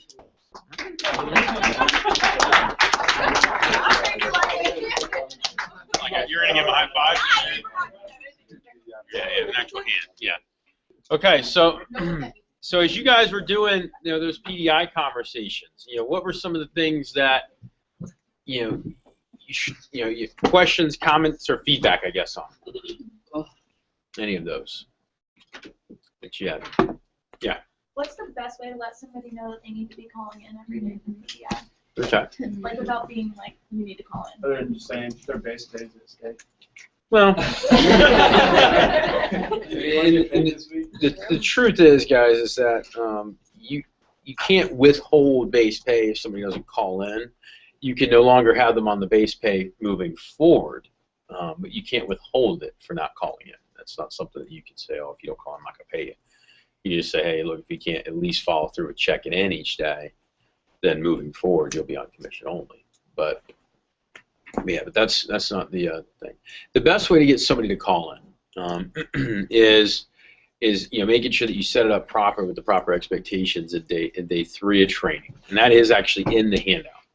Then if somebody starts missing it, what I just ask, I just say, hey, let me ask you, Sam, is why aren't you calling? Do you know what time PDI is, or do you know what time you're supposed to call in, or no? Not really. Oh, okay, cool. I know we talked about training. We covered a lot in training, though, but it's every day, Monday through Friday from 8 to 10. If you're planning on taking the day off, you just got to let me know the day before. So, and here's why. It's the reason I have you call in isn't just because I want to talk. Just because I want to make sure that you check in. The reason is I want to talk to you, man. You're one of my top guys. I can see you be one of my top people on my team, and if I don't talk to you in the morning, I get really busy throughout the day. I've got a couple interviews. I got a bunch of other stuff that I'm doing. I'm talking to other reps in the morning too, but I want to talk to you each day so I can help you set up your goals so that you can get out of the job what you want out of it. So is it cool if moving forward you check it in from each day? Now let's say that the same conversation goes of, yeah, I know I'm supposed to call in between 8 and 10, and and so what I just ask there is I just say, hey, is it an issue? So you know what time you're supposed to call in. So you haven't been calling in though. Is it just because you don't feel like I'm helping you, or is it that you just don't care? Okay, cool. Well, hey, I'll make a commitment to making sure that we're coaching you and helping you moving forward better. But here's what I need you to do. When you're checking in the morning, can you make sure you call in with a question each day about the job? So that way we can dig into that specific question, whatever you feel like you need help with. And if you don't come up with one, I'll ask you some stuff and I'll teach you some things. But it is really important that we talk to you anyway, just so we can keep records here at the office. But more importantly, is I want to help work with you. I want to help get you better at the job. And now let's just say it's like, no, it's not that I don't care. It's just I have a hard time waking up in the morning. And it's like, okay, cool. I can get there. So so you want to check in, you want to get better, but you just need some help. Is that what you're saying? Okay, cool. I'll tell you what. I'm gonna set an alarm. For the next couple of days. I want you to set an alarm for, let's say 8:55. And if I don't hear from you by 9, I'll call you at 9. Is that cool? And you kind of set it up that way. Or they're like, man, I just have a hard time waking in the morning. I want to be successful. I need a wake-up call. I'll say, okay, cool. I'll tell you what. I'll set up. You'll be a wake-up call. I'll give you at 8 o'clock. We'll get you up at 8 so that we can start getting demos booked and help you out. But the best way is to figure out why it is that they're not calling. Is it because they don't know about the time, or is it they don't feel like, you start there. Do they know what time it is? Because that's an easy one. So then if they know what time it is, then it's an obvious decision not to call in. And it's like, well, why are you not checking in? Or is it because you have trouble waking up, or do you feel like, I'm not helping you, or do you just not care? And you figure out which of the three it is. And then you address each individually. Yeah. When do you think, because I was just talking, me and Daniel kind of reviewing this, and I mean, one thing I think I saw that helped is like, when do you think it's appropriate to let them know, hey, by the way, like, I mean, not doing it mean, of course, like doing it nice, by the way, hey, if you missed your other job for so and so many days. Yeah, I mean, that's that's always, anytime somebody's missing it, that's always part of the conversation. It's like, hey, just so you know, Jasmine, we could have you come into the office every single day. That's what a lot of sales companies do. They force their people to come in. Now, we have a lot of people that come into the office every morning just because they want to get their demos booked. But we could force you to do that, but we don't want to do that here. We just have you check in, and so for us, checking in would be like showing up for work. And if you didn't show up for work, what's going to happen? Yeah, you're going to get fired. Your manager's going to be pissed at you, right? Here's the deal, dude. I'm not going to fire you for missing a call-in for one day, but at the same time, you just got to make sure you're buttoned up moving forward. Or it's like, the other example you could use, it's like kind of like missing curfew. If you miss curfew, who's up waiting for you? Your mom, right? Is she fired up? Yeah, she's pretty pissed, right? She still love you? Yeah, she's still mad, right? Same thing goes here. I still care about you, but I'm mad because you can't do the simple thing of checking in. I'll pull an Adrian Peterson whooping on you. So. Yeah. Yeah, NFL's getting a little crazy now. You gotta be careful. Everybody's getting fired and suspended, and well, Ray Rice, that guy deserves to be in prison, but that guy's a horrible human being. But I mean, like, and even Adrian did. I can't, so the lash marks were a little bad, but I had a few. I got a whooping when I was little. I did get a whooping. What? I get occasionally. I made the mistake one time when I was, I don't know how old I was at the time, maybe 12, 13, 14. I was some teen, young teen. I remember my dad was trying to, he needed to drop me off at school for whatever reason that day, and I was running behind or something, and I was in the shower, and he kind of knocked on the door or whatever, and I was showering, and so then he's like, come on, you got to go or whatever, and so I kind of, I was taking my time or whatever, and so I stuck my head out the shower like this, so it was just my head, and I said something like really rude and inappropriate to him, And so he grabbed, the only thing he could grab, which just happened to be my neck, which is, hanging outside the shower curtain. He's like, "You don't talk to me like that." I learned very quickly not to do that. But yeah. So yeah, when and then the other one I got one where I got the switch. The switch was always, those are always rough. The belt was bad. The belt was really bad. Just gotta be careful not to get the belt with the buckle side. Yeah, you never got that one, luckily. But I got the belt attempt. Belt attempt. Where Mom tried to figure out how to use a belt. Nice. No, I actually got the belt. The snapping is all you really need to do, and that usually wakes people up. But I got the ruler. it was a ruler, wooden spoons. Those are good. Ooh, with the crack in it. Yeah, I got one where I got spanked so hard that it was when I was real little. I got spanked and it left a handprint on my butt. And so I was in the mirror, looking at the handprint, and my dad came in. And he's like, "What are you doing?" I'm like, "Oh, I'm just looking at it." And he's like, "Ah," and he slapped me again. So I'm getting in the bathroom shower. So yeah, that one was good. So I got whooping for getting a whooping. But all right, well, guys, let's talk about the branch pay then. If you don't have any more questions on PDI, what we're going to do moving forward, and as every prep from here on out. We're going to have a PDI scenario. We're going to come up with some scenarios in each prep, and we're going to have you guys partner up and kind of role play those individual conversations and scenarios. So for next prep, the stuff that you need to have down, you need to have the the post memorized. You should also be responsible for the whole interview. We're not going to drill for skill the group interview at this time, but you do need to have. You just need to keep working on it. The post-interview, we will drill for skill. That you need to have memorized like you have the pre. Right? And then we're going to be working on PDI stuff too. So, so if you take, where are all these sheets? Okay, so we're going to go over the branch pay now. And one of the adjustments that we're making for this upcoming summer, this is something I'm kind of excited about because it kind of is, went this way anyway, but now we're just going to have a more formal program with it. But the idea is that with our branch program, it is, as it always has been, kind of a two-part process. You've got the experiential side, which is running an organization, running your own branch office, running your own business. And then there's the end of the summer, which is kind of that sales and profit side of the business, which is where you're working with your top reps, driving their team. You're also out doing demos with your kids. Okay? And so it's a little bit different setup. You're talking about an 8 to 10 week program, okay, of recruiting, training, and then it's 8 to 10 weeks at the end of the summer of working with your reps and selling personally. And what's cool about that, guys, is it not only does it maximize profitability, but it really sets a tone for minimizing expenses and teaching and driving sales with your crew. Everybody got one of these now? Oh, okay. There we go.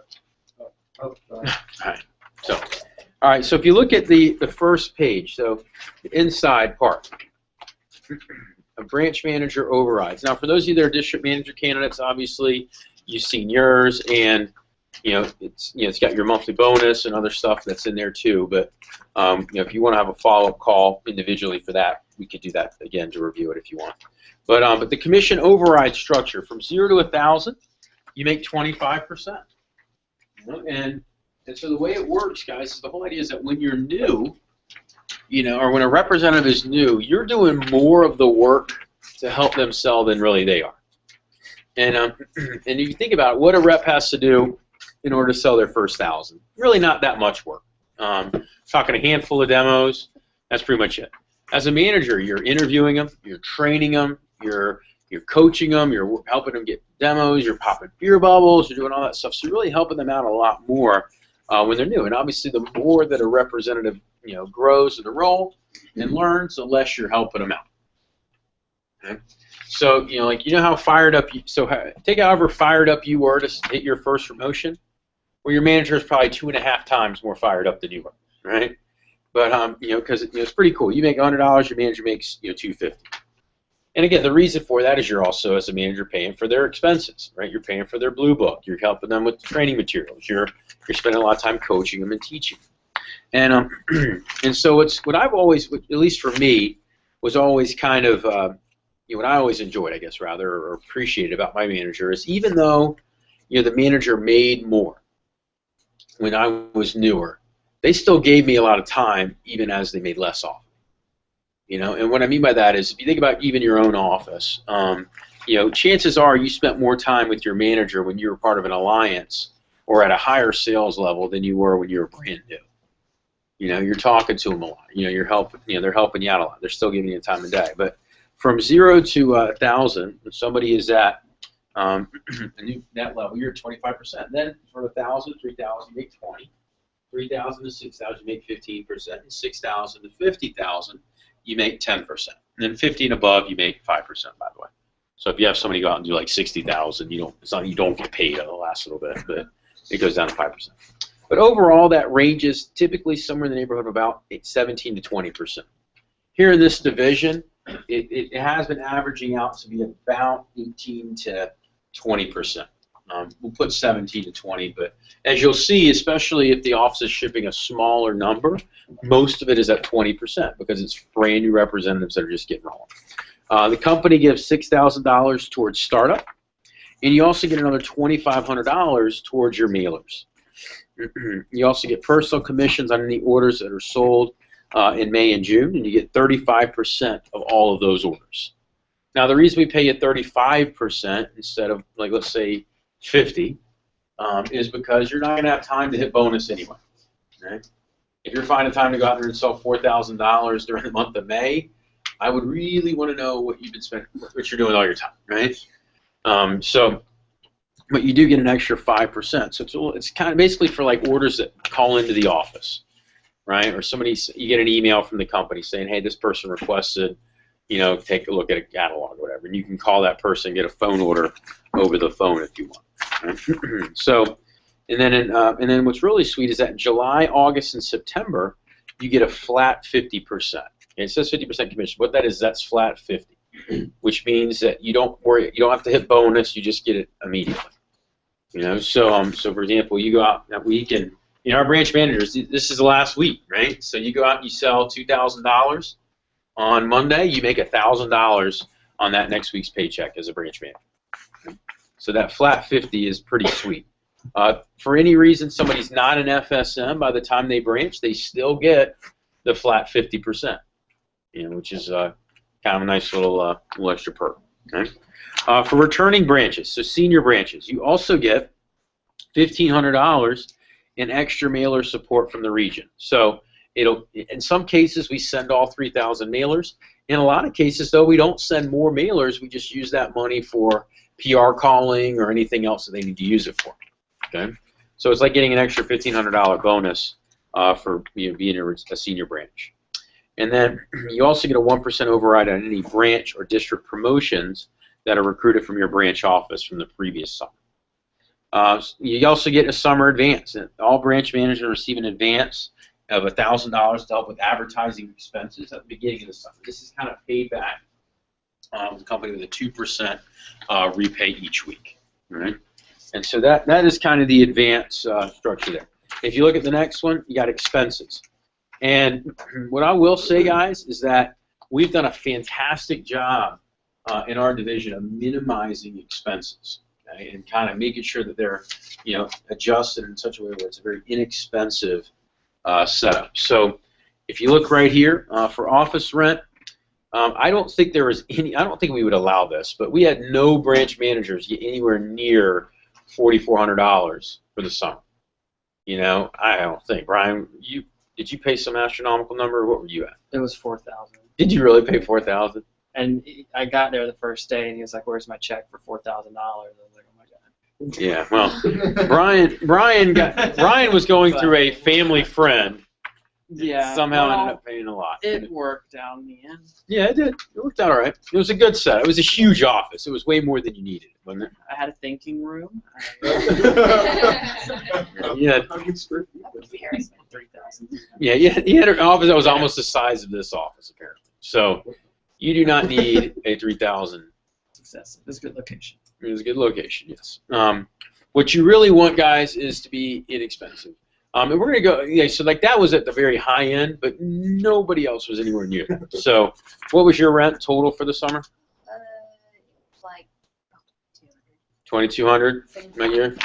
2,100. Jess, 1,000 total. Mm-hmm. Okay. 600, but then I got 500 back. Yeah. 3 grand. Okay. 1,200 for the summer. Yeah. So as you notice, guys, I mean, usually we try to keep it in that, you know, we really try to shoot for somewhere in the 500 to 700 a month, including utilities, ideally. Okay. In some cases, utilities are included. Some cases they aren't. But we try to get into there. So we try to force that $2,000 number to be kind of the number. Because see, those are fixed expenses that doesn't always lead to more business. Now, in certain situations, if it's in like the worst part of town, that can hurt business. If nobody wants to go down that area, okay, that could be bad. But I mean, in most cases, as long as it's a decent part of town that's got good highway access to anywhere in town, you're in a good setup. I mean, what was your rent? Do you remember? 1,500. For the whole summer? Yeah. Yeah. So we try to get it into that 1,500 to 2,000 range. Worst case scenario, 2,500, including utilities. Newspaper ads. Some cases we don't place newspapers, but we try to keep the budget to 500 or less there. Web and Craigslist is anywhere from 600 to 1,100. Mailers. Now that again, most of that is paid for by the company, but that is there. You got business cards, posters. You got telephone service and internet. It's about 300 to 600, including both. You got receptionist expenses and PR calling. You got sample kit chargebacks. You got furniture there. The goal, guys, with furniture is to be as cheap as humanly possible. And meaning, ideally, you get furniture for free. Now, how do you get it for free? You talk to families, friends. You talk to churches. You go on to Craigslist and look up the free section under Craigslist. You talk to old managers even. You go on freecycle.org. Freecycle.org it's like an online like just bartering / giveaway. It's like recycling where they just allow anybody to go on there, and a lot of times they'll just say, hey, office furniture, and you go in, so long as you're willing to go pick it up, you can have it. Yeah. So it's not always everywhere, but you want to be as cheap as possible. Like I said, guys, I mean, for me, I'm incredibly cheap when it comes to office furniture. The reason why I'm cheap with office furniture is because it doesn't make you any more money. And it doesn't, and you know what? I know that some of this stuff, I know all these chairs don't match or whatever. I could care, two flips about that, right? I'm not going to spend a bunch of money on matching office furniture. When I first moved into my office, I spent, most of these chairs match, but when I first moved into my office, I spent $500 total for my district office. And that was all I spent, and that furnished the entire office. And since then, I've spent maybe $500 for furniture, and that's in 10 years. So, like, all these tables, free. The office furniture that's in my office, free. When I moved in, there was one of the office spaces I looked at that still had furniture that had been left behind by previous tenants. I just said, hey, if I go pick this up, can I have it? And they're like, yeah, sure, that's fine. They left it. So I moved in, that became my office. So when you're doing office searching, be looking, see if there's desks and stuff that are left behind. Goodwill has got good office desks you can get for like $25 to $50.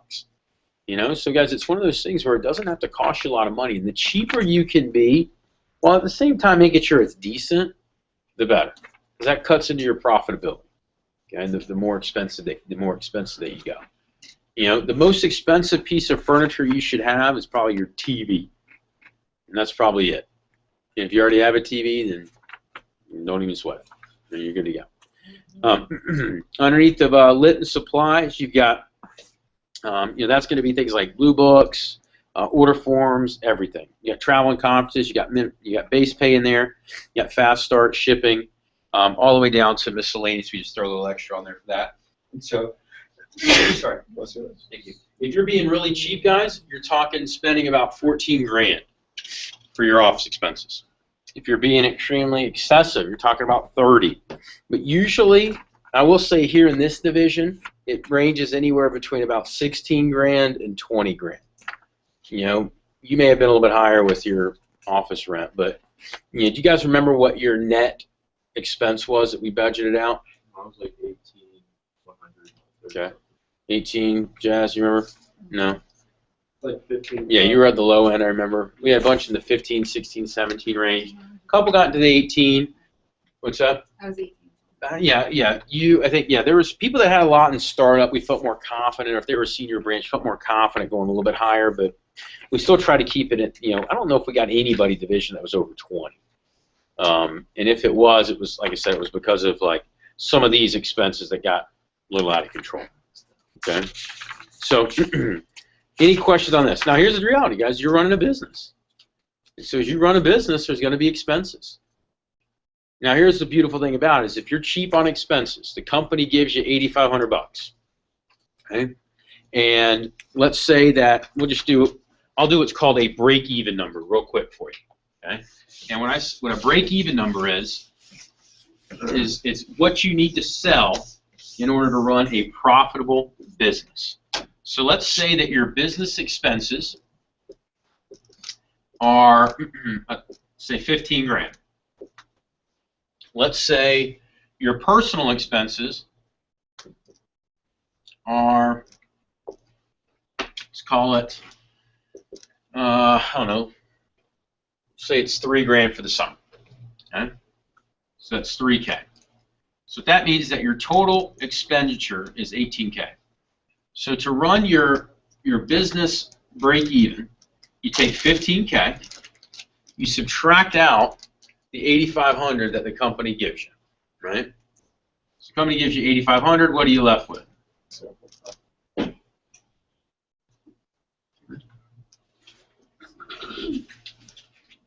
Should be 6.5, right? Yeah. Okay, so 6.5K. Okay, so what that means is that you got 6.5 that you got to recuperate. Then you take out whatever you personally are going to sell. So let's just say, for example, that you go out and sell 8K. Right? Now that could be a big if you're not someone that's actually selling at the end of the summer. So one of the things that we're going to talk about is, hey, in July, beginning of July, all branches are going to really start selling. Now, we have different sales levels that different people hit. I know Matt Tushin sold about 20.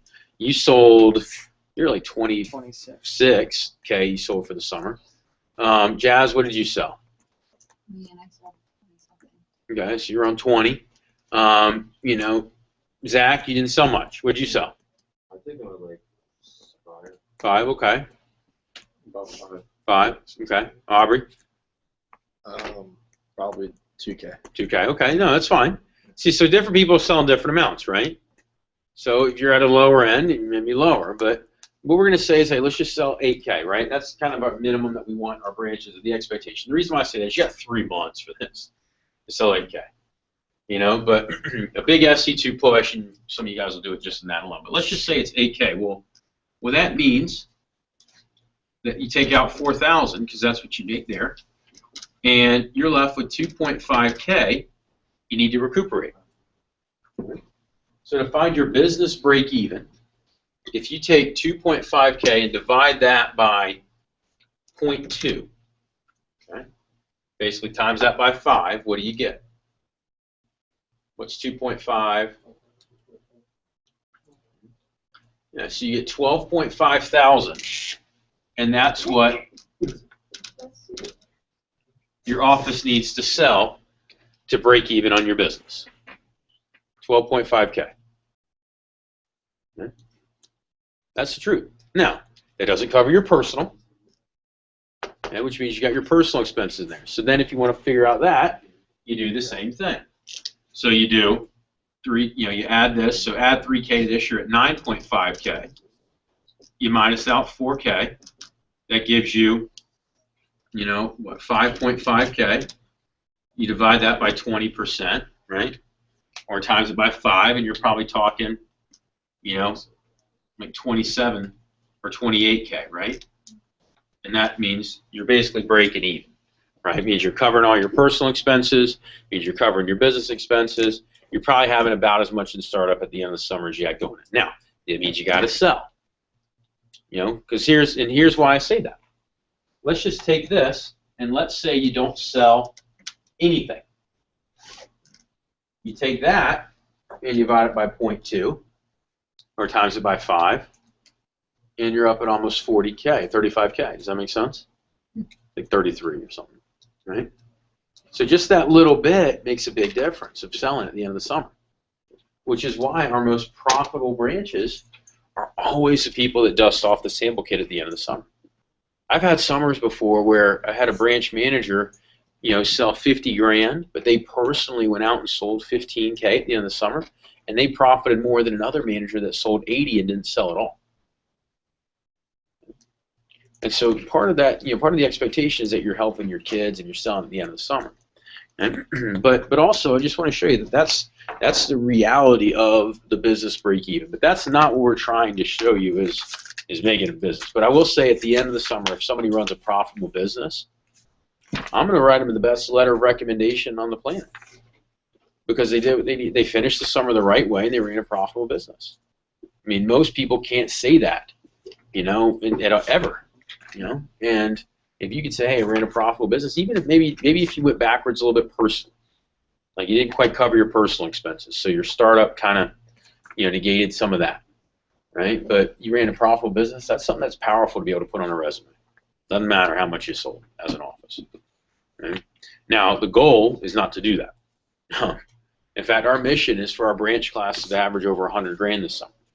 And what we figured out was an issue with our branch class for this year was this driving demo stuff. That was the main thing that held back our branch class. It's the main thing that's holding back our division, which is why we're making it a priority during these management trainings. But if you look at some of the examples and scenarios here, it gets a little bit more exciting as you get higher. So, for example, you go to office sales. You know, office does $40,000. You know, they do. You know, what you got right there. We'll just say that we'll do office override $88,000. We'll do company startup of 6K, 2,500 there in mailer support. You got contests of 300, and then you got personal sales. Now at this level, we're saying if somebody's selling as low as 40K, the mission for them is to shoot for 15K in personal sales for the summer. You know, because that means that they've got, you know, they're selling really pretty much once July hits, they're selling full time. You know, and this would be, you know, we had several people that was what it was. Once July hit, they're selling full time. Now, I'll be honest, guys, we had some branches that when July hit, they said, all right, I'm out. It's not cool at all, but it happened. And those individuals did not profit as much. You know, they ran their business for the 2 months, and then, you know, and that blew my mind that would happen, but it did. You know, it's like, why would you spend a year getting ready to run your own business for a summer, and after 2 months there, I think I'm just going to chill the rest of the summer? Didn't make sense to me. But hey, you know what? That was the reality. And so those individuals did not profit very much. In fact, in those cases, they may have not even profited. You know, so, but you know, for those that do 40K and they go out and they dust off the kit and they're selling, you know, the gross income in that case is about $24,000, with lower expenses. Which for us guys, what I would write down beside lower expenses, and I would do 16 grand. I would not do 19, because here in our markets are not that expensive. It's one of the nice things about being in the South. You don't have very expensive territories. Office rent we can get for a lot cheaper. You know, like for example, I'm getting a full service lease that has cleaning every day, utilities included. It's completely decked out. So, you know, it may not be there by next prep, but we're moving in the 15th, or starting to move in the 15th. But and I'm paying $11.50 a square foot. In other parts of the country, they pay $12 or $13 a square foot without utilities included. You know, so down here we can get it for a lot cheaper. Okay? And that's in a big metro area like Atlanta too. That's not like in a branch market where things are a lot less expensive. What's that? Is it on the strip? Mm-hmm. It's close. It's right behind GAC, so it's even closer to the highway, and it's a nice place. It's really cool. And like I said, it does. My main thing is I told him, I said I do not want a bathroom in my office. They get gross. So like I don't want one. I want it outside the office, and I want it cleaned every day. So that's what's happening. And then if you go down below that where it says higher expenses would be 19 grand probably, and just leave it at 20. So all you want to do there, guys, is for where it says net income, you want to increase each of those by 3 grand on the lower expense side, and increase, yeah, same for both. So just increase everything by 3K because of our expense model that we build in. Okay? Now this does not include your personal expenses. So depending on how high your personal expenses are, that could lower some of these net incomes, right? But the truth is, guys, is personal expenses are personal expenses. I mean, that would be like saying if, somebody made $300,000 for the year and their personal expenses were 150, it'd be like them saying, "Oh I only made 150 last year." Well, that's not accurate. You made 300, you spent a lot. So maybe you had I don't know, weddings or some other stuff that you're paying. All right. Then you've got beside that, under 70 grand, you've got 19% override. So override there is 13K. You got 6K there. And as you notice, as you go up, I did lower the percentage of overrides that you're making, just because the idea is that as somebody is getting some of these higher numbers, it may be more loaded towards high flyers. For example, if you have a rep that goes out and does 30 grand for the summer, and that in 30 grand of your 100 grand is that what, almost 18 or 15% or 10% even, it's going to change the overall override that you get. Like I had a branch one summer that did 125 grand, but 60 grand of it came from one rep. Well, it was not fair to use that 125 at 17%. We just broke it up entirely into 2 different categories. I said, you probably made 20% on 65 grand, and then you made 5% on, or 10% on the other 60 grand. So in his case, it was an average of about 15% at that 125. So it just depends on the individual rep or the individual makeup. No, it's not bad income. Not bad. You'll take it, right? And he took it. He was fired up about it, but still, though, it wasn't the exact ratio of 17%. So then you go down here to the net income at 70K is about 10 grand, or so, assuming that you're selling 10 grand. Okay. So assuming you sold 0, you're making about 5 grand if you're at lower expense model. If you're at a higher expense model, you just do the math there for that. Okay? And higher expenses that we're using are about 20 grand across the board. You get to that 100K, that's when it starts getting real exciting. And 100K, you get about 18% override, you're at 18,000. You got the company support. What we're also doing is we're lowering the sales expectation too, just because we're assuming that as somebody sells more as a team, they're having to work with their reps more, which means they're doing less demos. And so in that case, we said that, let's just say they sell 8K there. Well, you're talking about an income of about 30 grand, 31 grand, minus out expenses. Let's just say the expenses again are that 16K. You're talking in that case making over 10K plus.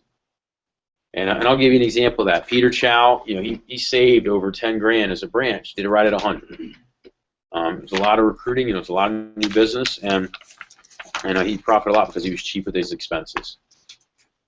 Or if you're selling a lot at the end of the summer, that helps as well. And the other thing is that the summer rolls on, and towards the end you start getting deposits back and other things, and it's like, oh, I forgot about that, right? It's kind of nice when you get some of those deposits back. Then you got the big dog examples of 125 and 150, and the income really starts to climb in that case. And so the bottom line, guys, is that it's profitable. And that when we set people up, they don't have to ship, 150, 200 grand to make a lot of money. And to be profitable, they don't have to ship 100 grand to be profitable. We have a lot of branches that do 50, 70, 60K, that sort of range, that run very profitable businesses. And like I said, so long as they're selling personally at the end of the summer, either doing things the right way. Those first 2 months are designed to get the experience. The last several months are designed to to maximize the profit, it's a very exciting, setup and something that's amazing on the resume that helps separate them from everybody.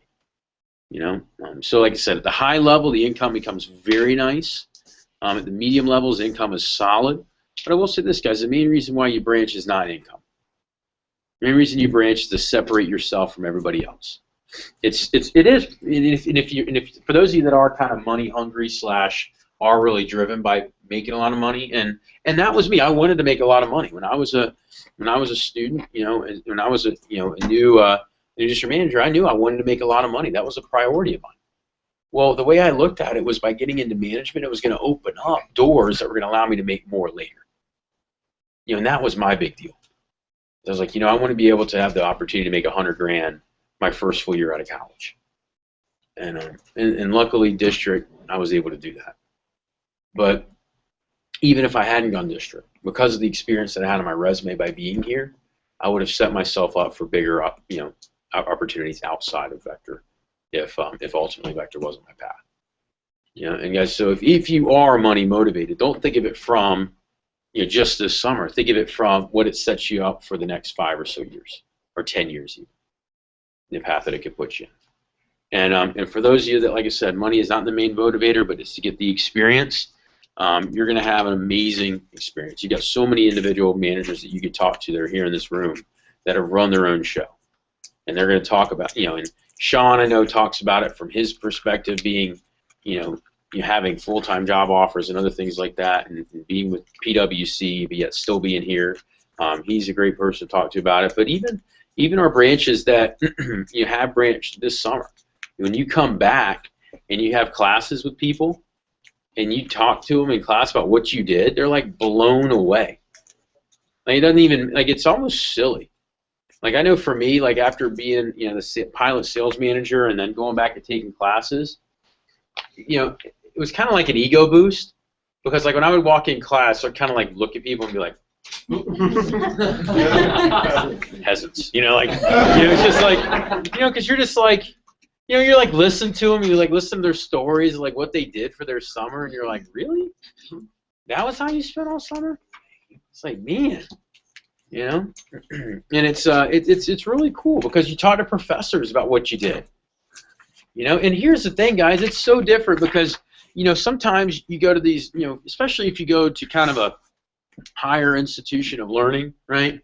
Or a place where it's like, they really focus on, grades and academic, prowess and stuff like that, because Chapel Hill was like that. We had the Chapel Hill snobs, right? Where it's like, ooh, you go to Chapel Hill, you're too good to sell knives.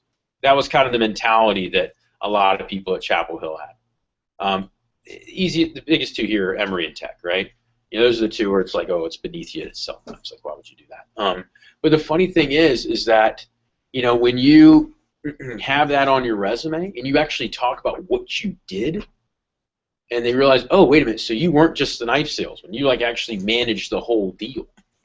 It's a completely different type of conversation you have with professors. It's a completely different type of conversation. When I've had people everywhere from UGA to SMU to Carolina, where I was, to Emory even, when they presented their resume to their academic advisor after branching, they're like, this is the most amazing resume I've ever seen.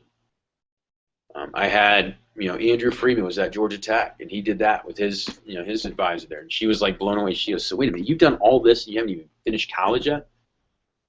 Like, because they see resumes every single day, and they send them off to employers all the time, and they know the difference. Like I said, Thad Pruitt was a guy that ran a branch office. That was my PSM for a summer. When he submitted his resume at UGA, and he had somebody helping him out with it, they were blown away. It happens time and time again where it makes a difference. And I know sometimes we hear it so often that we kind of like, is it really like that? But it is. I had, Camila is about to graduate from Emory, and she just branched this summer up in North Charlotte, some of you guys know. And she sent me her resume. Her resume is awesome looking. And a lot of it is stuff that she had here with Vector. That was her only real job, was Vector. And it still is, it stands out from all her buddies because her buddies had other things that, while it's good life experience, it doesn't really stand out on a resume. You know, like studying abroad, yeah, it sounds awesome, but I mean, what going to another country? I mean, if you really want to go to another country, why don't you learn Spanish and go branch in Puerto Rico? You know, that would be for me the best studying abroad experience. You know, so it's just one of those things where it's a decision that you got to make. Is what do you want later in life? You know, and do you want to help set yourself up for something that's amazing, or do you want to just kind of go with the status quo, what everybody else is doing? And and I'll tell you, by having this thing on your resume, it makes a big difference. It helps you to stand out. And I can speak from personal experience. I talked to so many people from back in the day that were branches and now are doing other things that talk about how it's helped them out in their current job. It's so funny that the reason, one of the big reasons why we're in Costco right now is or in the roadshow program that's happening across the nation is because the national buyer for Costco sold Cutco and had a good experience with Cutco and enjoyed it, enjoyed the product, enjoyed the program and everything else. And so we were I think we may be the only people to ever get a roadshow that were approved for a roadshow without having to personally fly to Washington State and make a sales pitch for our product and why it should be in the Costco roadshow program. We called her up and we were like, hey, we're thinking about doing this. She goes, oh, Cutco, I sold that. I love that stuff. Yes, we'd like to have you. Yeah. Like Amar, I was talking to Amar about it. He thought they were going to have to fly out there and make this huge pitch in order to get involved. And it wasn't. It was like, yeah, we like your stuff. And that's something that's kind of what it does on your resume. I mean, I've had people with Northwestern Mutual. Cole's dad works for Northwestern Mutual. He talks about how the experience that people get here is so directly applicable to doing financial planning in any way, shape, or form. Running your own business. What's great about it is you have to run your own business. And so after Cole talks about his experience that he had by going to Olean, I'm going to wrap up with talking about why I feel like branch manager is the ultimate experience opportunity for you. But what's nice about it is if you can get paid to do a little experience too, that's pretty nice. And like I said, my mission and commitment is for this summer for our branch class to average over $100,000. This year it's probably going to average somewhere in the neighborhood of about 65 or 70. So when it's all the dust hasn't settled yet, but it was not where we wanted it to be. The mission is to get this thing up over 100. And part of it is by driving demos. Part of it is by keeping it pretty meaningful. And then the other thing is, even if our average is 60 grand, but everybody's profiting $6,000 to $10,000, that's a win in my mind. And I'll take it. But I'd like to see the averages, of course, go up. Any question or anything that former branches that you guys have on expense minimization? I know I talked about some of it, but anything that you feel like is kind of a big deal, minimizing expenses. Yeah. I think chairs are going to be the biggest thing. That was like literally the biggest thing for a lot of us, trying to find chairs. So find them ASAP, and if you can find like I got 3 chairs, thank you, Aubrey. How'd you get them, Aubrey? Oh, my mom's in furniture, so she gets all kind of stuff. So my expenses are like super low. She got me all the stuff for free. So. Cool. So guys, finding chairs now, if you can, keeping them in your garage, just be looking out for them, because chairs can be a really big hassle. And I had a ton of chairs, but I had roller chairs and I had to clean them up, and it was it was such a hassle sometimes. And sometimes we had interviews where we didn't have enough people for chairs. So. You didn't have a wheel on it. All types of stuff. So chairs, guys, just get chairs. And you can get them. You can do them a lot of different ways. You do churches. You can do, just be on the lookout on Craigslist. Talk to anybody that has an office. In any way, in any capacity. We've got 50 of those chairs, 55 of those chairs right there with the metal and the gray for free. And it was just somebody that had an office place that was closing down, and they even delivered them here to us for free. It was cheaper for them to deliver them here than it was to pay a company to come out and dispose of them and get rid of them. I was just gonna say, when you're branching, it's like food. I added it up, because I would not take the time to make food. I know I lost a lot of weight because I eat that much, but I ate a huge amount in expenses. I feel like $10 or $12 one day or something like that. So I get somebody go get it. So that heads up. Yeah, you got to be careful. Yeah, the Chick-fil-A. That's not even on there, but it's like more personal, but it affects. It's part of your personal, but it is. your Yeah. Business, like. You can. Yeah, if you're going hog wild on food, you know. So and know your stuff, guys. I mean, there's a lot of ways to be cheap with food. I mean, it's, you know, breakfast is the cheapest meal to eat out if you're going to eat out, you know, because you could do a chicken patty from Chick-fil-A for $1.50 and a side of eggs. It costs you $2.50 to eat breakfast. But I mean, beyond that though, you got to be careful. I mean, you know, buying. You know, I know James promotes buying Slim Fast, right? Just having Slim Fast shakes in between, you know, interviews if you need to. Not to lose weight, but just as like a meal replacement or something like that if you need to. You know, that's what he promotes. But I think, you know, just, you know, buying your food and preparing it on a Sunday instead of sleeping till 1 or 11 or whatever is kind of a way to go. You know, you wake up, you prepare all your food, you know, so that way you have it. Or the other option, of course, is you could just buy easy stuff to prepare and have there, you know, in the morning. But or just bring it with you each day, and actually bring the food with you. Do not drive home every day for lunch. I was gonna say, people think that, you know, you get like, you know, dry demos and stuff, the TV, you get like raffle out something or whatever, like that you have if you won or whatever. I needed to be super cheap at the beginning of the summer. I didn't even do that, but I was able to book more demos than I average this person. So you won't actually give out so much stuff. People think they do, they just give away. Yeah, so some offices, you know, depending on whose office you start in, you get in that habit of giving away a lot of stuff, right? And that's not something you have to do. You do not have to be like your office manager to give away a bunch of stuff, right? You can make it, you know, free appetizer is a huge incentive for a lot of people. You know, give away one free app at a meeting, right? Doesn't cost you that much. So being cheap on contests, but making sure the contests are fun. So, cool. All right, well, guys, you know, I asked, you know, Cole, are you ready, bud? Yeah. All right, well, I asked Cole to talk about his first Olean experience, and Cole has had an opportunity to go to a couple Oleans now, and you know, when I think about, you know, Cole, one of the things I think about is fun on vacation, right? Is Cole, and Cole always likes to have a good time, you know, anywhere that he goes, and I remember him coming to Olean for the very first time. You're coming up from FSU in the cold, you know, from the warm to the cold, and getting a chance to experience Olean and seeing him kind of light up and have, you know, the energy that he had. So I wanted him to just take a few minutes to share, you know, his first Olean trip and his experience with you guys a little bit. I know most of you guys have already signed up. If you did not sign up, guys, make sure you sign up. Okay, the closer that you wait to the sign-up date, the more expensive it could become. Meaning, if you don't sign up by a certain period of time, the flights could change. They could go up in price. So, and you may be responsible for any overage that you have. So, you know, make sure that we get signed up for it. You can sign up online directly yourself. I know most of you guys have already done it, but if you haven't done so yet, get that done. And then what you can do, as soon as you sell the homemaker, you send it up, and it reverses everything anyway, so it's not that big of a deal. Okay? So I asked Cole to come up and to share some thoughts on the Olean trip. So let's go and give him a hand and bring him up. Mr. Forrest.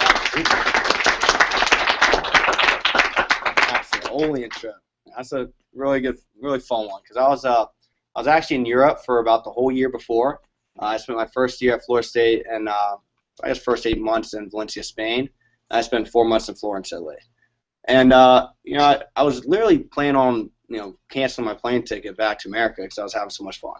You know, it was a fun trip where I was like, you know what, I'm good over here. But it was always a business that kind of brought me back. And I remember because I remember the management opportunity was up, you know, I guess something I was looking at, but I was going to Europe. So when I came back, I was still kind of something on the table that I was excited for. And I kind of did lose not all contact. I'm still talking to Peter, but as Peter remember, I used to call him like every day. So being in Europe, just kind of talking to him once a week seemed a little more distant, but it really kept me thirsty for coming back for more. That's why I really wanted to branch. And I remember the Olean trip was really it's really what shaped and kind of changed my mind about the whole, you know, management opportunity that we have here. You know, I really enjoyed selling. I sold a good bit my first summer. And you know, I remember I wanted to get in management because just being a team captain and working with representatives was a lot of fun. You know, my own little team where I would, you know, be able to inspire and, you know, get them doing very well against all odds. It seemed like a lot of fun. So The Olean trip was something that I was looking forward to because I was in Tallahassee, and I was also pledging that was my first this year back, so I was pledging a bike at Florida State, and it was very time consuming, but at the same time I still was able to hit that one call a week, and I could have been a lot more engaged with that. I wasn't completely dialed in. I knew I was going to branch next summer, but I was in a situation where my skills weren't getting that great. I wasn't selling a lot. I was really just kind of getting school done as well as just kind of just pledging, and then getting that call. So when I went to Olean, it really shaped my view on what I wanted to do next summer and where I wanted to be. And Olean was kind of a trip where it's kind of like I just had to go. If I'm branching, I had to go. Something it's kind of pretty much mandatory. I thought it was mandatory because at first I thought the Olean trip was like we were in Olean for all 4 days. I'm like, I love Cutco and I love the product, but man, Olean for 4 days. I mean, all right, well I guess it'll be fun, And I wasn't super stoked, especially it being you kind of more on the pricey end of the trips. I got a homemaker, so I didn't really care. I was like a good homemaker for that, but no, I gotta do it. Whatever. I wasn't super excited for what I should have been, and maybe having that lower expectation was what made it so much fun. But when we got there, shortly did I realize that we weren't in Olean for all 4 days. And again, Olean's great, but yeah, you wouldn't want to be there for 4 days. But we were in Buffalo, New York, which still, Buffalo is still not the best place, but we were at the place where it was right there at the Niagara Falls, right in a Sheraton, nice hotel. And I'm a guy that, if we go to a conference, no matter where it is, if it's a nice hotel, they got like the tightly tucked beds, and you got a cool view, and I had the room to myself, which was awesome.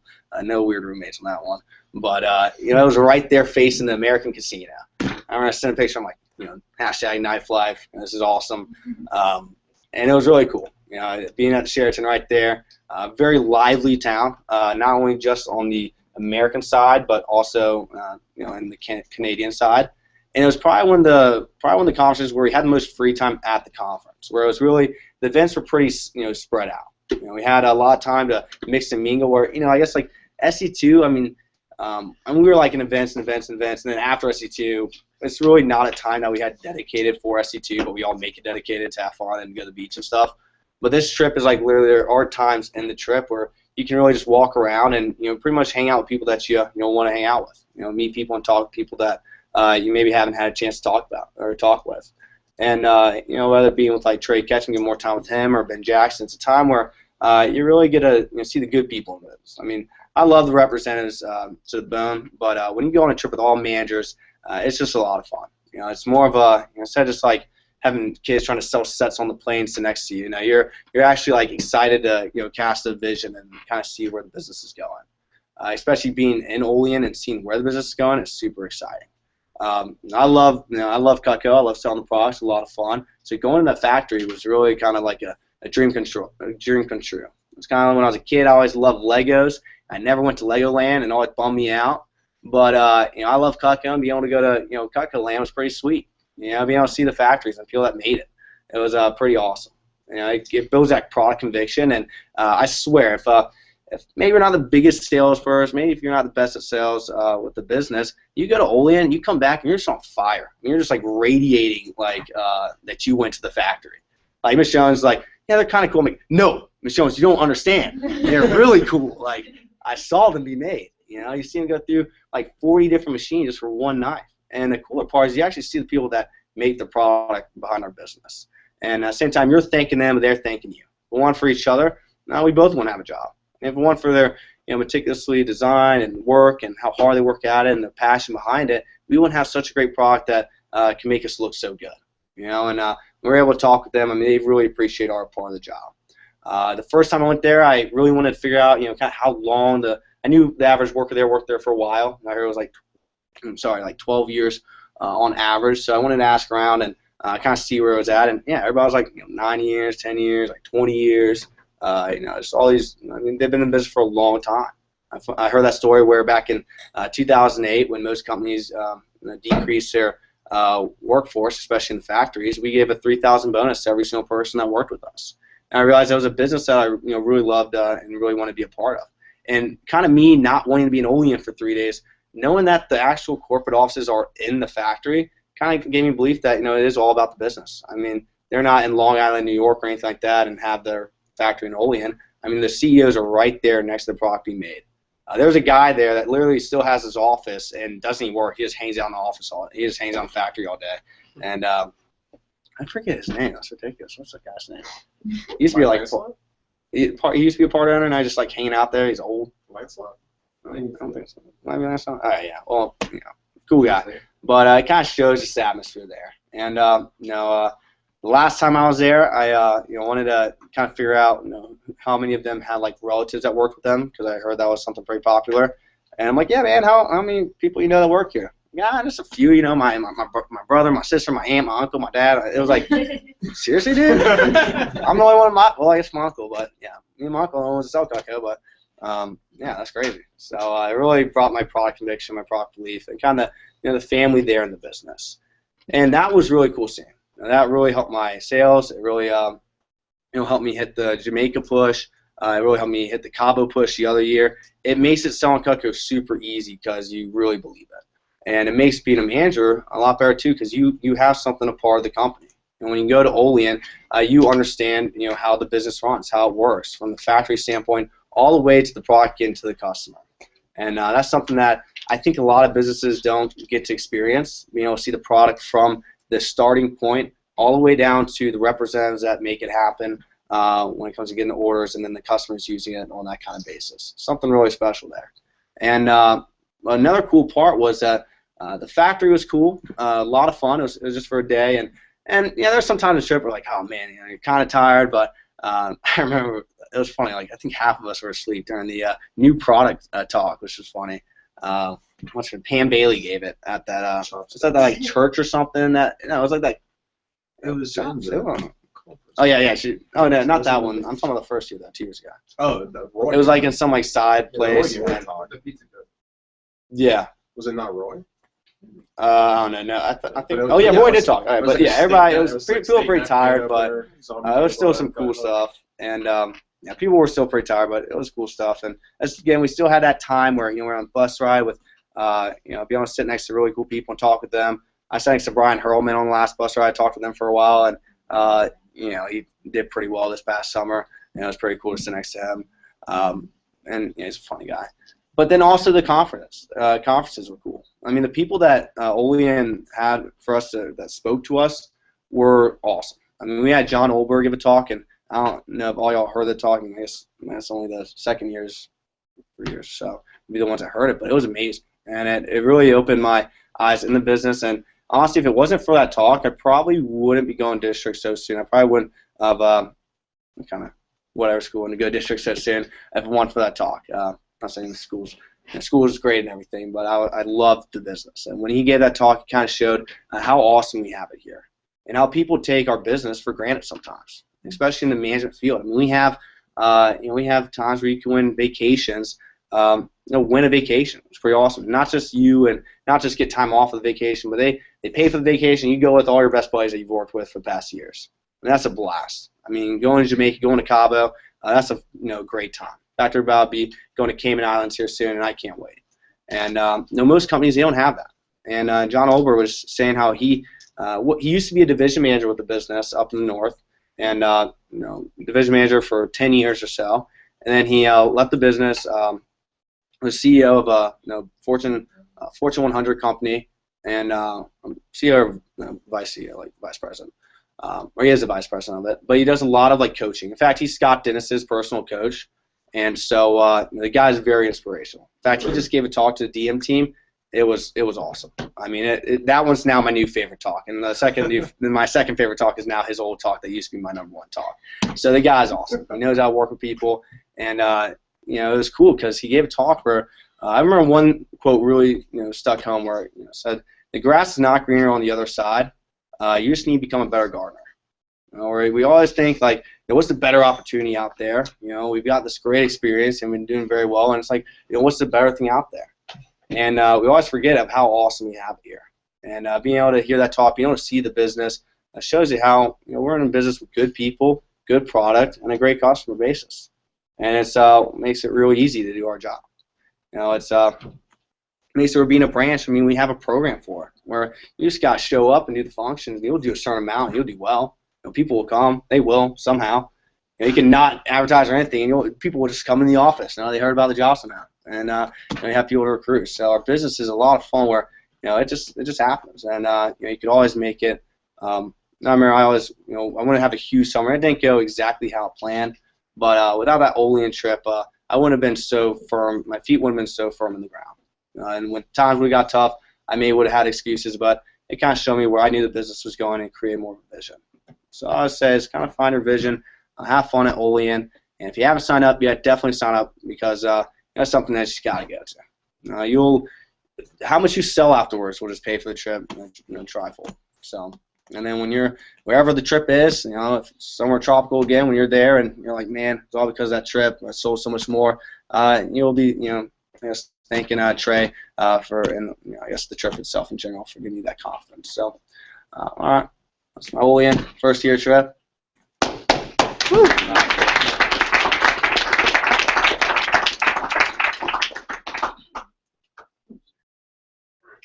So, for those of you that have already signed up, we want to make sure that you want to make sure that you're coming the right way. For those of you that have not signed up yet, here's what we're looking. What you need to make sure you bring to the Olean trip. Number one is you got to make sure you have 2 good outfits, right? When I mean by 2 good outfits is one for the tour. Whatever you want to wear your nicest one on Monday for that meeting then. Because that's when you're going to be in front of the executive board and all of those people. So you definitely want to make sure you got a good outfit for that. And then the first day on Saturday, you want to have a nice outfit as well. On the second day, we do have a couple meetings in the morning. It's our divisional breakout. So for that one, you could wear, you don't have to wear like a suit. I mean, you could wear like, button down and slacks, or you could even do, if you got a sport coat, I'm okay with even doing sport coated jeans. And that's fine for that second day. Where it's kind of nice casual for that. What's that? I said I might do that because it's cold as shit. It is pretty chilly. So it is pretty chilly. So and then also make sure you've got some chill clothes that could be warm. So if you have like a warm coat or jacket, definitely bring that. Sometimes it snows in Olean, which is kind of cool. We've been there a few times and only when it actually snowed. The last couple of years it hasn't, but it flurried, but not like full blown. No, it's cold, man. It's Olean. You're up in the Great North, man. If you want to go into Canada, guys, make sure you bring your passport. Okay, we've had, there's always stories of people that sneak in and sneak back without one, but yeah, you don't want to be that person, all right? Where they do, because on the U.S. side they may detain you for a couple hours and ask you every question about everything you've ever done. Okay, for those of you that have, if any of you guys have had run-in with the 5-0 in any way, shape, or form, you may not be allowed into Canada. Sometimes Canadians are very peaceful people, and they don't like, for example, if you had a DUI, they're not letting you into Canada. So, not letting you in. They don't allow it to happen. At least I think it's something like 7 years or whatever after you have one, they don't let you in. And then even if you have a passport, they don't let you in if you have DUI. What's that? I was like, why if they kick out like that? It's considered a felony out there. If you've had 2 of them, they don't ever allow you in. Ever. Yeah, they don't ever let you come back. So, yeah, so don't be drinking and driving from now till Olean, right? So, I'm kidding. Jeez. All right, yeah. But yeah, it is awesome. I mean, it's a fun trip. Going into Canada is amazing. Seeing the falls from the Canadian side is really one of the coolest experiences that I've had.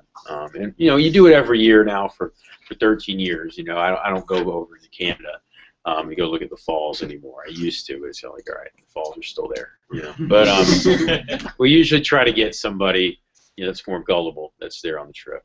As we're driving, we used to drive into Canada, like from Buffalo, and so we would drive across the border, and so you'd have to take a bus. What would happen is we were getting close. There's like this ledge that is not the falls. It's just like this random ledge, and when we get there, like, oh man, they must have turned him off today.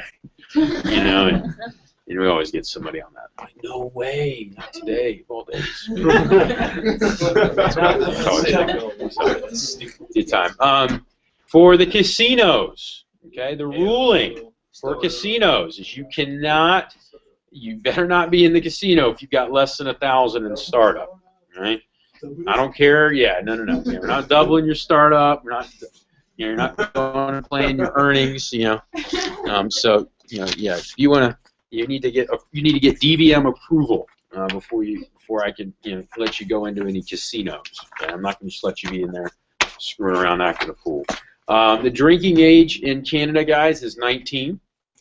So that's something that's some of you guys is pretty cool. Here's my stance on that. If you are under the age of 21 and you want to drink, I am okay with that so long as your parents are okay with it. And what I mean by that is that if you want to partake in fun and festivities, all I need to know is just have parental approval. If you can show me a text message or just say, hey, look, talk to mom, she's cool with it, then I'm okay with it.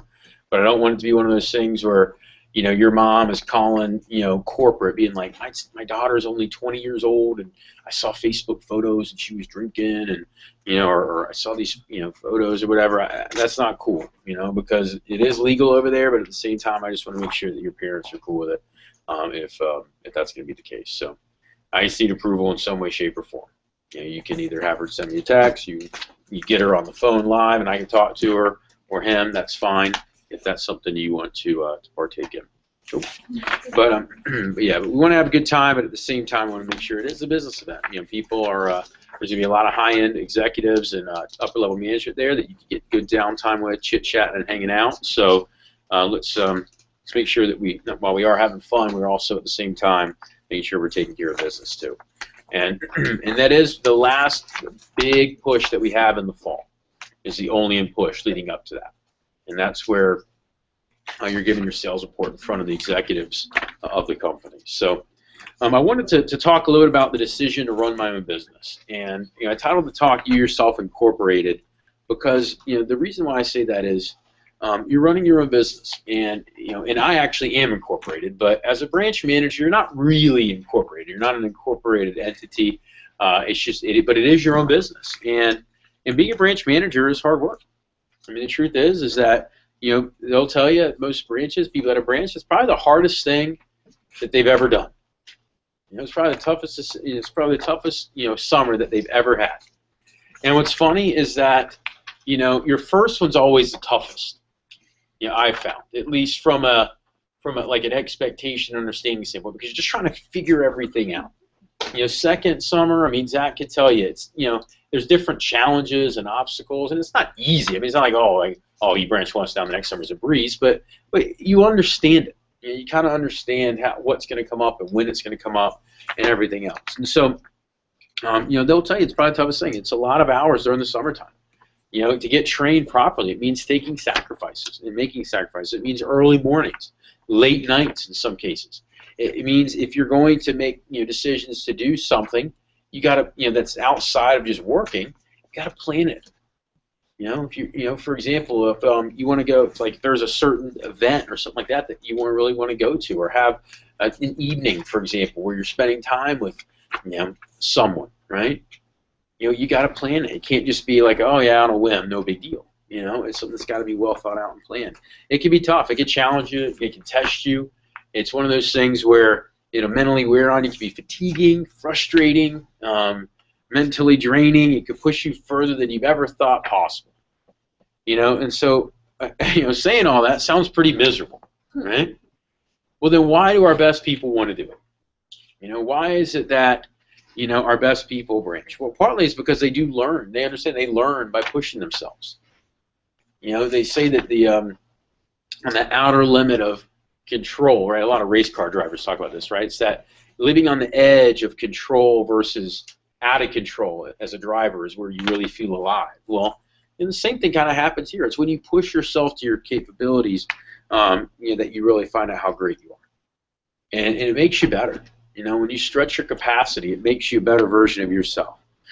Some people branch because they really, they want to do that, but it's really more so about trying to become a difference maker. They want to help other people become the best versions of themselves.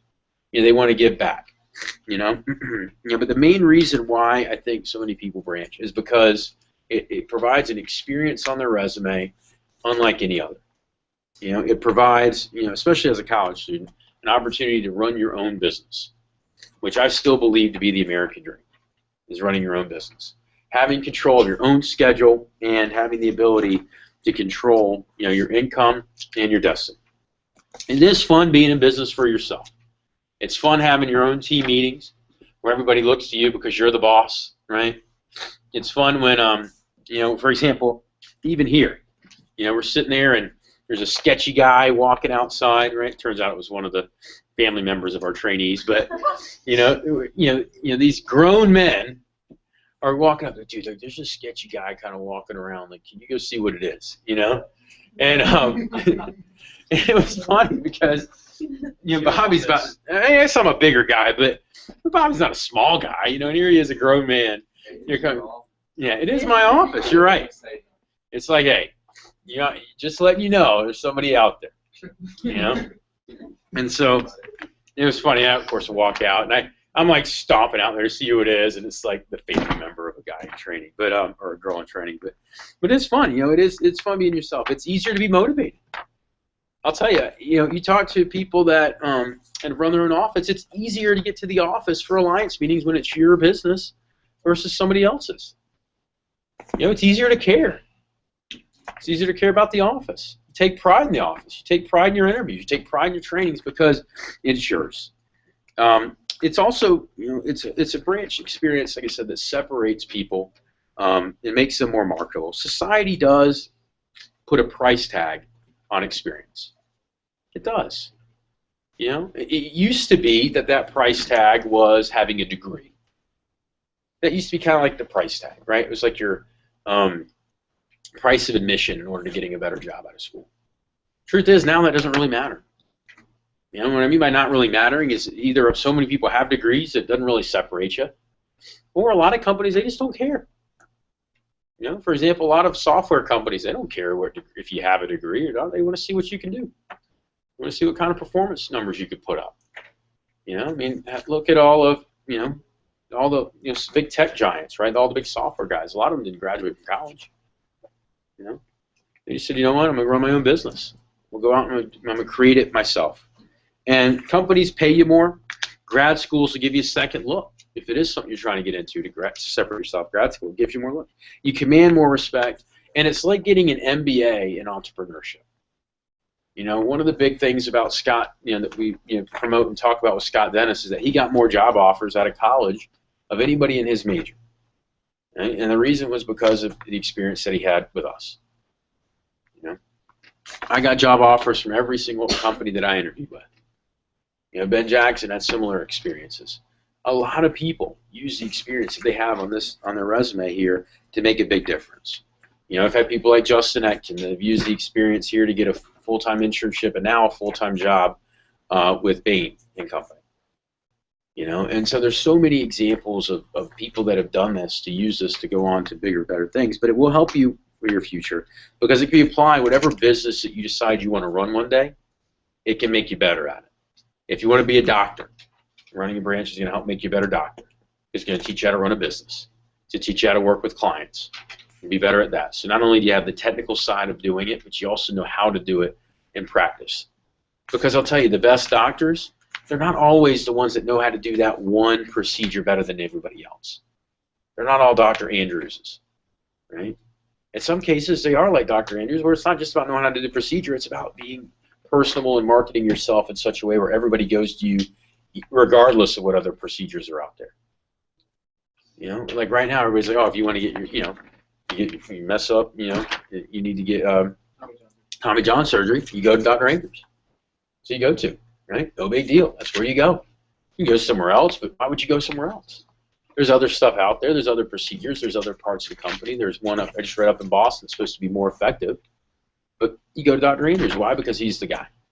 He's the guy that everybody goes to. He's marketed himself and set himself up, to be that guy. You know, there's amazing individuals that are more talented, that, you know, at the law level, at the, you know, dental level, that have a lot more skill set, but they're not the most successful because they don't know how to market themselves as well. And branching is that universal experience that can really help you in any business.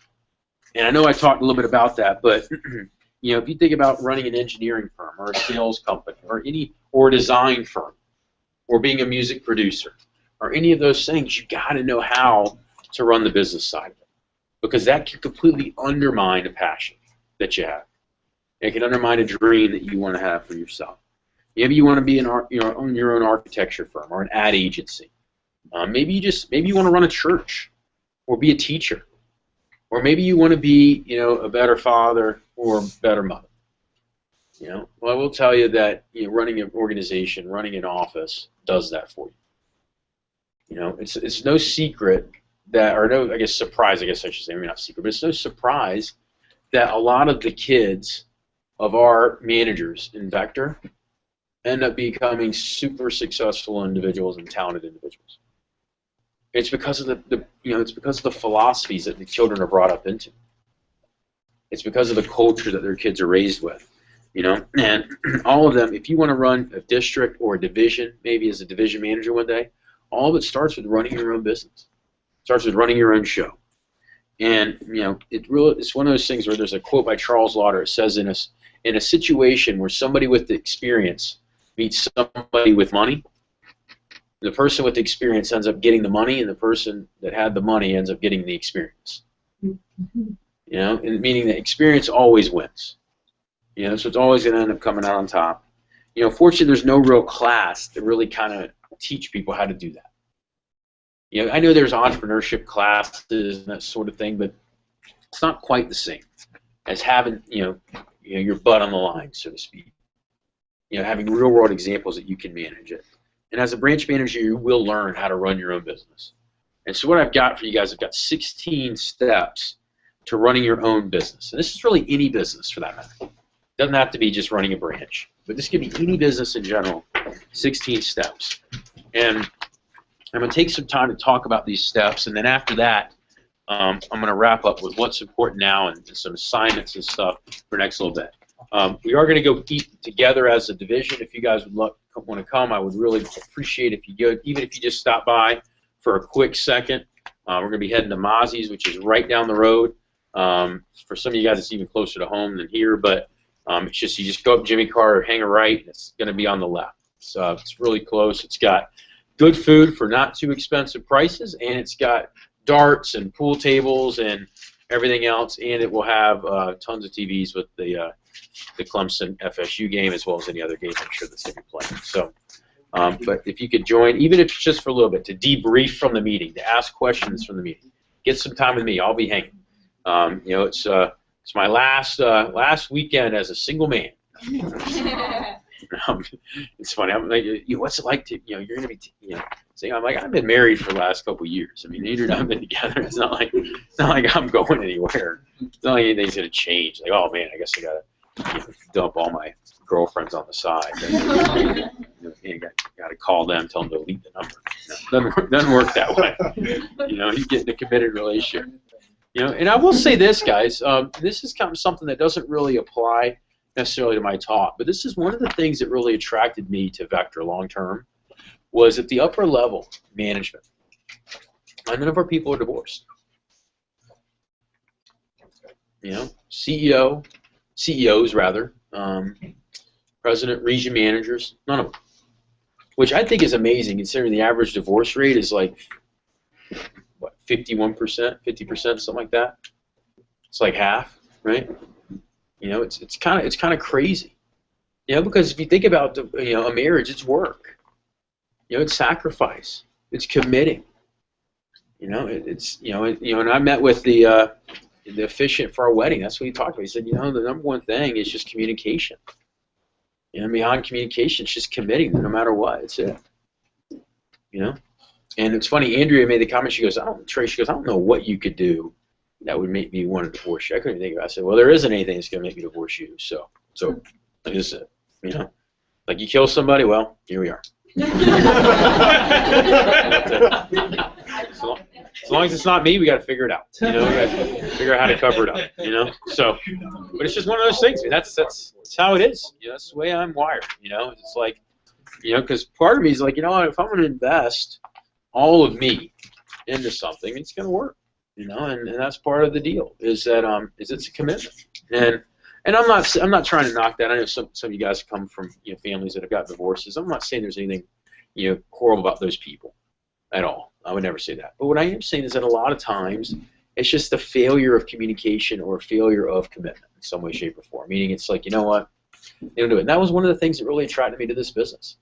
Is look up. In fact, it's very rare to even find a DVM that's been divorced. You know, you just don't see it very often. You know, it's a very, very low incidence rate of divorce, which I think is awesome. But here's some steps to learning how to run your business. So number one is drive. The want to be in business for yourself. You got to have it. Now here's the truth. You guys wouldn't be here today on a Saturday if you didn't have that, you know, those aspirations to want to achieve something bigger. But you got to have drive. You know, some individuals do not have that drive. You know, and here's the thing, guys. There's nothing wrong with those people, at least not to them. To me, you know, I always kind of look at those people like, man, that's you know, it's kind of like when you see somebody that, you know, you see like you know, people that speak another language. You're like, man, what's that like, right? Speaking another language, you have no idea what's going on. Like that's kind of how I feel when I meet people that don't have any drive. It's like, man, you know how. Or like that would be like meeting an alien, I think, to me. It's like, so what's that like? You know, like that. You know. So it's just different. You know, it's like something for me. That'd be like something's not quite there. The second thing is you got to attain the necessary skills and training. You're going to run a business. You got to know how to do the job. You know, and when there's no school or class that really offers it. We offer it here, and we have a proven approach to teaching it. Most people who want to open up practices, like a business of some sort, they kind of got to read a book on how to do it. It's not really adequate training. You know, the commitment that goes into it is not really that adequate. The third thing you got to do if you're going to run your own business, meaning you're going to start a company, you're going to start a business, you got to raise capital.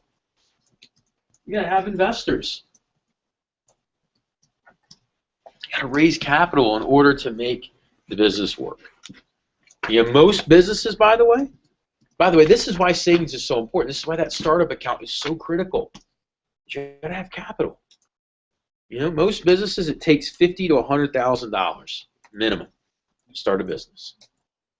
You know, if you look at franchises, what it costs to open up a franchise, it's a lot of capital. What's up? It's ungodly. It's a lot. Yeah. In some cases, you know, it may be $50,000, maybe $150,000, maybe $1 million in order to start a franchise of a certain business. And here's what's crazy is that's not an immediate return on your investment. You know, I had a guy, you know, approach me about, you know, opening up or being an investor in World of Beers. It's almost like a taco mat type restaurant where it's got tons of beers, and anywhere you go, they print off a receipt when you go there. And it's got food and other stuff too, but it's like prints off a receipt of all the different types that you've tried. You know, so some people are walking around in the restaurant with like 12-foot receipts, you know, because it's like all of them. And it's, what's that? Yeah. Yeah, so it's one of those things where and they asked me to be an initial investor. They needed to raise $1.4 million to open up this restaurant. You know, and I'm like, yeah, I'm just not crazy about restaurants. I've never been a big fan of investing in restaurants. Too much, you know, volatility, too much room for error, right? But it's one of those things where at $1.4 million to open up, you know, a restaurant, one restaurant, you know, and that's how it is for a lot of these, you know, investments. You know, the company invests $8,500 into your business for you. And what's great is that you're not talking a $50,000 to $100,000 investment. It's just not. You're talking 15 to 20, you know, of which the company's providing almost half of it for you. You know, which you're not going to find that in most places. Right? So yeah, I tell you what, you put in, you know, you're going to get all the profits, right? and we're going to take, we're just going to take this. We're going to pay you this high override, and then, we'll give you this amount. I think that's something that's, I thought, pretty cool that the company does that. The fourth thing that you need to do to open up your own business is you got to create a business plan, and you got to have a profit plan. You got to have a business plan. You got to have a map, a formula to be able to follow. The plan's got to be convincing enough for the lenders and the investors to be able to invest. This guy that was asking me to invest in this restaurant, he had all these projections of what these other stores have done and all this other stuff. And you think about starting a business for the first time. How are you going to do that? You come up with a formula. You got to come up with a business plan. You got to establish an office budget, a personal budget. Guys, that's important running a family, just as important as it is running a business. That was something that Andrea and I sat down. We looked at each other's finances. We're like, hey, where are we sitting? What do we need to do? Where do we need to be the place that we'd like to get to? And that's something that we talked about. We talked about what kind of life we wanted for us to have. We talked about where we wanted to put our kids. We talked about all of those things. And part of the thing that we talked about was like, hey, look, you probably do need to work a couple more years. And that was something that we discussed. And and she's wanting to do that, but it was something that we had to come up with a plan. So it was like, okay, if we want to get a beach house, or if we want to get a lake house, and we want to do these sorts of things, and you probably do need to work until 33. Not a bad retirement age, I guess, right? 33, but so I think she's just excited to say that she retired at 33. But it's one of those things where we've got our goals that we're trying to achieve, and you got to do that. And as a business owner, you got to be willing to do the same thing. You got to be willing to set up a goal, a budget, and a personal budget in order to do it. You got to set goals and make projections that are measurable. You got to be able to do that, and that's all part of this business plan. And guys, some of the things that you're going to need to do is for this push, for the rest of this push, for the Oleum push, you're going to need to sell me to put my reputation on the line to give you one of our coveted markets. You're going to need to do it. You're going to need to convince me to say, hey, look, I think this person should go here. That's a big deal. You'll sell me based on your skills. You'll sell me based on your sales. You'll sell me based on your savings goals that you meet and achieve. That's what you're going to convince me with. Because here's the deal. I like you guys, but you got to convince me in other way, shape, or form. I could really like you, but if you don't have the other stuff, what kind of sales pitch is that? I go to Scott Dennis, so we're going to put this person in this territory. Why? Oh, I really like him. Really? You willing to bet that territory on? That's what they're going to ask. These are coveted markets. These are markets that have done a lot of business. You got a lot of opportunity, a lot of potential. And, and also, I got to convince the company that you're a worthwhile investment of $8,500. You think about the math for that for a second. They're putting up more than you are to get the business going. So that's a big investment. The fifth thing is you got to have office location and lease negotiations. You got to find a good setup. You hear that, location, location, location, right? That's the quote from real estate. It's all about location. Well, it is partly about location in our business. Making sure that you have, a place where in a real world business, customers need to be able to find the right location. And they need to be able to find it. They need to know how to get there. When they opened up the Cutco store here in Atlanta, they needed to have a place that people would know how to get to. And ideally a highly visible location. What's that? I went there yesterday. It was kind of hard to find. Well, they got to get the sign up, but the shopping center itself is easy to get to. It's a real well-known shopping center. You tell them Disco Kroger, and anybody from Atlanta that's in Atlanta at least knows the area. If you live in Buckhead, you know the Disco Kroger. And Jason's Deli and other locations, the Terminus Building, all that right in the heart of Buckhead. Yeah, Russell's, yeah. So it's one of those things where you got to have a good location. For you as an office manager, it's a crucial decision in the business. It's finding a place that has easy access for your good areas of your territory. You know, making sure it's having a knowledge of office leases and terms, how to negotiate. One of the great things is we're going to teach you how to do it. We teach you how to negotiate an office lease here. Even better than that, we don't let you sign up for a bad lease. Right? Sometimes you have these, people come to me like, man, this is a great setup. It's perfect. And we're like, no, it's not. Not going to let you spend that much money. Occasionally, we get, your sales pitch is compelling enough, we may let you do it. But usually, it's not the case. It's like, I don't care how beautiful that office is. You do not need 3,000 square feet as an office space, right? You just don't need it. We used it. Yeah. So, but it's one of those things where having understanding of office terms and leases are really big. How to negotiate it. You got to have real life business experience. You'll learn the ins and the outs with the help of the district manager. The district manager will help you with the negotiation process of it and finding a space. It's one of those cool parts of the spring is going to your territory and seeing everything, and that's all yours, right? Like you pass that Kroger, that's my Kroger, right? Pass Starbucks, that's my Starbucks.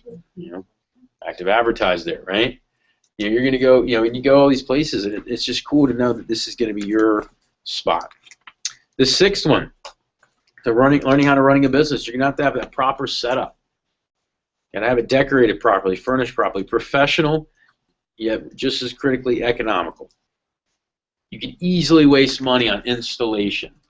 And that's not something you get back. Installation could be thousands of dollars if you wanted it to be.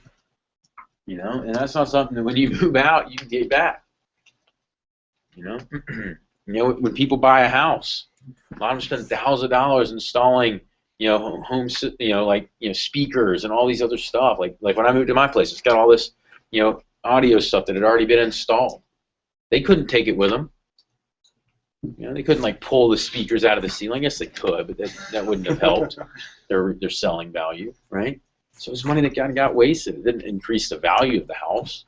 I liked it, but it wasn't like I was like, oh, I'm getting it because it's got built-in speakers.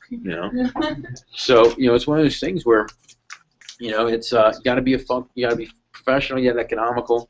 You got to have a phone set up. There is a science to setting up the phones properly. Okay. There's a step-by-step process. If you follow it, it works, and if not, you'd be on the phone for hours trying to figure it out. But we'll teach you how to do it. We'll teach you how to not pay a lot of money for your phones.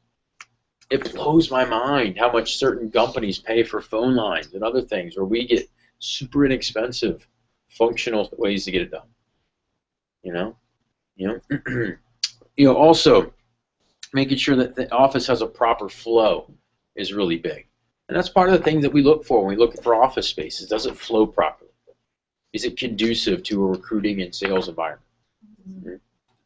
The seventh one that you have to run a business, to run an effective business, is you got to know how to, and you got to be able to develop an office staff. How to get good receptionists, how to get good people. You need the right people in the office. People that make a great first impression, people that are trustworthy, people that you enjoy being around. You got to enjoy those receptionists. I mean, these are people that you're going to be seeing day in and day out. You got to have a good relationship with them. You got to enjoy being around them. Like I said, even if somebody gets good numbers, if you just can't stand being around them, get rid of them. It's not going to help you. Because you're going to be miserable every time you're talking to them. Make sure you got somebody good that you enjoy being around. Help for advertising. You got to be able to recruit people to come help you active advertise. You do it right from interviews if you want. You can do it from people when they're brand new. Developing a staff early on. One of the things that we're going to talk about is how do you, as a manager, new manager, promote assistant managers that are at $1,000 or $3,000 in sales. Yeah. How I got this guy, a really funny story. I was running training and there was 2 really good graduations going on.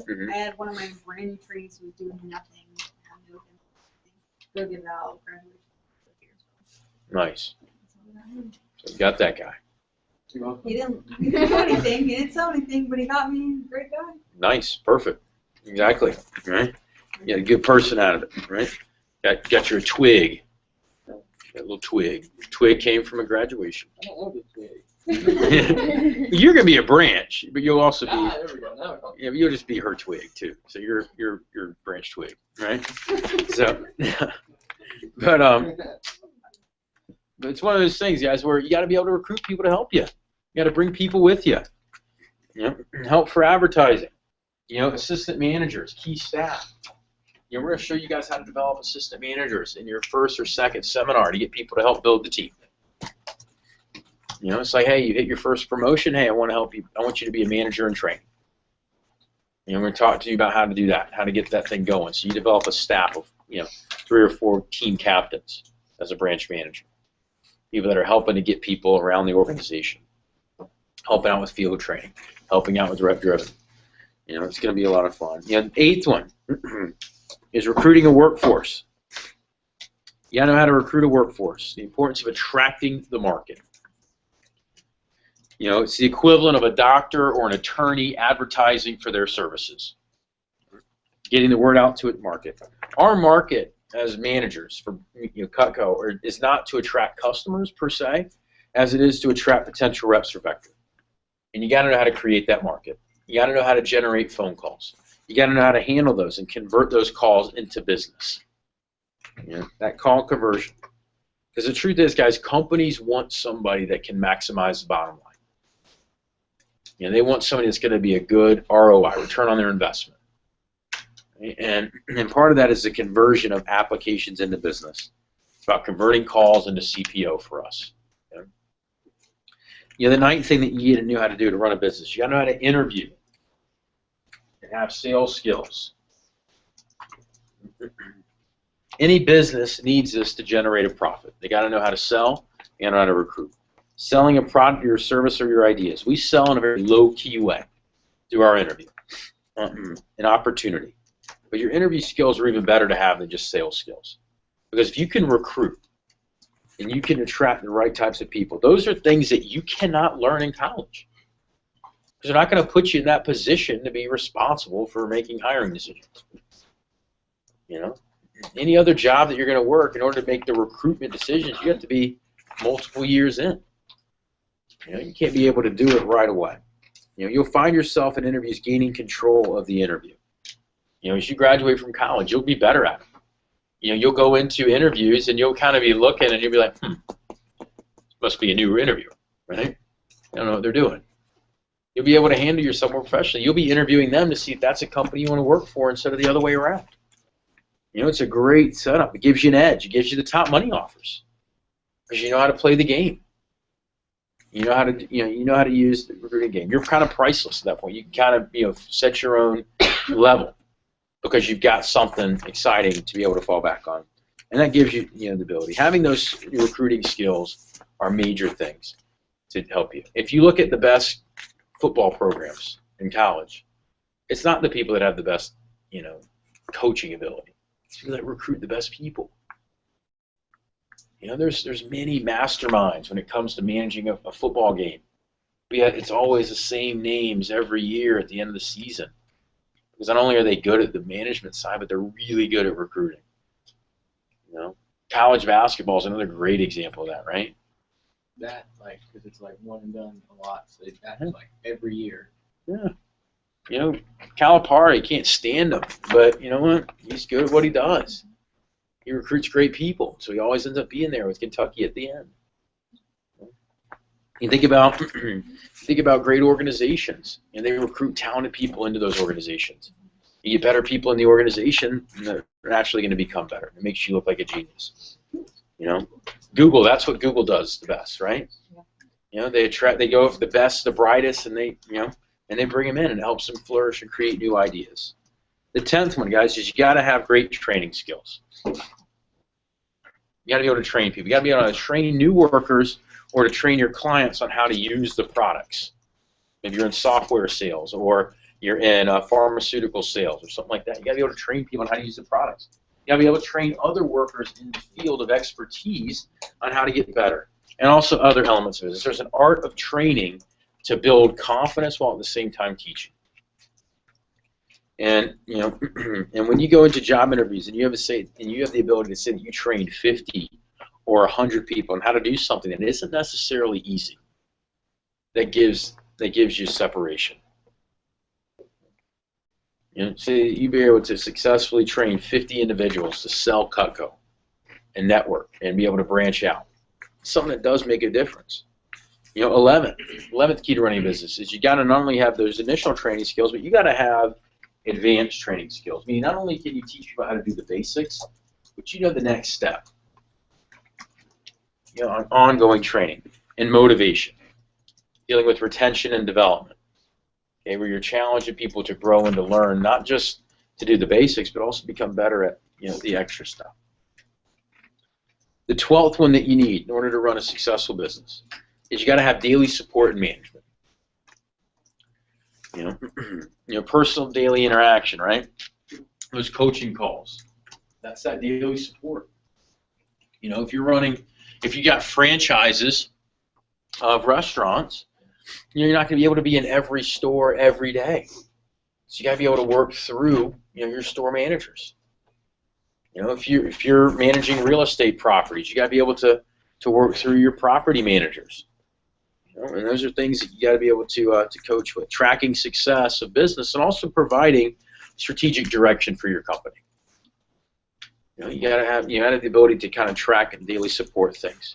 The 13th thing that you need to be able to do to run an effective business is you got to be able to, you know, plan event management, promotion of the events, running staff meetings.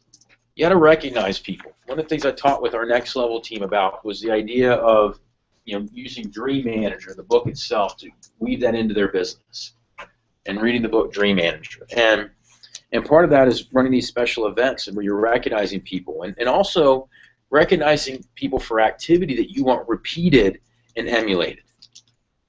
You know, so building up people that are being successful at the same time, keeping people excited about the vision and where their opportunity is.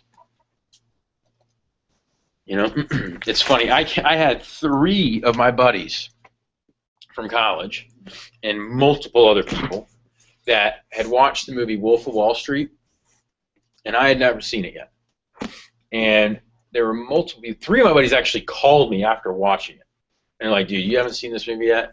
I'm like, "Why?" And they're like, "I couldn't help but watch that and think of you." And I don't know if that's a compliment or not. And you know, and it's funny. I was talking to Amar about it, and I said, "You know, dude, I don't know if this is a compliment." He goes, "Probably." I go, "I don't know if it's a compliment or an insult." He goes, "Probably a little bit of both." You know, and I'm like, "Yeah, it probably is." You know, but I remember when I watched, you know, the movie for the first time. Like I said, there's multiple people that I told them that I had not watched it. Like, you know, all the people that I would have pegged to have not watched that movie. You're number one. And I remember watching it, and I remember sitting there thinking, dude, these guys' team meeting talks are insane. Right? They're unbelievably awesome, right? And you know what? I think our boat ride for SC3, it wasn't quite as crazy as Wall Street, but it's pretty good, I think. We had a good time. Got a little weird, right? Got a little weird. It was fun. You know, we had some people diving into the ocean. You know, a couple people crying. You know, it was a fun time. You know, what's that? Lake Lanier. You know what I meant? Mistake on the lake. Yeah. So just don't make a mistake on the lake. Yeah, just don't make a mistake on the lake. That's the theme of the boat ride, right? But it's a good, you know. But I think that, you know, it was that whole thing of watching him get up in front of his team meeting, right, and the energy and the passion that he poured into the vision of what they were creating. It was awesome. Right? Now, I'm not saying that the language that he used was appropriate, and I'm certainly not advocating some of the things they did at their team meetings, right? But what I am saying, though, is that your promotion of the vision that you give in front of your team is critical. Can you inspire your people and reward and recognize individuals for their performance in such a way where people want to emulate it and they want to be a part of it? You know, I mean, guys, that's one of the reasons why, like I said, I love this job. You know, it's because you inspire people to bigger things. The 14th one is you got to know how to maximize a schedule. If you're going to run a business, you got to know how to maximize a schedule. The most successful people make the most of their time. They're effective and they're efficient. You got to be effective. You got to be efficient. And by maximizing your daily schedule, you got to have a detailed daily plan. You got to learn how to prioritize activities and also to delegate appropriately. It's to quickly train individuals on how to do things, to be effective at it, so that way you can delegate that to somebody and focus on the things that drive your business up. And again, for doctors, they got to know how to spend the most amount of time, the right amount of time with each patient in order to maximize their schedule. Right? And some doctors are like it's like cold, right? It's like you wait there for an hour and you meet with the doctor for 5 minutes, right? And and they're like, what? And you got to make sure that that's really, if that's what all they're going to take, you got to make sure in that 5 minutes there's such a great connection and such a an inspiration that happens for that patient. They walk away saying, you know what, I'm glad I went with that doctor. I'm glad I spent an hour to spend 5 minutes with him. Right? It's a big deal. And for you as a manager, you got to be able to maximize your daily schedule running your business. That's one of the reasons why I talked about PDI and those coaching calls, and why I think it's ridiculous that we have to have people calling after every single demo. Why not just have 2 amazing conversations with each kid each day? Who cares about whether or not they made that one sale or didn't make that one sale on that one demo? I mean, whatever. Can you build a long-term stuff by maximizing your time, to be effective? 15th one, analyzing business statistics. You're going to run a business, you're going to have to analyze your results. You need to monitor, hey, did that advertising make sense to do? Did that billboard campaign that we did that work? Did hiring that new office manager, did it really create the increase in, for example, if you're a lawyer, lack of canceled appointments for you? Right? Or did it streamline your schedule that much better? Right? For our business, it's analyzing advertising stats, analyzing our expenses, effectively managing receptionist efficiency, monitoring sales trends. All those things go into running a business. Monitoring the return on investment of your assistants. Saying, hey, am I getting what I'm paying them? Am I getting the amount of effort and production out of what I'm paying? Okay?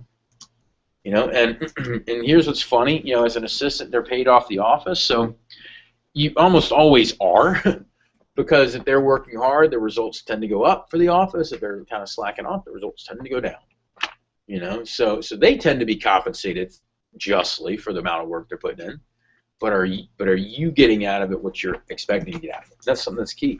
And if the answer is no, then maybe you don't need to have that person as an assistant. And if the answer is yes, but they're not getting rewarded properly, then maybe you got to get your butt back in there and dig in. You got to get your return on investment, maximizing it daily.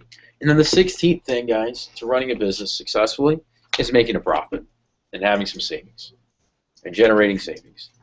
The focus, of course, of our branch program is profitability. That's the #1 thing, not a CPO figure. CPO number matters, but every market's going to have a different break-even number. Every one of you guys can have a different profit model that we're maximizing.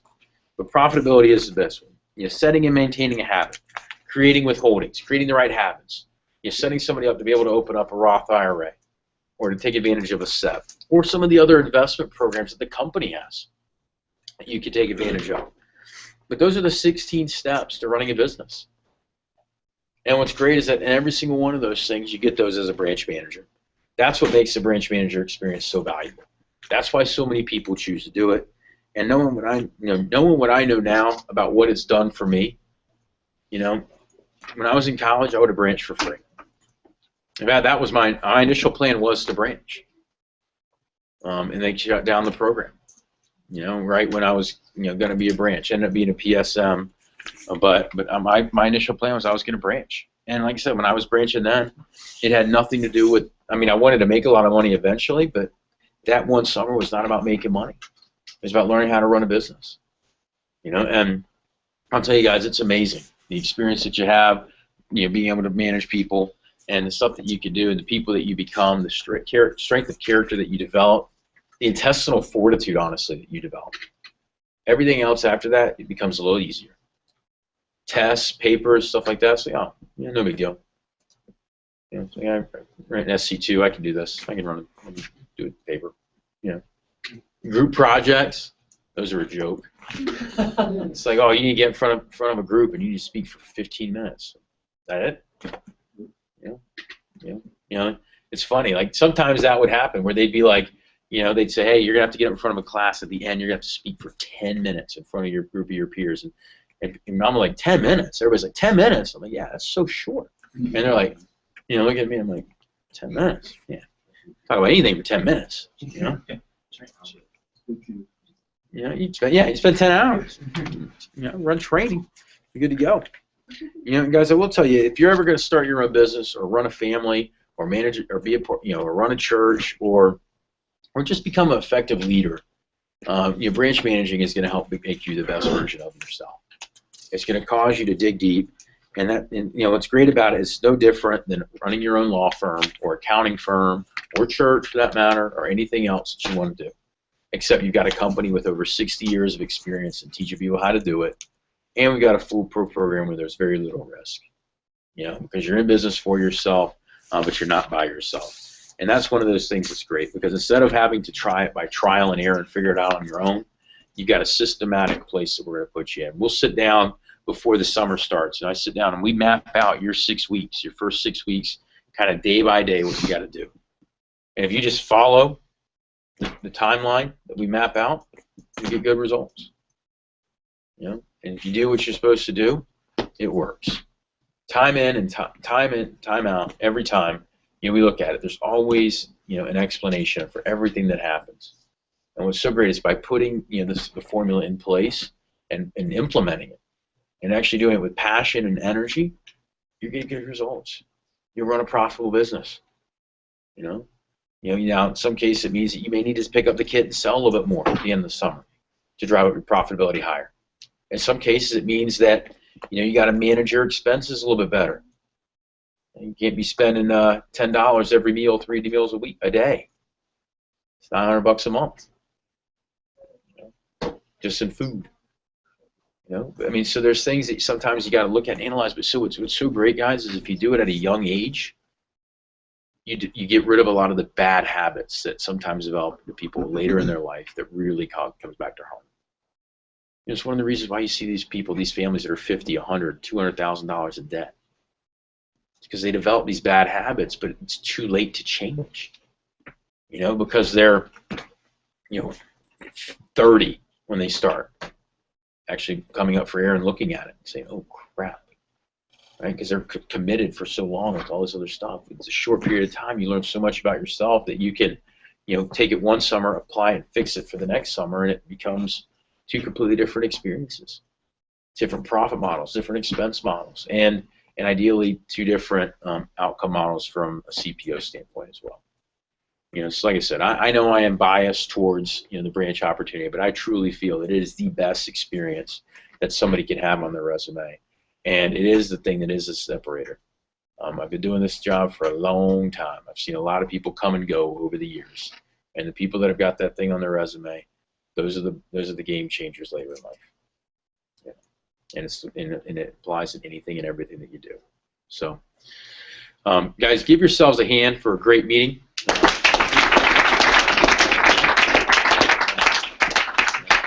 I'm going to go over some what's important now. So upcoming events, things that we've got going on. The first assignment, you know, is to make sure that you get that post-interview memorized. Right? You want to get sure that's memorized for next prep. Next prep, same times, but it's going to be in October 18th. It will still probably be here in this building.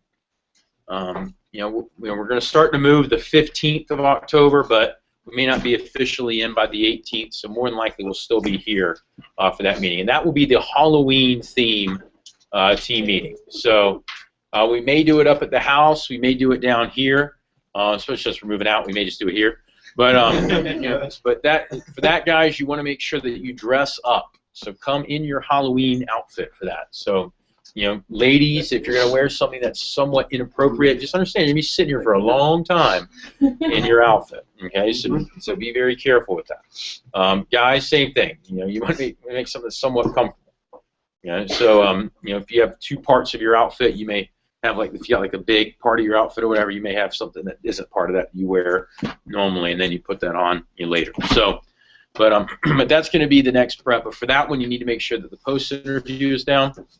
Also, you want to be making sure that you're working on this PDI stuff, this PDI scenario, this coaching call scenario. We're going to come up with scenarios each week to be able to role play and work on at local preps to help you guys out with the driving demos portion. That's really the next row topics that we're going to talk about. So we're going to review the post interview at this week's prep locally, but then moving forward, we're going to start getting into the driving demo stuff. So it's going to be things like PDI, day 2 PDI, first weekend PDI, then phone jams and other functions are going to work their way into. So your managers already have the syllabus for that. The next big thing, guys, make sure we finish the SLC push strong. Okay, many of you guys did not have the sales report so far that you're wanting, and it's not conducive to what you committed to doing when you sent me that email. So let's make sure that it's not a lack of effort that's happening for this next week. Let's lay it on the table. If you fell behind because of school and other stuff, guys, take this week to really dig in and just go all out. Anything that can be done between or be done before the hours of 8 a.m. or after the hours of 9 p.m., put it off till then, especially the time wasters.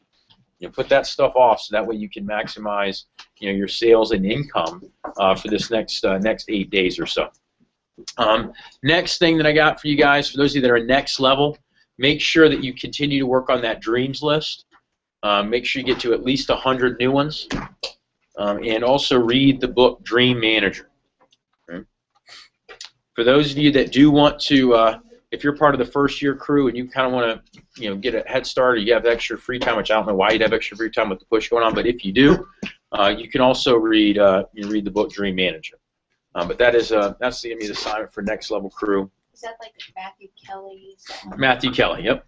Matthew Kelly is the author for that book. So it's an easy read. Yeah, it's 156 pages. I know it sounds like a lot, but it's a small book and it's big font. So it reads easily. I read it on a 45-minute flight or a 50-minute flight coming from. I think I read it one time going to Olean. Maybe it was an hour flight, but I read it one time going to Olean. So years ago. So read the book. Easy read, excellent read, and you'll be good to go. So, guys, also next startup deadline is October 1st. You want to have at least $500 there. I know some of you guys are withholding from your personal sales, so selling this week helps out with that. But we want to have at least 500 in there by October 1st. Right? So some of you guys I know are way past that, but keep building it. Guys, that's all I got for you. Thanks. We are going to go grab a bite to eat. Mozzie's location. Let's see. You just type it in. It's off of Jimmy Carter. But right up the road. What time is the next prep? Same time. Yep, same time as today. Do I email you about withholding, like my withholding stack up? Yeah, dude. You need to do that. Dude, do you not have a lot sitting in your bank account from all the personal sales? I'm doing all right. I don't have checks because I got new checks. How much did they give you back? I think they returned all. Good. So $3,000 or whatever. Oh, 1200. And then there was like 500 from a separate claim. Right. That's good. So that makes things a little better. Yeah. Yeah. So I just got to order new checks. I had the cool American flag checks too. Nice.